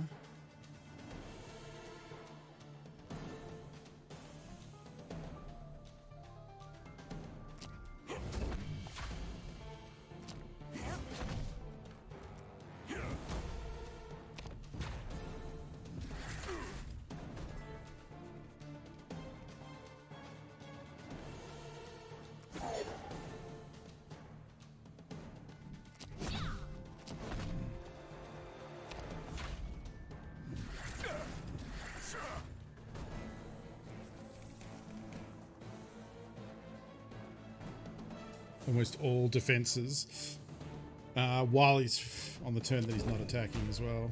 The only attack was from the person who's getting weakened. Kind of sucks.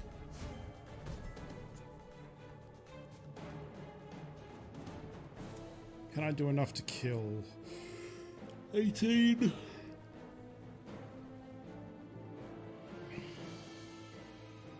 $27. Choice there.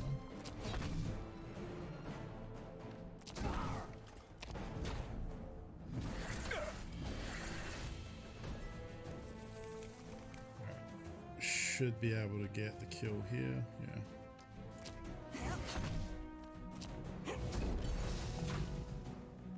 That was fun! A little harsh. Lost a lot of life there, but okay.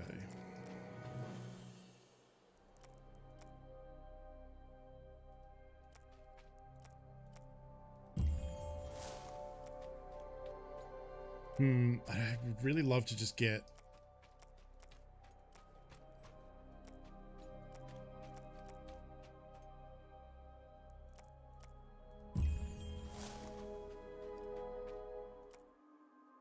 maybe play an ally. Do I even have any allies yet? Oh, I do. I think I've seen this before.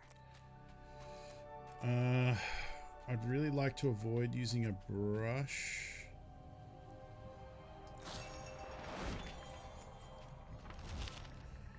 Raise the sky on a nearby random tower. Create a visible treasure on a random tile. Build a visible alchemist on a random tile.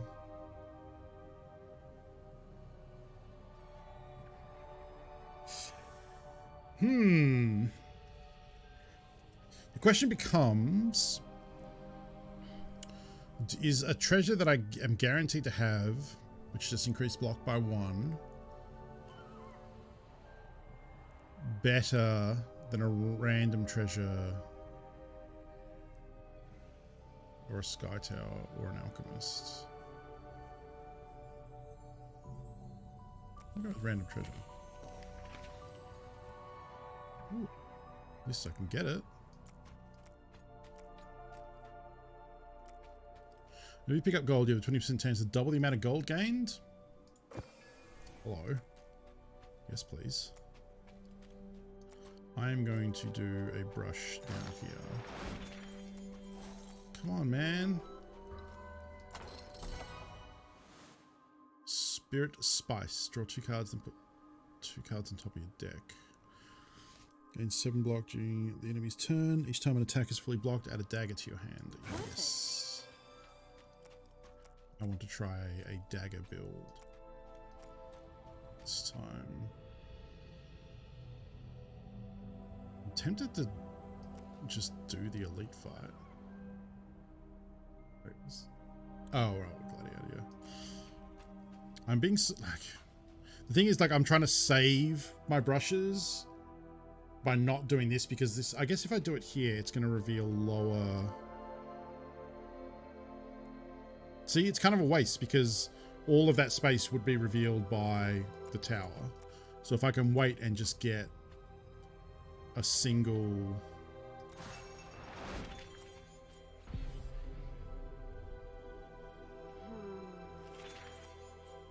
what did that reveal? Oh, there we go.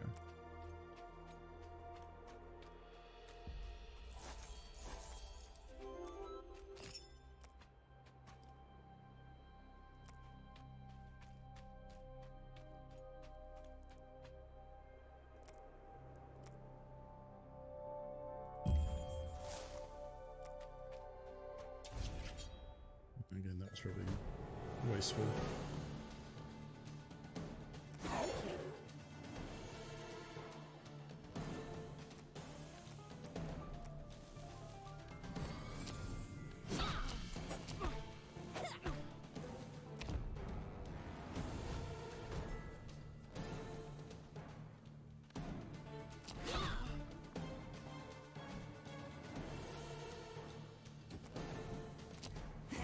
I should have struck the back one first. Gave up some damage there.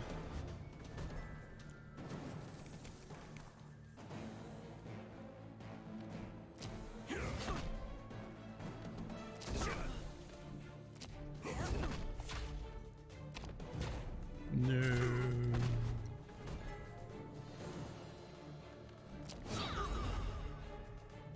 What's next?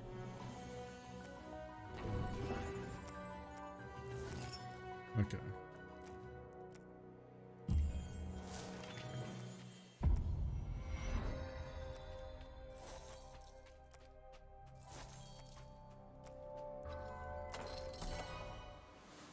Slam. Attack cost 20. Attack for 24. This costs 1 less for each card played this turn. Oh, that has some synergy with she takes damage against 2. All future cards have 2 gem sockets. Whenever you use a brush, reveal 2 extra tiles at random. I want that. 2 sockets per card is pretty hot.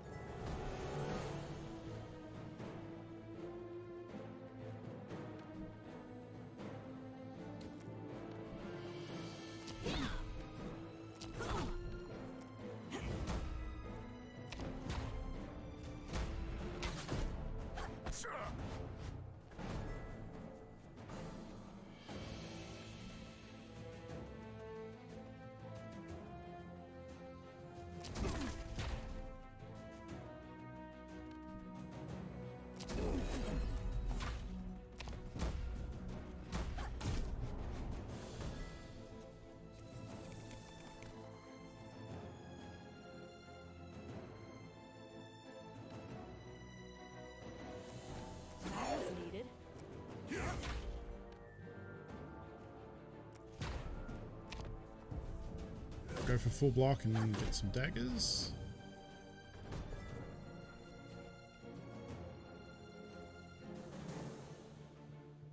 I'm going to... Oh, shit. Dissolve that one, because we're not going to cast it this game, this round, this battle.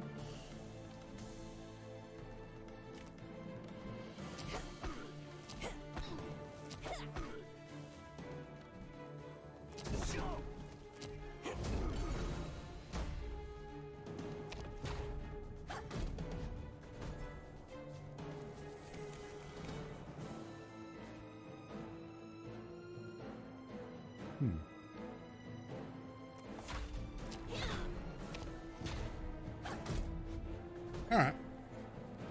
So she went pretty well, all in all. I think we took 5 damage to Sirocco, that was it.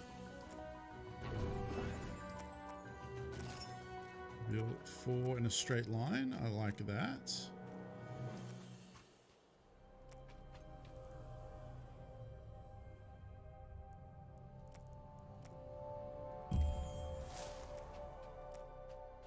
We should hang on to this.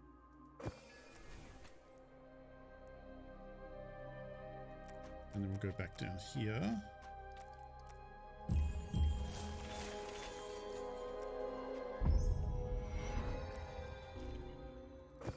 Second fairy orb is very good. Give me double gold, double gold.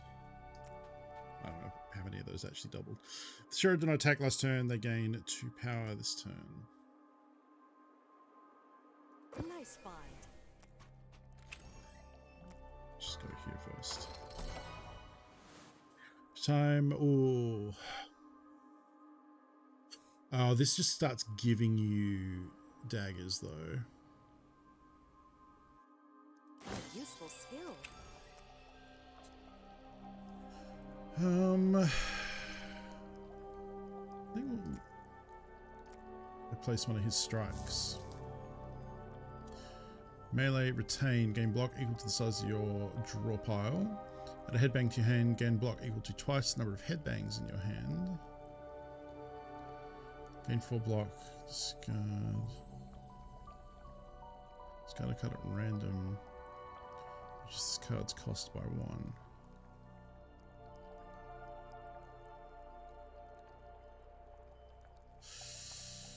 Draw a card, discard a card. Just cost me 1. Spyglass could be good. Next 2 hits on enemy are critical. Could be good for boosting Shaz's damage. Headbang is good if you want to like make him do damage, but I'm thinking of like really specializing him as pure tank and her as pure damage. To that end, this would be good as a support card to buff the damage. It also could buff his damage. But I'm also thinking this one. Greed Shield and...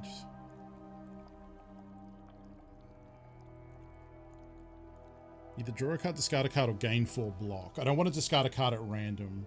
I don't like that. I do like that we can get this down to 0, but melee with him being in front means it will be 1 cost anyway. So that's already pretty low. Just gain 4 block.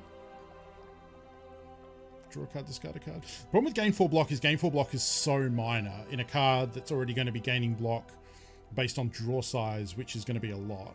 I think maybe Focus Prism. Very well. Yeah, I think that's good. Do I want to pay to heal him is another We question. can make some use of this. Move a card, plays an ally, gain +1 power. Gain block equal to the total cost of cards discarded at the end of your turn. Interesting. At the end of each battle, the Equatorial heals 4 life. That's pretty good. Double your stack of daggers. Ooh. That really hurt my throat.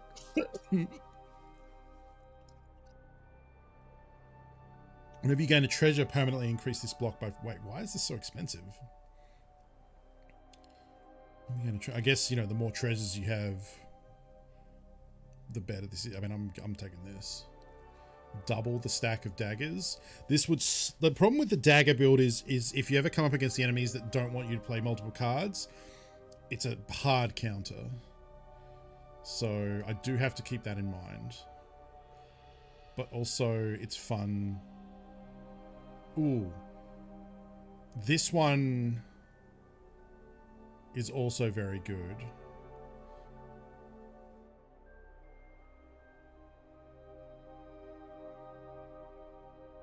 I probably want both of these. I think this one is...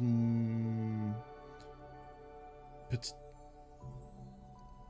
only this turn that I have to cast it. We'll hold off on that for now. I probably want both of them. I don't know that I can afford both of them. I guess we'll see by the time this run is up. I think we're out of obvious spots to explore. I guess there's that. I can't exactly get down to it though. Could I get it from here? I don't think so. I think they purposely put it.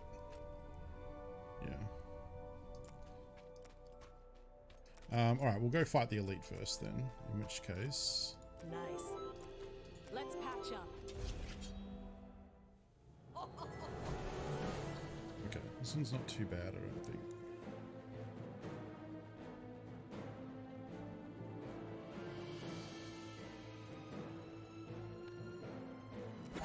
Thank you.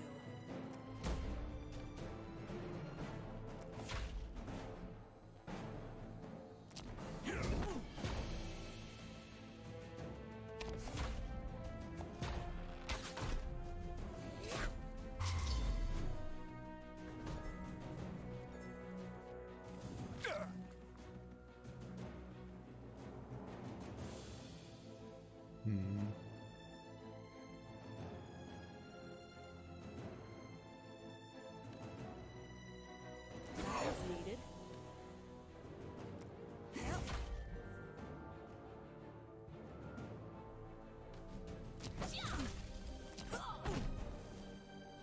Oh man. I don't want to waste a whole knife killing you.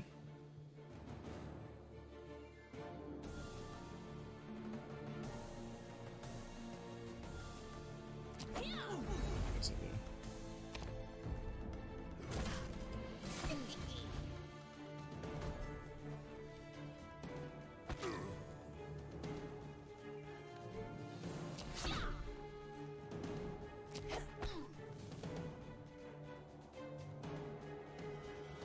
Oh, it's 0? Is there any way I can draw a card? No.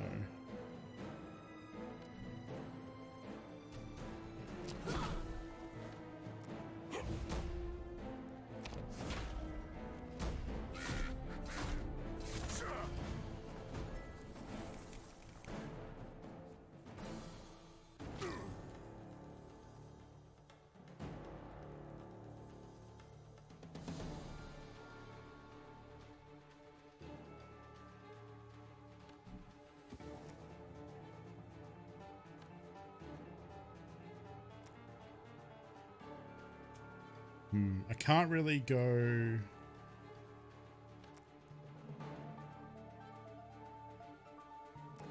full ham on defense.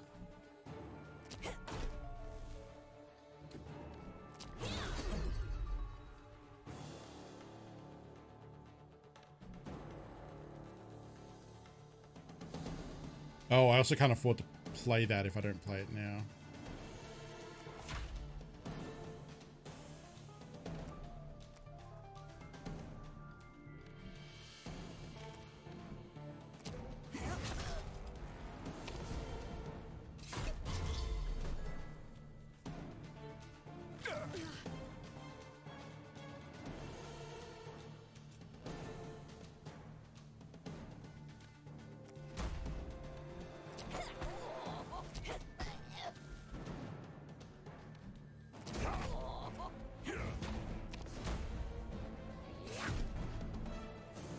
God, the longer this fight goes on, the more bleed damage I take here.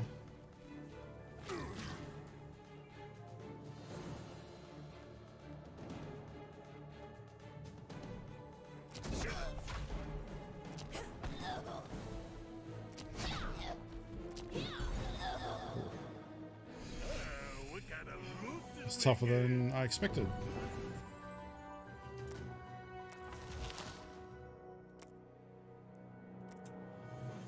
A melee gem, huh? That already has melee.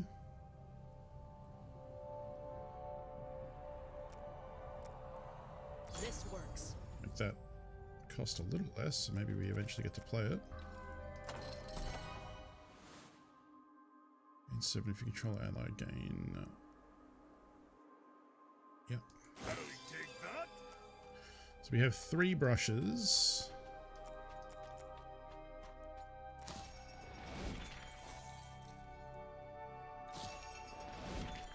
It's not an efficient use of brushes just to get down here for this fight.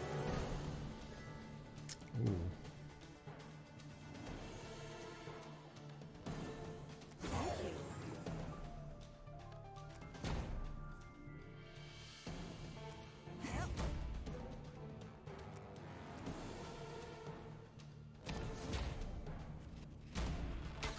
Not a great first turn. Ah, we might die on this fight, actually.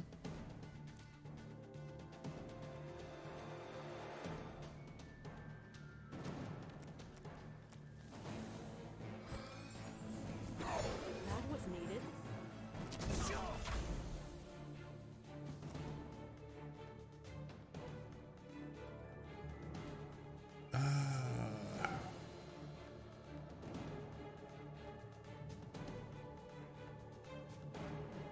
Do I want to do this turn? 4, 6 4s.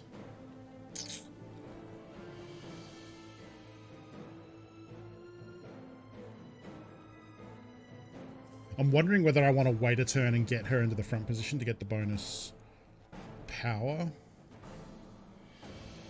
I don't think it's going to matter, and I think we're going to die.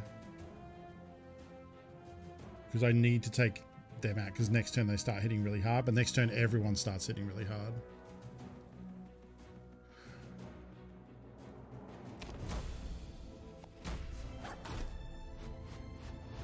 Yeah, that's a lot of damage.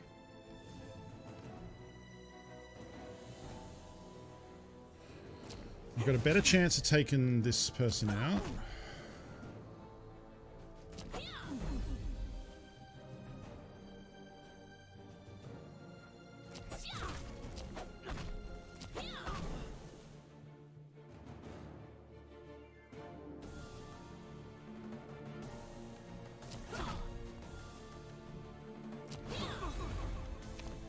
Okay, that got the damage down a lot.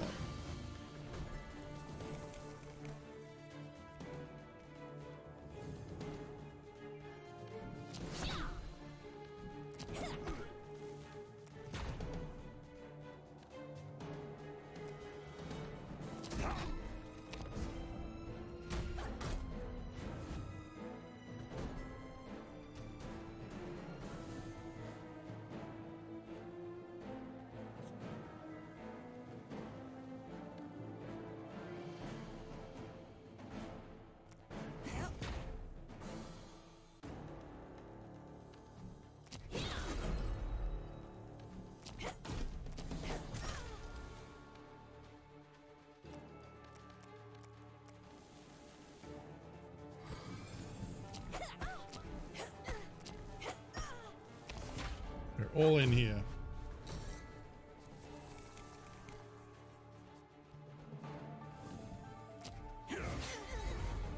Okay. That was just a normal fight though, and it's not good that I'm seemingly struggling with what is just normal enemies, and I got a boss coming up.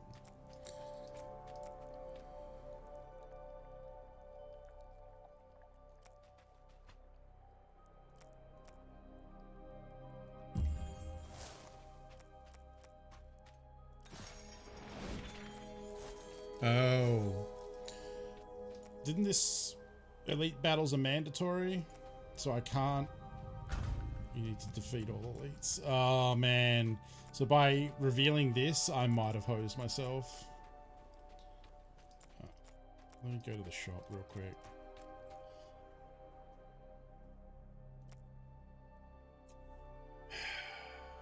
Well.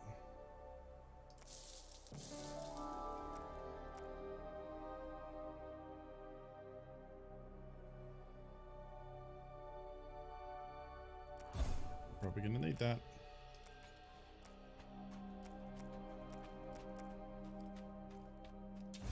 $16 hit points for both my heroes. And a single block.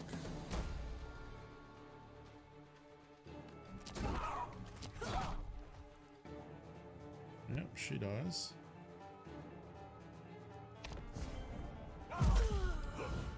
Yowzers. Yeah, you know, I mean, that's roguelikes. Sometimes... So here, this is the first time we've got to see this. So this is an example of when a hero is dead, if you draw one of her cards, they change into a revive song. You've got to play them 5 times, and then she comes back to life.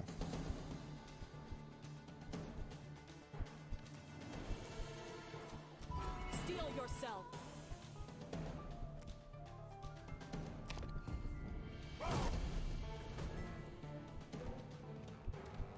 This will not be the end.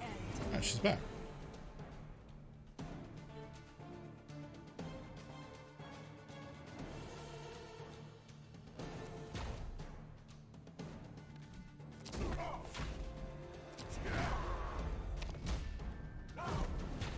Maybe we'll let you get through this.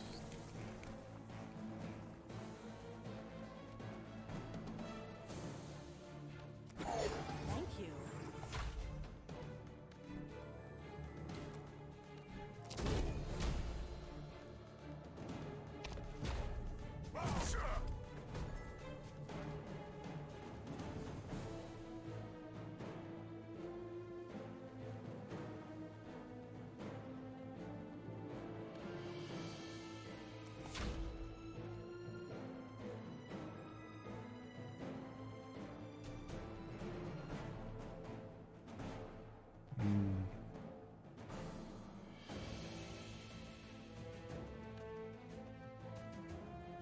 Oh, actually, I guess I can discard that because I'm not going to play it. It's just discard, not dissolve. Yeah, okay.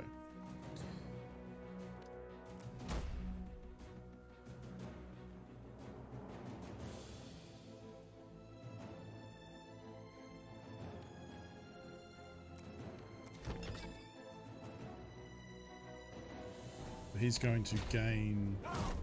Yeah. That was needed.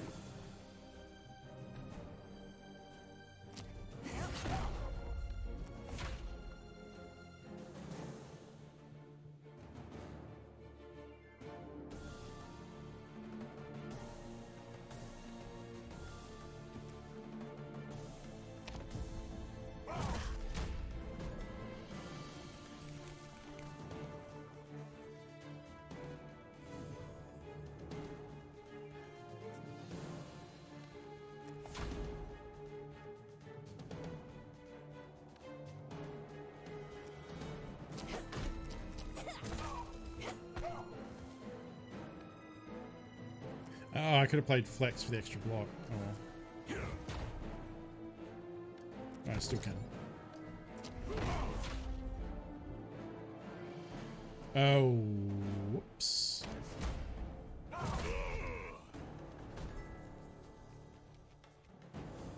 Oh, he survived. Oh, wow.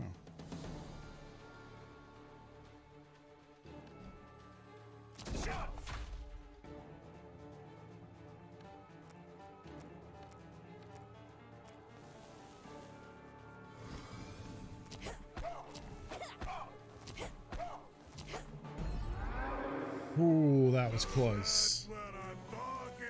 But how do we beat the boss? Like, yeah, cool, we won. But unless one of these was a full heal, which I don't think is possible.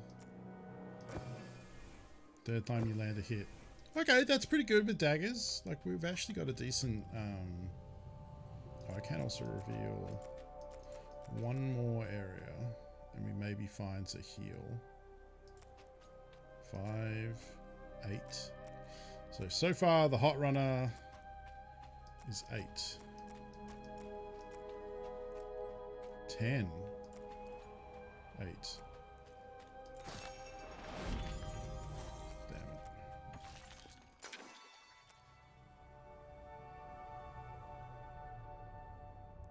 I am going to make her defends better because we end up using them. Alright. Here's where we die. Oh, I haven't fought this one. Intern reduce. Oh, I have. This one sucks. Your power gets less and less. This one really sucks. Yeah, we're definitely losing this.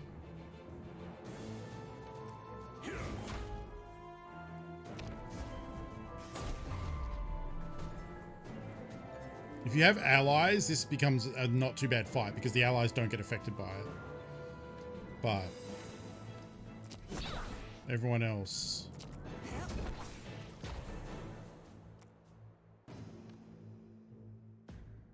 If I cast that, I'm not able to cast this.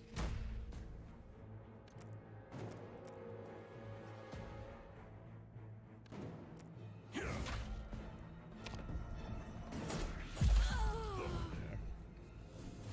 Yep. GG. That's gonna do it. Steel yourself.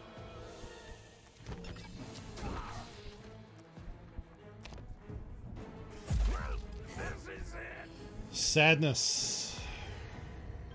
Sadness. Yeah, I actually honestly just think these two together is not as strong of a combo. Take a random ending for one. Attack again for each power Sirocco has. Oh. Interesting. I've probably got time for another run, I think, before we end off for today. We'll do the run that we haven't done, which is... we'll do Sirocco and Sifa. To do that, we pick up Sirocco. And we pick up Sifa. Very well. Do you want them in that order? Probably. Found a Titan on Forge that you can both afford and you want to paint. Sadly, it's a bit out of stock. The Psy Titan. Yeah, that apparently, I think from what I hear, I'm not one who has bought any Forge World items, actually.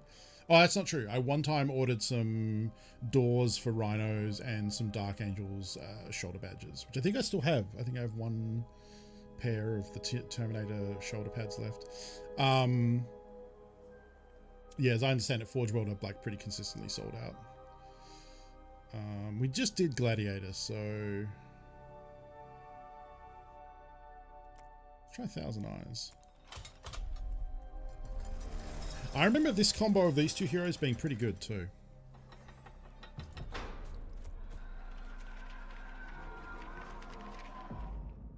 So we'll see. You're not so bad after all. Brother, you're all bad. Charge, attack for 5 whenever you defeat a boss, this gains +5 permanently. I mean, getting it this early seems strong.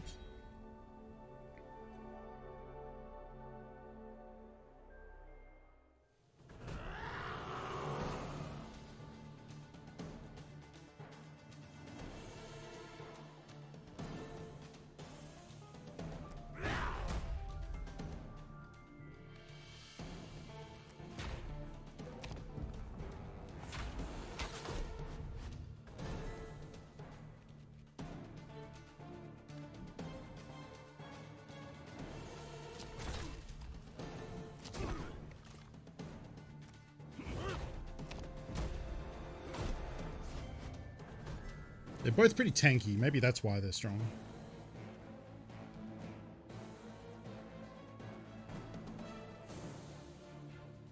Two.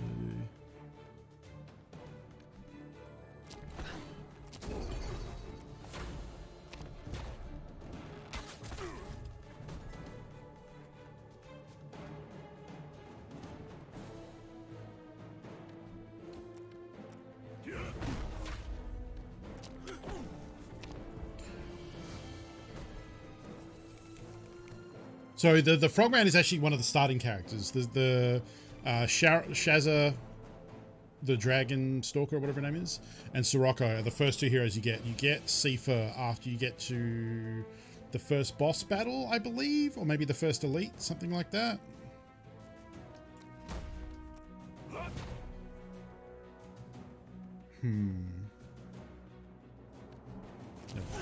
I was going to try and keep the fight going to get in the heal, but then I realized it's actually Sirocco that's wounded, not Sifa, so Sifa's heal ability doesn't benefit him.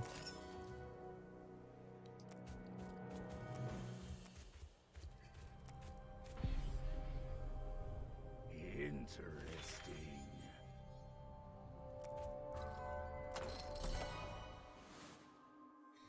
Shield block. The dig card ended up being pretty good, actually.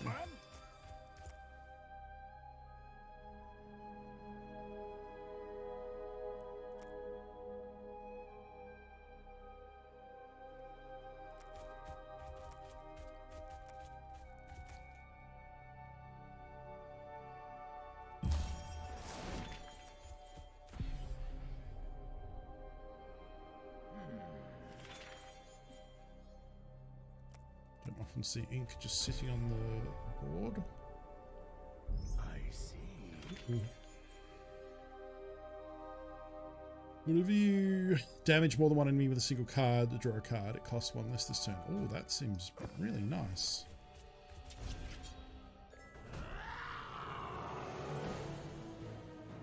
Ah, the old.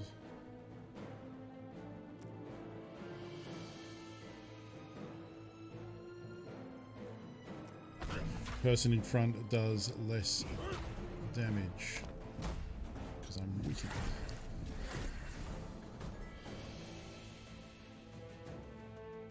Interesting, he's buffing himself this turn. I will take this opportunity to attack and then get my gold.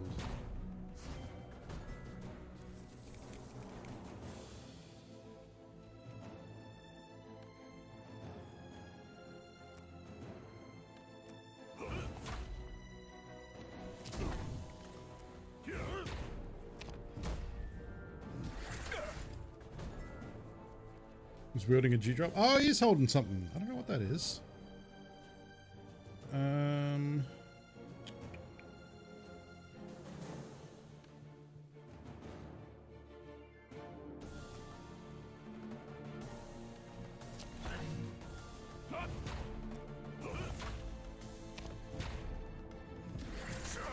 Should probably try putting more damage onto Sifa, seeing as he's the one that can actually heal from it.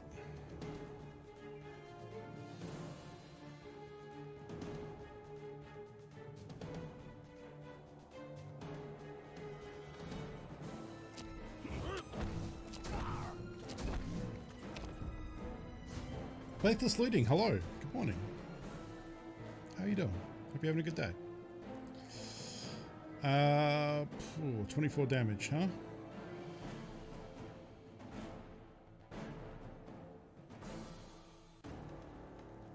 Probably not going to be able to get him.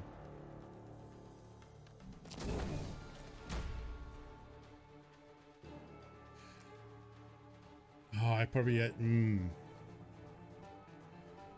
I don't want to keep putting the damage on Sifa.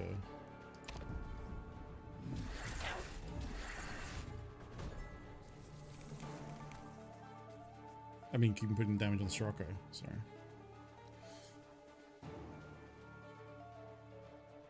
Oh, I think we can just win, right?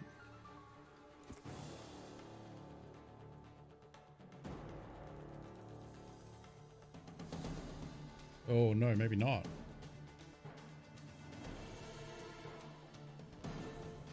So that's 10. KO those chickens. Mr. Goshi, thank you for that resub. For 3 months in a row. Let's get some hearts in chat, please. Welcome back. Hope you're having a good day. I don't think I can actually win here. I can't do 20 health. It's because the aura of weakness for the first row. So like I could use this to switch him to the back, but then I can only afford to do a single devil strike, which isn't going to do enough. It's going to do 15, not 20. I'm playing a new game called Roguebook, and I'm having a great time. I beat it for the first time today. There's 3 chapters currently in the game, and I got to the end and beat it. It's my first time. Now we're on New Game Plus, and we're in a spot here. I think we might just have to... I think the best play is to do that, and then that.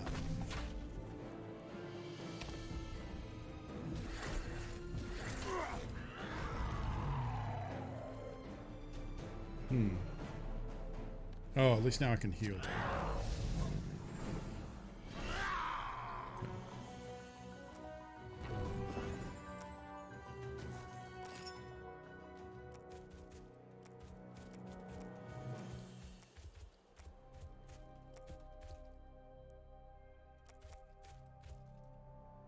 Two, 21, 22, 22.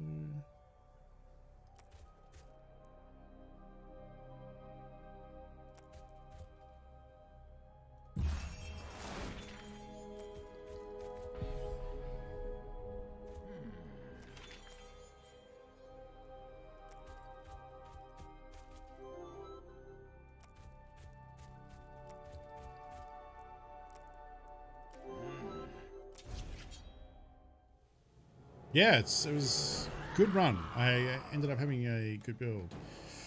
Ooh, this is going to be interesting because I don't have any hit the whole board abilities or hit multiple enemy abilities. However, I do get to heal off killing these little boys.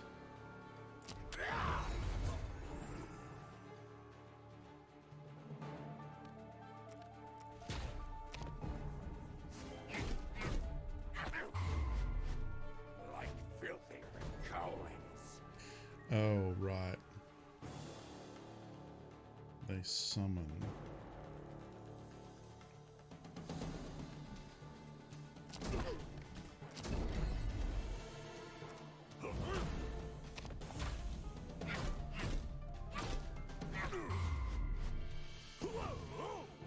Where'd they come from?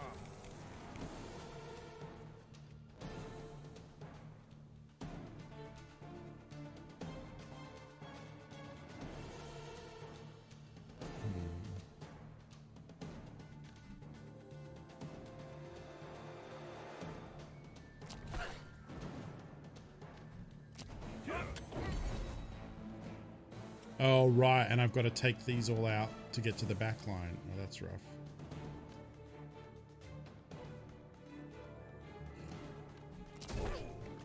I'm going to let him just take the damage, because I would take more damage if I put Sirocco in front with the weakened state. Man, if he's summoning them every turn, I don't know if I can actually win this.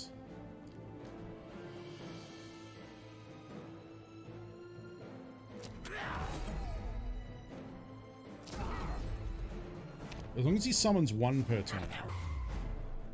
Oh, okay, he doesn't summon them every turn. Okay. Okay. I was going to say that, otherwise that seems kind of unfair. Alright, there we go. This is wasting my time.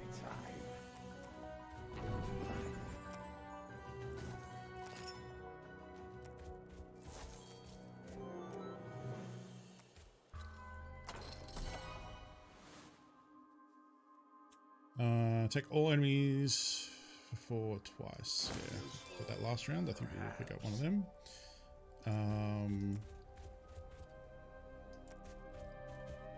The deck is considered to be 4 cards larger regarding talents. That's fun.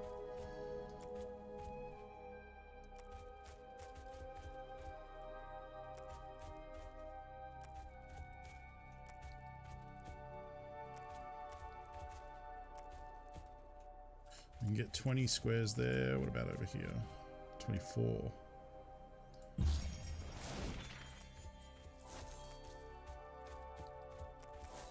Fortunately, didn't unlock much.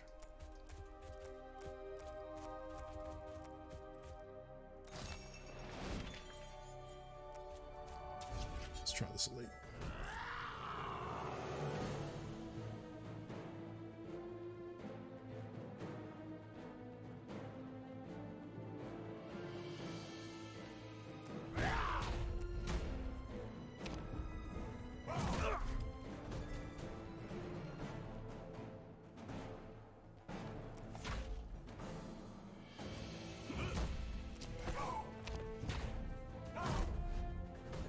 Okay.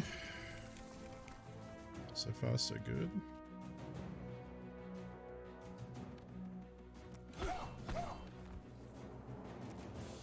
I wanted to do the coins, but actually I can't.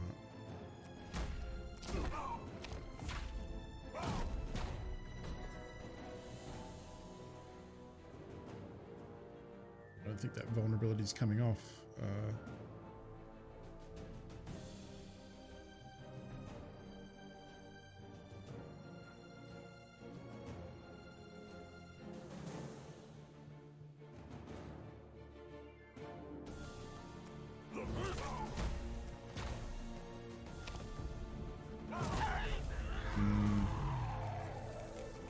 I am enraged now, so that is something. For 20.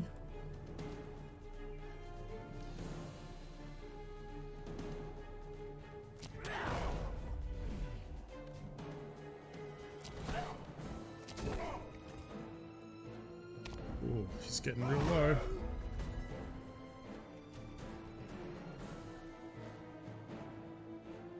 I still can't swap him out. Are you shitting me?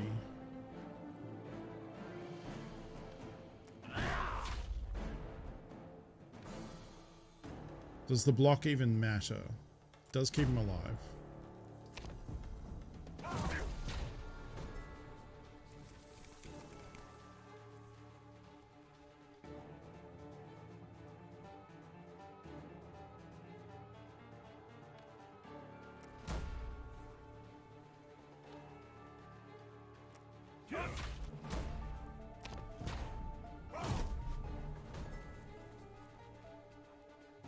Okay.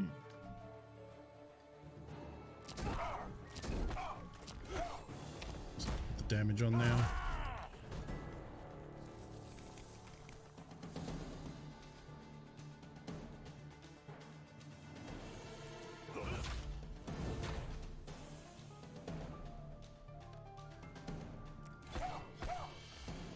If we can wait a turn, I might be able to draw the ability that will heal. Damn, I didn't. Oh, and shit, can I even kill him now? Hit him for 15. Okay. But I can't afford to dig and do it. Unfortunate. I went right down to the wire.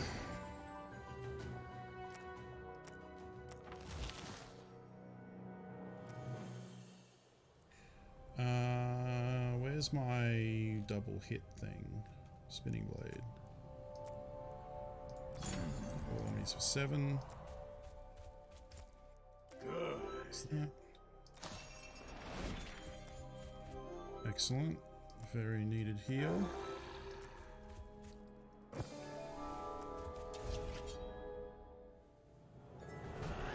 Oh, it counts for talents as well. Oh, I should have picked the talent before I did this. Crap.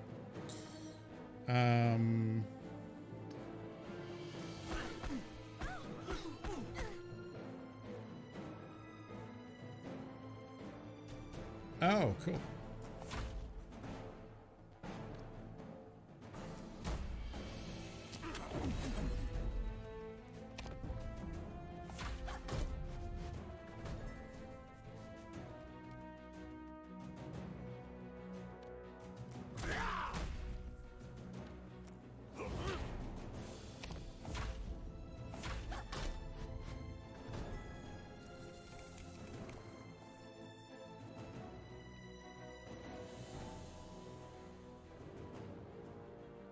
don't. So he has effective 19 health.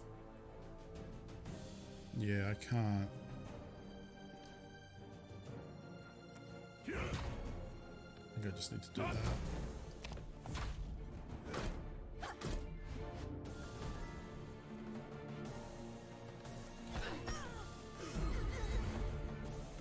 Easy. That was fun!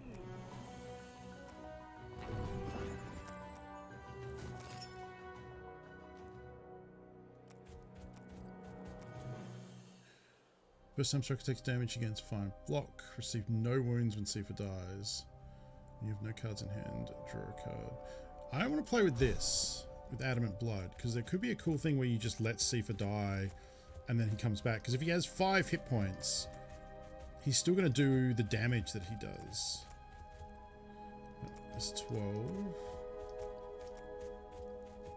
17, 20. So 20 here seems pretty good. 18, 15, 11, 14. Let's go for the 20.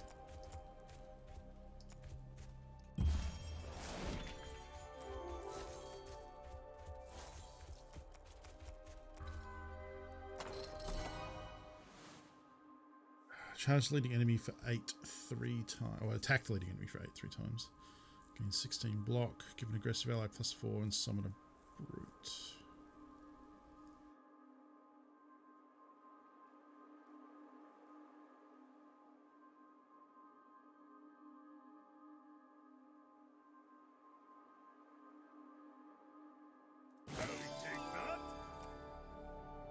The talent. Okay, Burning Mind with assist range draws card and gain 1. Strong Man. Each turn, the first card you play that costs 2 or more, gain 1. I like Strong Man. I like that. Okay, we're up to the boss, so we play melee card, deal 10 damage to the leading enemy. I can't afford that, unfortunately. So your deck is shuffled for the first time. Okay. Discard a card, reduce cost. Each hit inflicts 2 bleed. Did I end up taking... I didn't take the charge card, did I? No.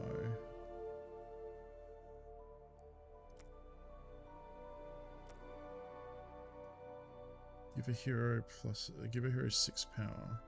Discard all Sifa cards. Next turn, Sifa gains 3 power +3 for each card discard this way into the... Oh, so discard all current Sifa cards. That's interesting.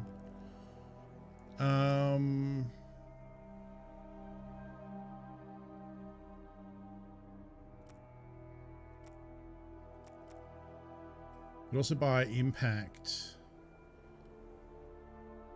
Should take me to 145 and then give it Blood Garnet to spread bleed.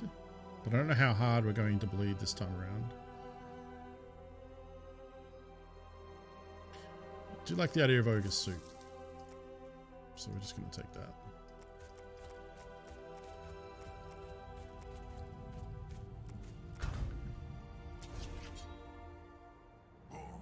Alright.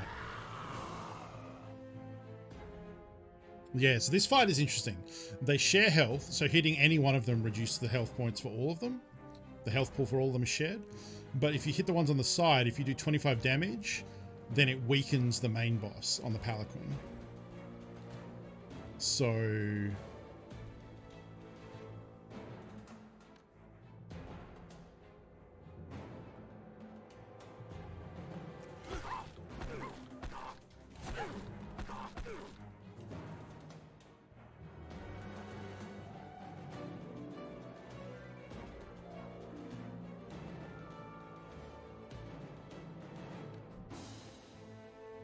And then one on the edge for 16, which weakens the boss and does less. And then swap the main guy in with that. And then we can hit the one at the back to get that low, and then next turn he only needs 4 more damage to apply weaken.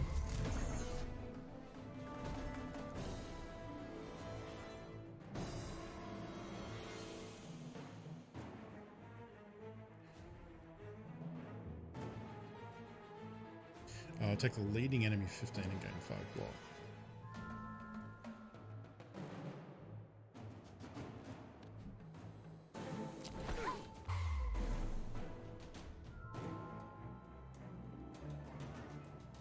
47 is rough. It's because he's got weakened, but still a lot of damage. Okay, he's enraged now, which is good. If I can get a good one. Yeah, I don't have a good one to use it with.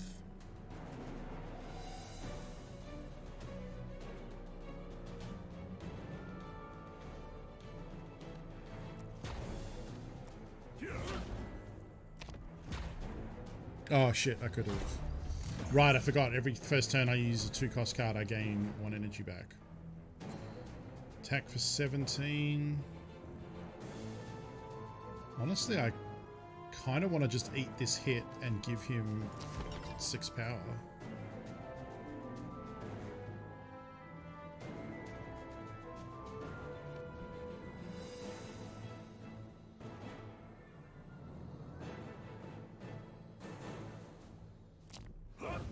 Oh, whoops. Oh, I didn't see that. Oh, fuck.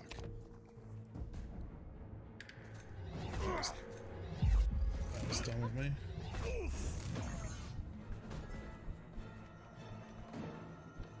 Stop being useless. Well, at least he's almost back.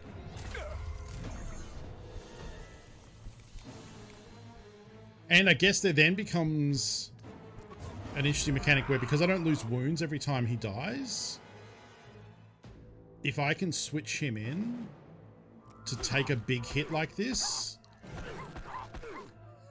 Oh, it also doesn't dissolve. Oh.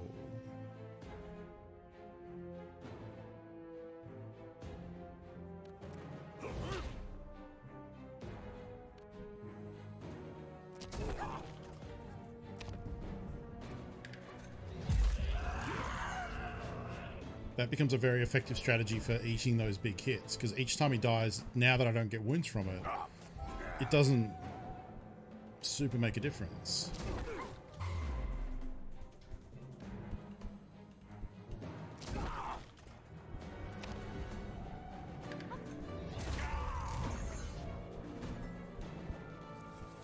Oh. I thought they were both weakened, but they're different. The one at the back gives him vulnerable, the one at the front. Ah. Get up, weakling. Up now.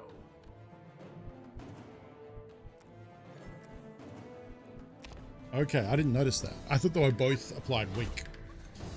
So I have more control over what status effect I give him.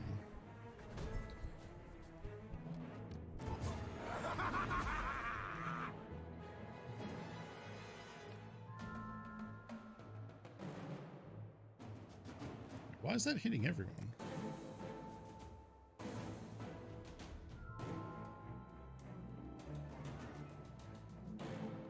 Oh, right, because they've shared health pool. I'm an idiot. Yep.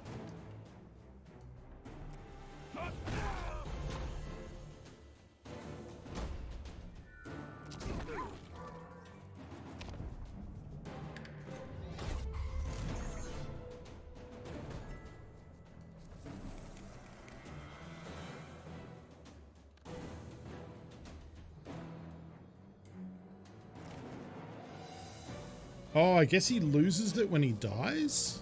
Oh, that's a downside.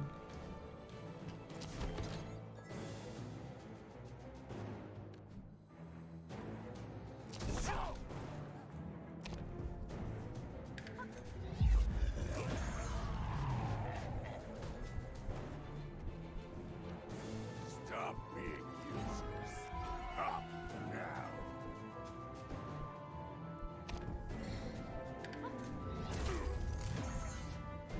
Becomes a very interesting mechanic of throwing him under the bus. Get up, weakling.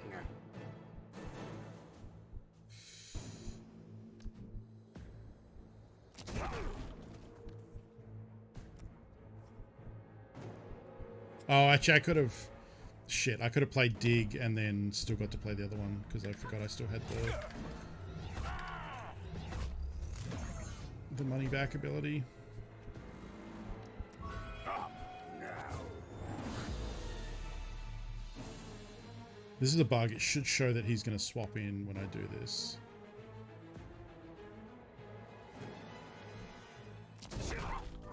There it goes.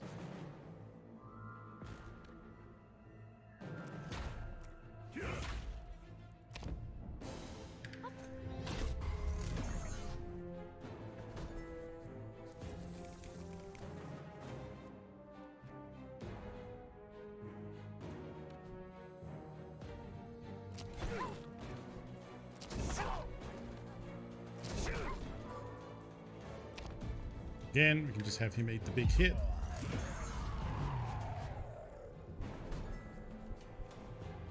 His role in the team is now, okay, you just die over and over again, forever, until we win. Which is actually right now.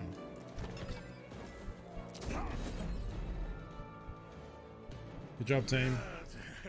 Was a big one.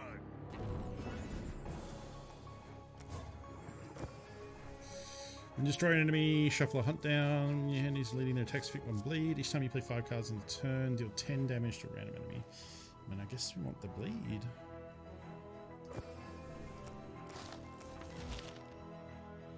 Cards hits remove all enemy block. Tempo only strike was leading. I'm going to try Gem of Breaking. I don't really use it that much.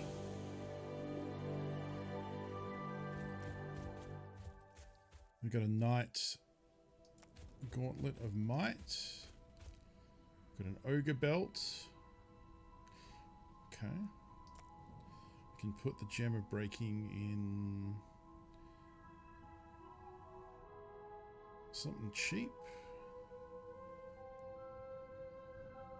This card hits remove all enemy block. I guess I could have put it in Spinning Blade.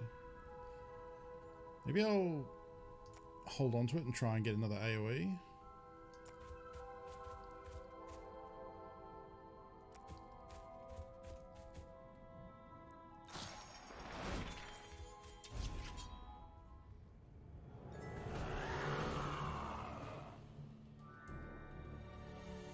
$18, 24 damage coming in.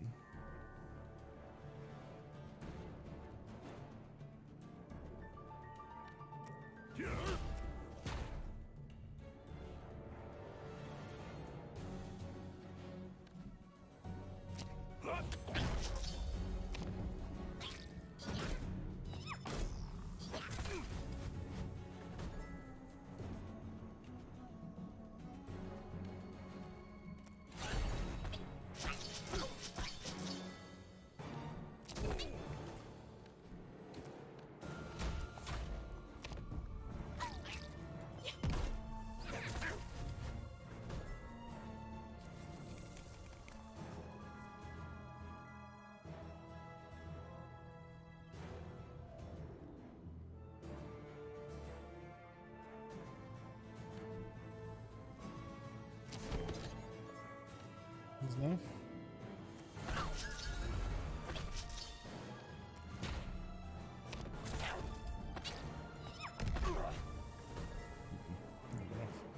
Oh, but I can heal now. Okay, that went pretty good.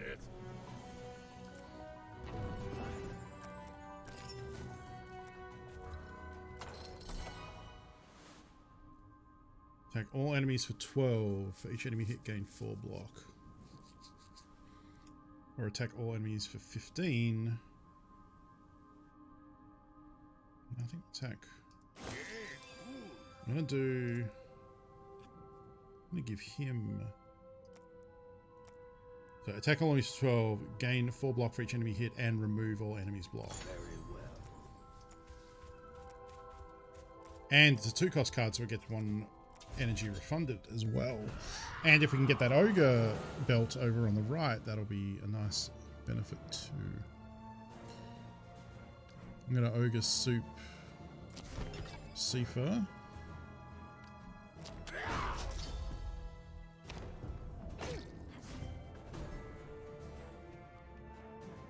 $30 damage coming in.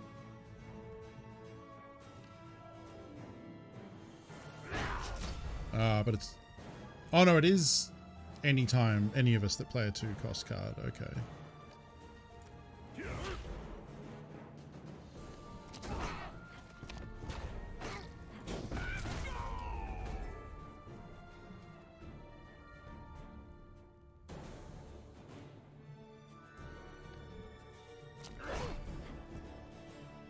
Do I want to get greedy and play the gold card? Probably.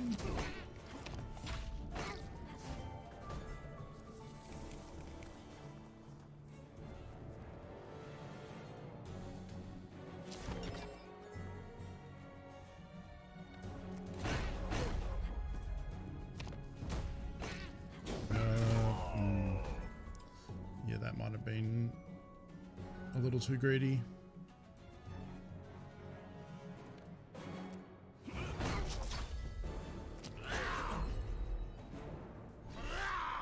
So I have ways to heal Sifa, but not Sirocco.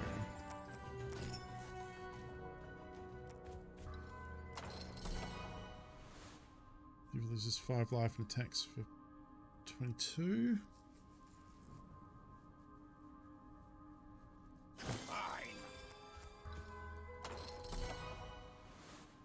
Doom. The next 666 attacks on an enemy are critical hits. Huh. Sure. Shop charges 25 less gold. Gain 15 gold per battle. Increase fortifying bruise block to 5. Yeah, let's go with that. Interesting.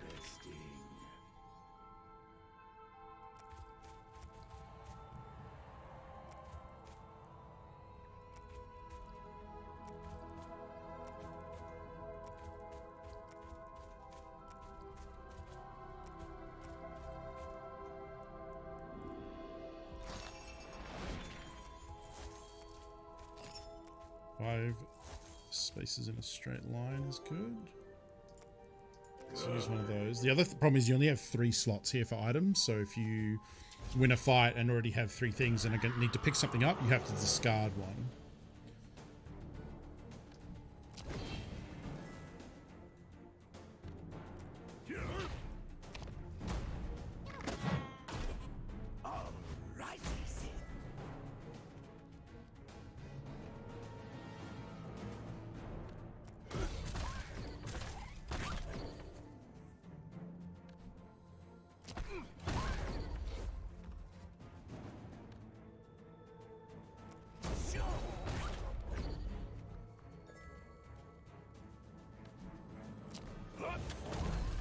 Damn.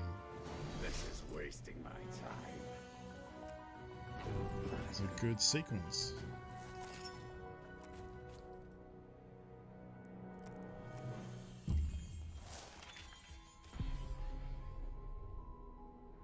I see. Okay.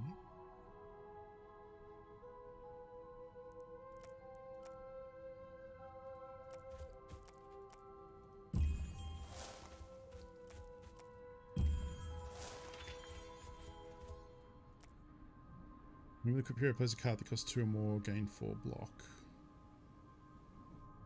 This is what I came here for. Okay.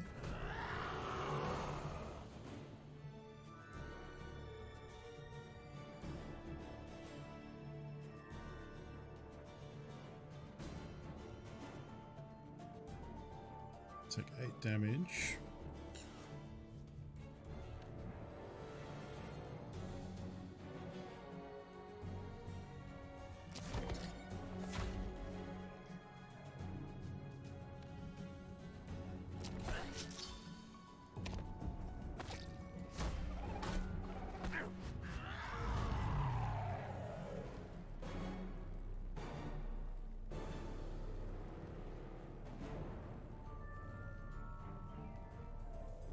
We can gain 10 block, or we can hit them 28. Really wish I'd put the ogre power on him now.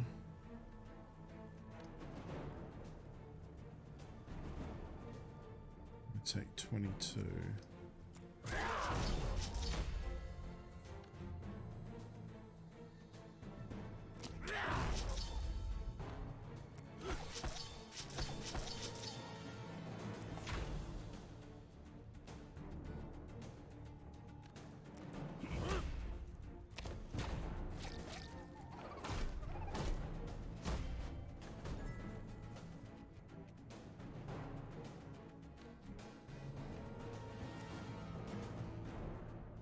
I think I can afford to do that.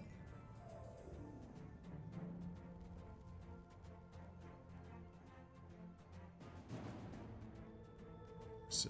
Okay, yeah. And then multiple hits, so I can't even throw Sifa in front and have him weather it all. Because that's not how it's going to roll. Can only do 18, so I can't take him out. I could put him in front.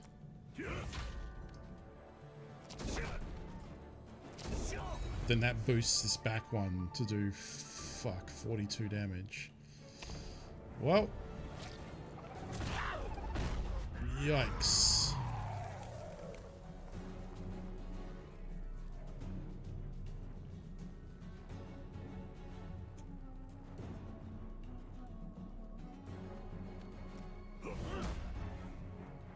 Attack for 30. Attack for 16.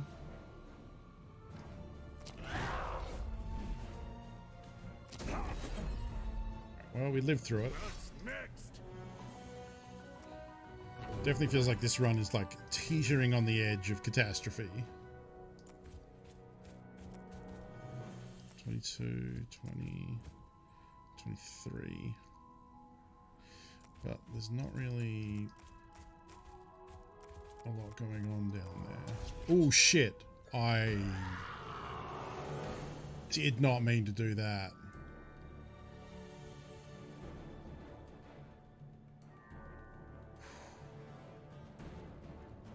Okay, so this is the elite where for every card I play, he gets +2 power, which boosts his attack. So you want to do as few big hits as possible.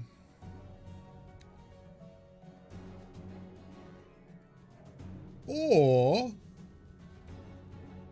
lots of hits and let Sifa take the damage and die. Which is also pretty good.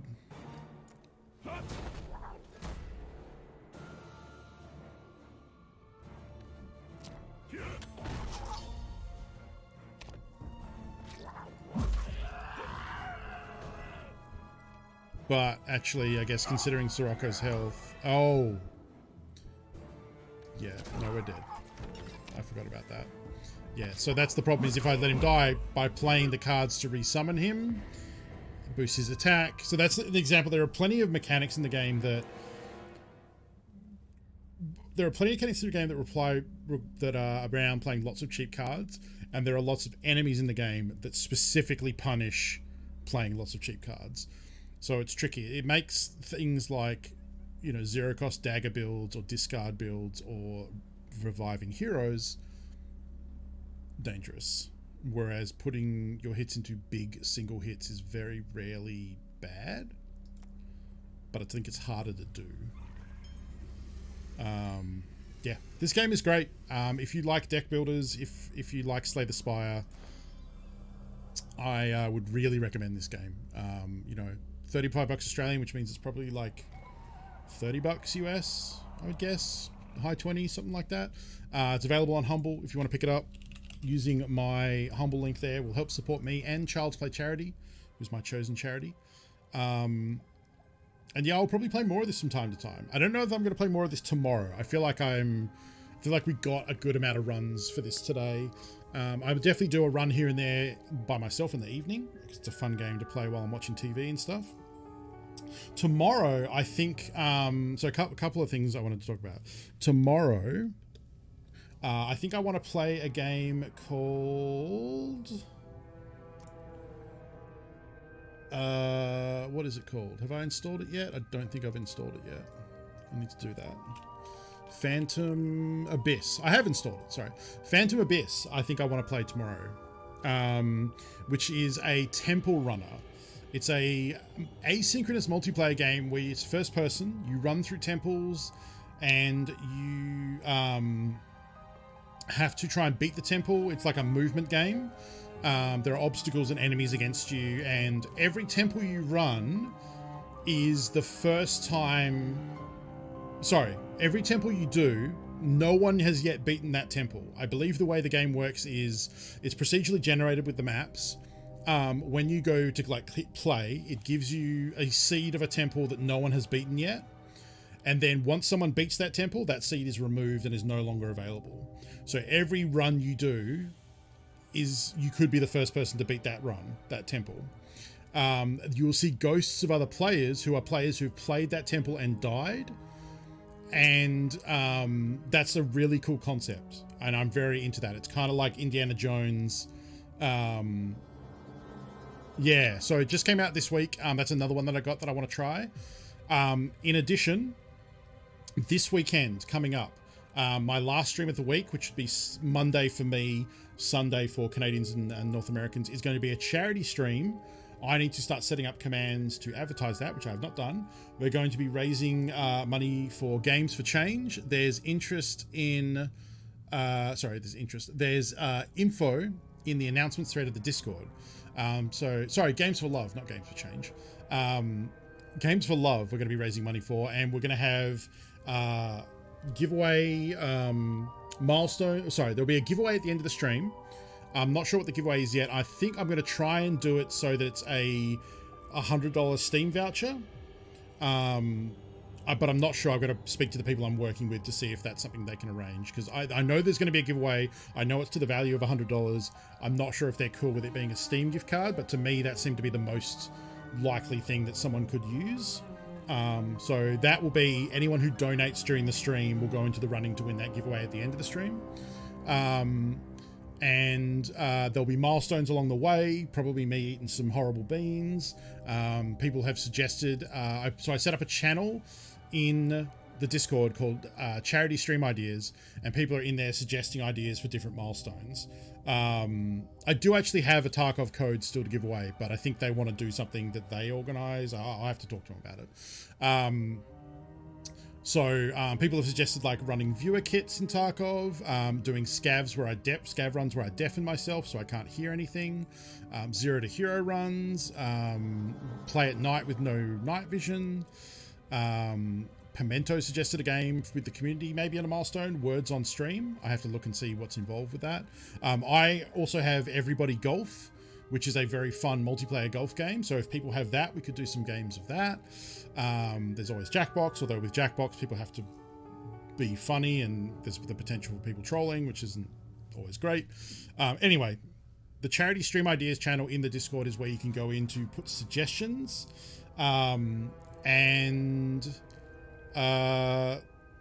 That's coming up later this week. So we're doing a fun charity stream raising money. So it'd be great if folks can turn out for that, because obviously I'm working with a company that I want to, raise a lot of money for. It's for a very good cause. Games for Love. Games for Love. I keep wanting to say Games for Change. I don't know why.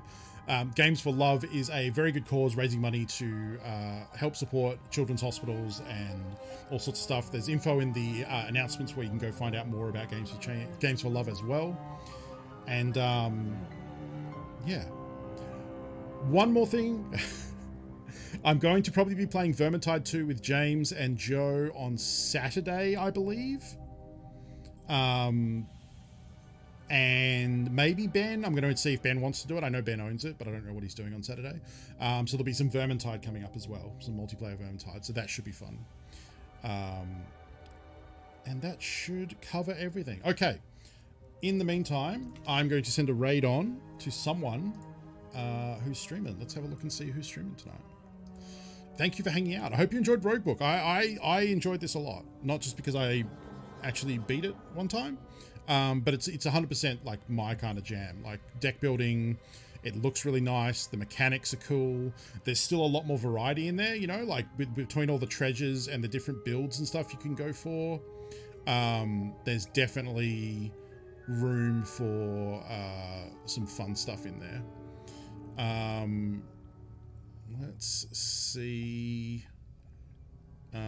Tough is playing Phantom Abyss, but I don't want to raid Tough because I don't want to see the game. Let's raid Backyardist. Backyardist is water cooling a 3080 Ti. That sounds like fun for people who are into PC upgrading. Backyardist is a cool Aussie streamer. Good bloke. So let's go say hi to him. And I'll see you tomorrow for Phantom Abyss, for temple running. Should be a good time. All right. Take care of yourselves, friends. I'll see you next time. Later.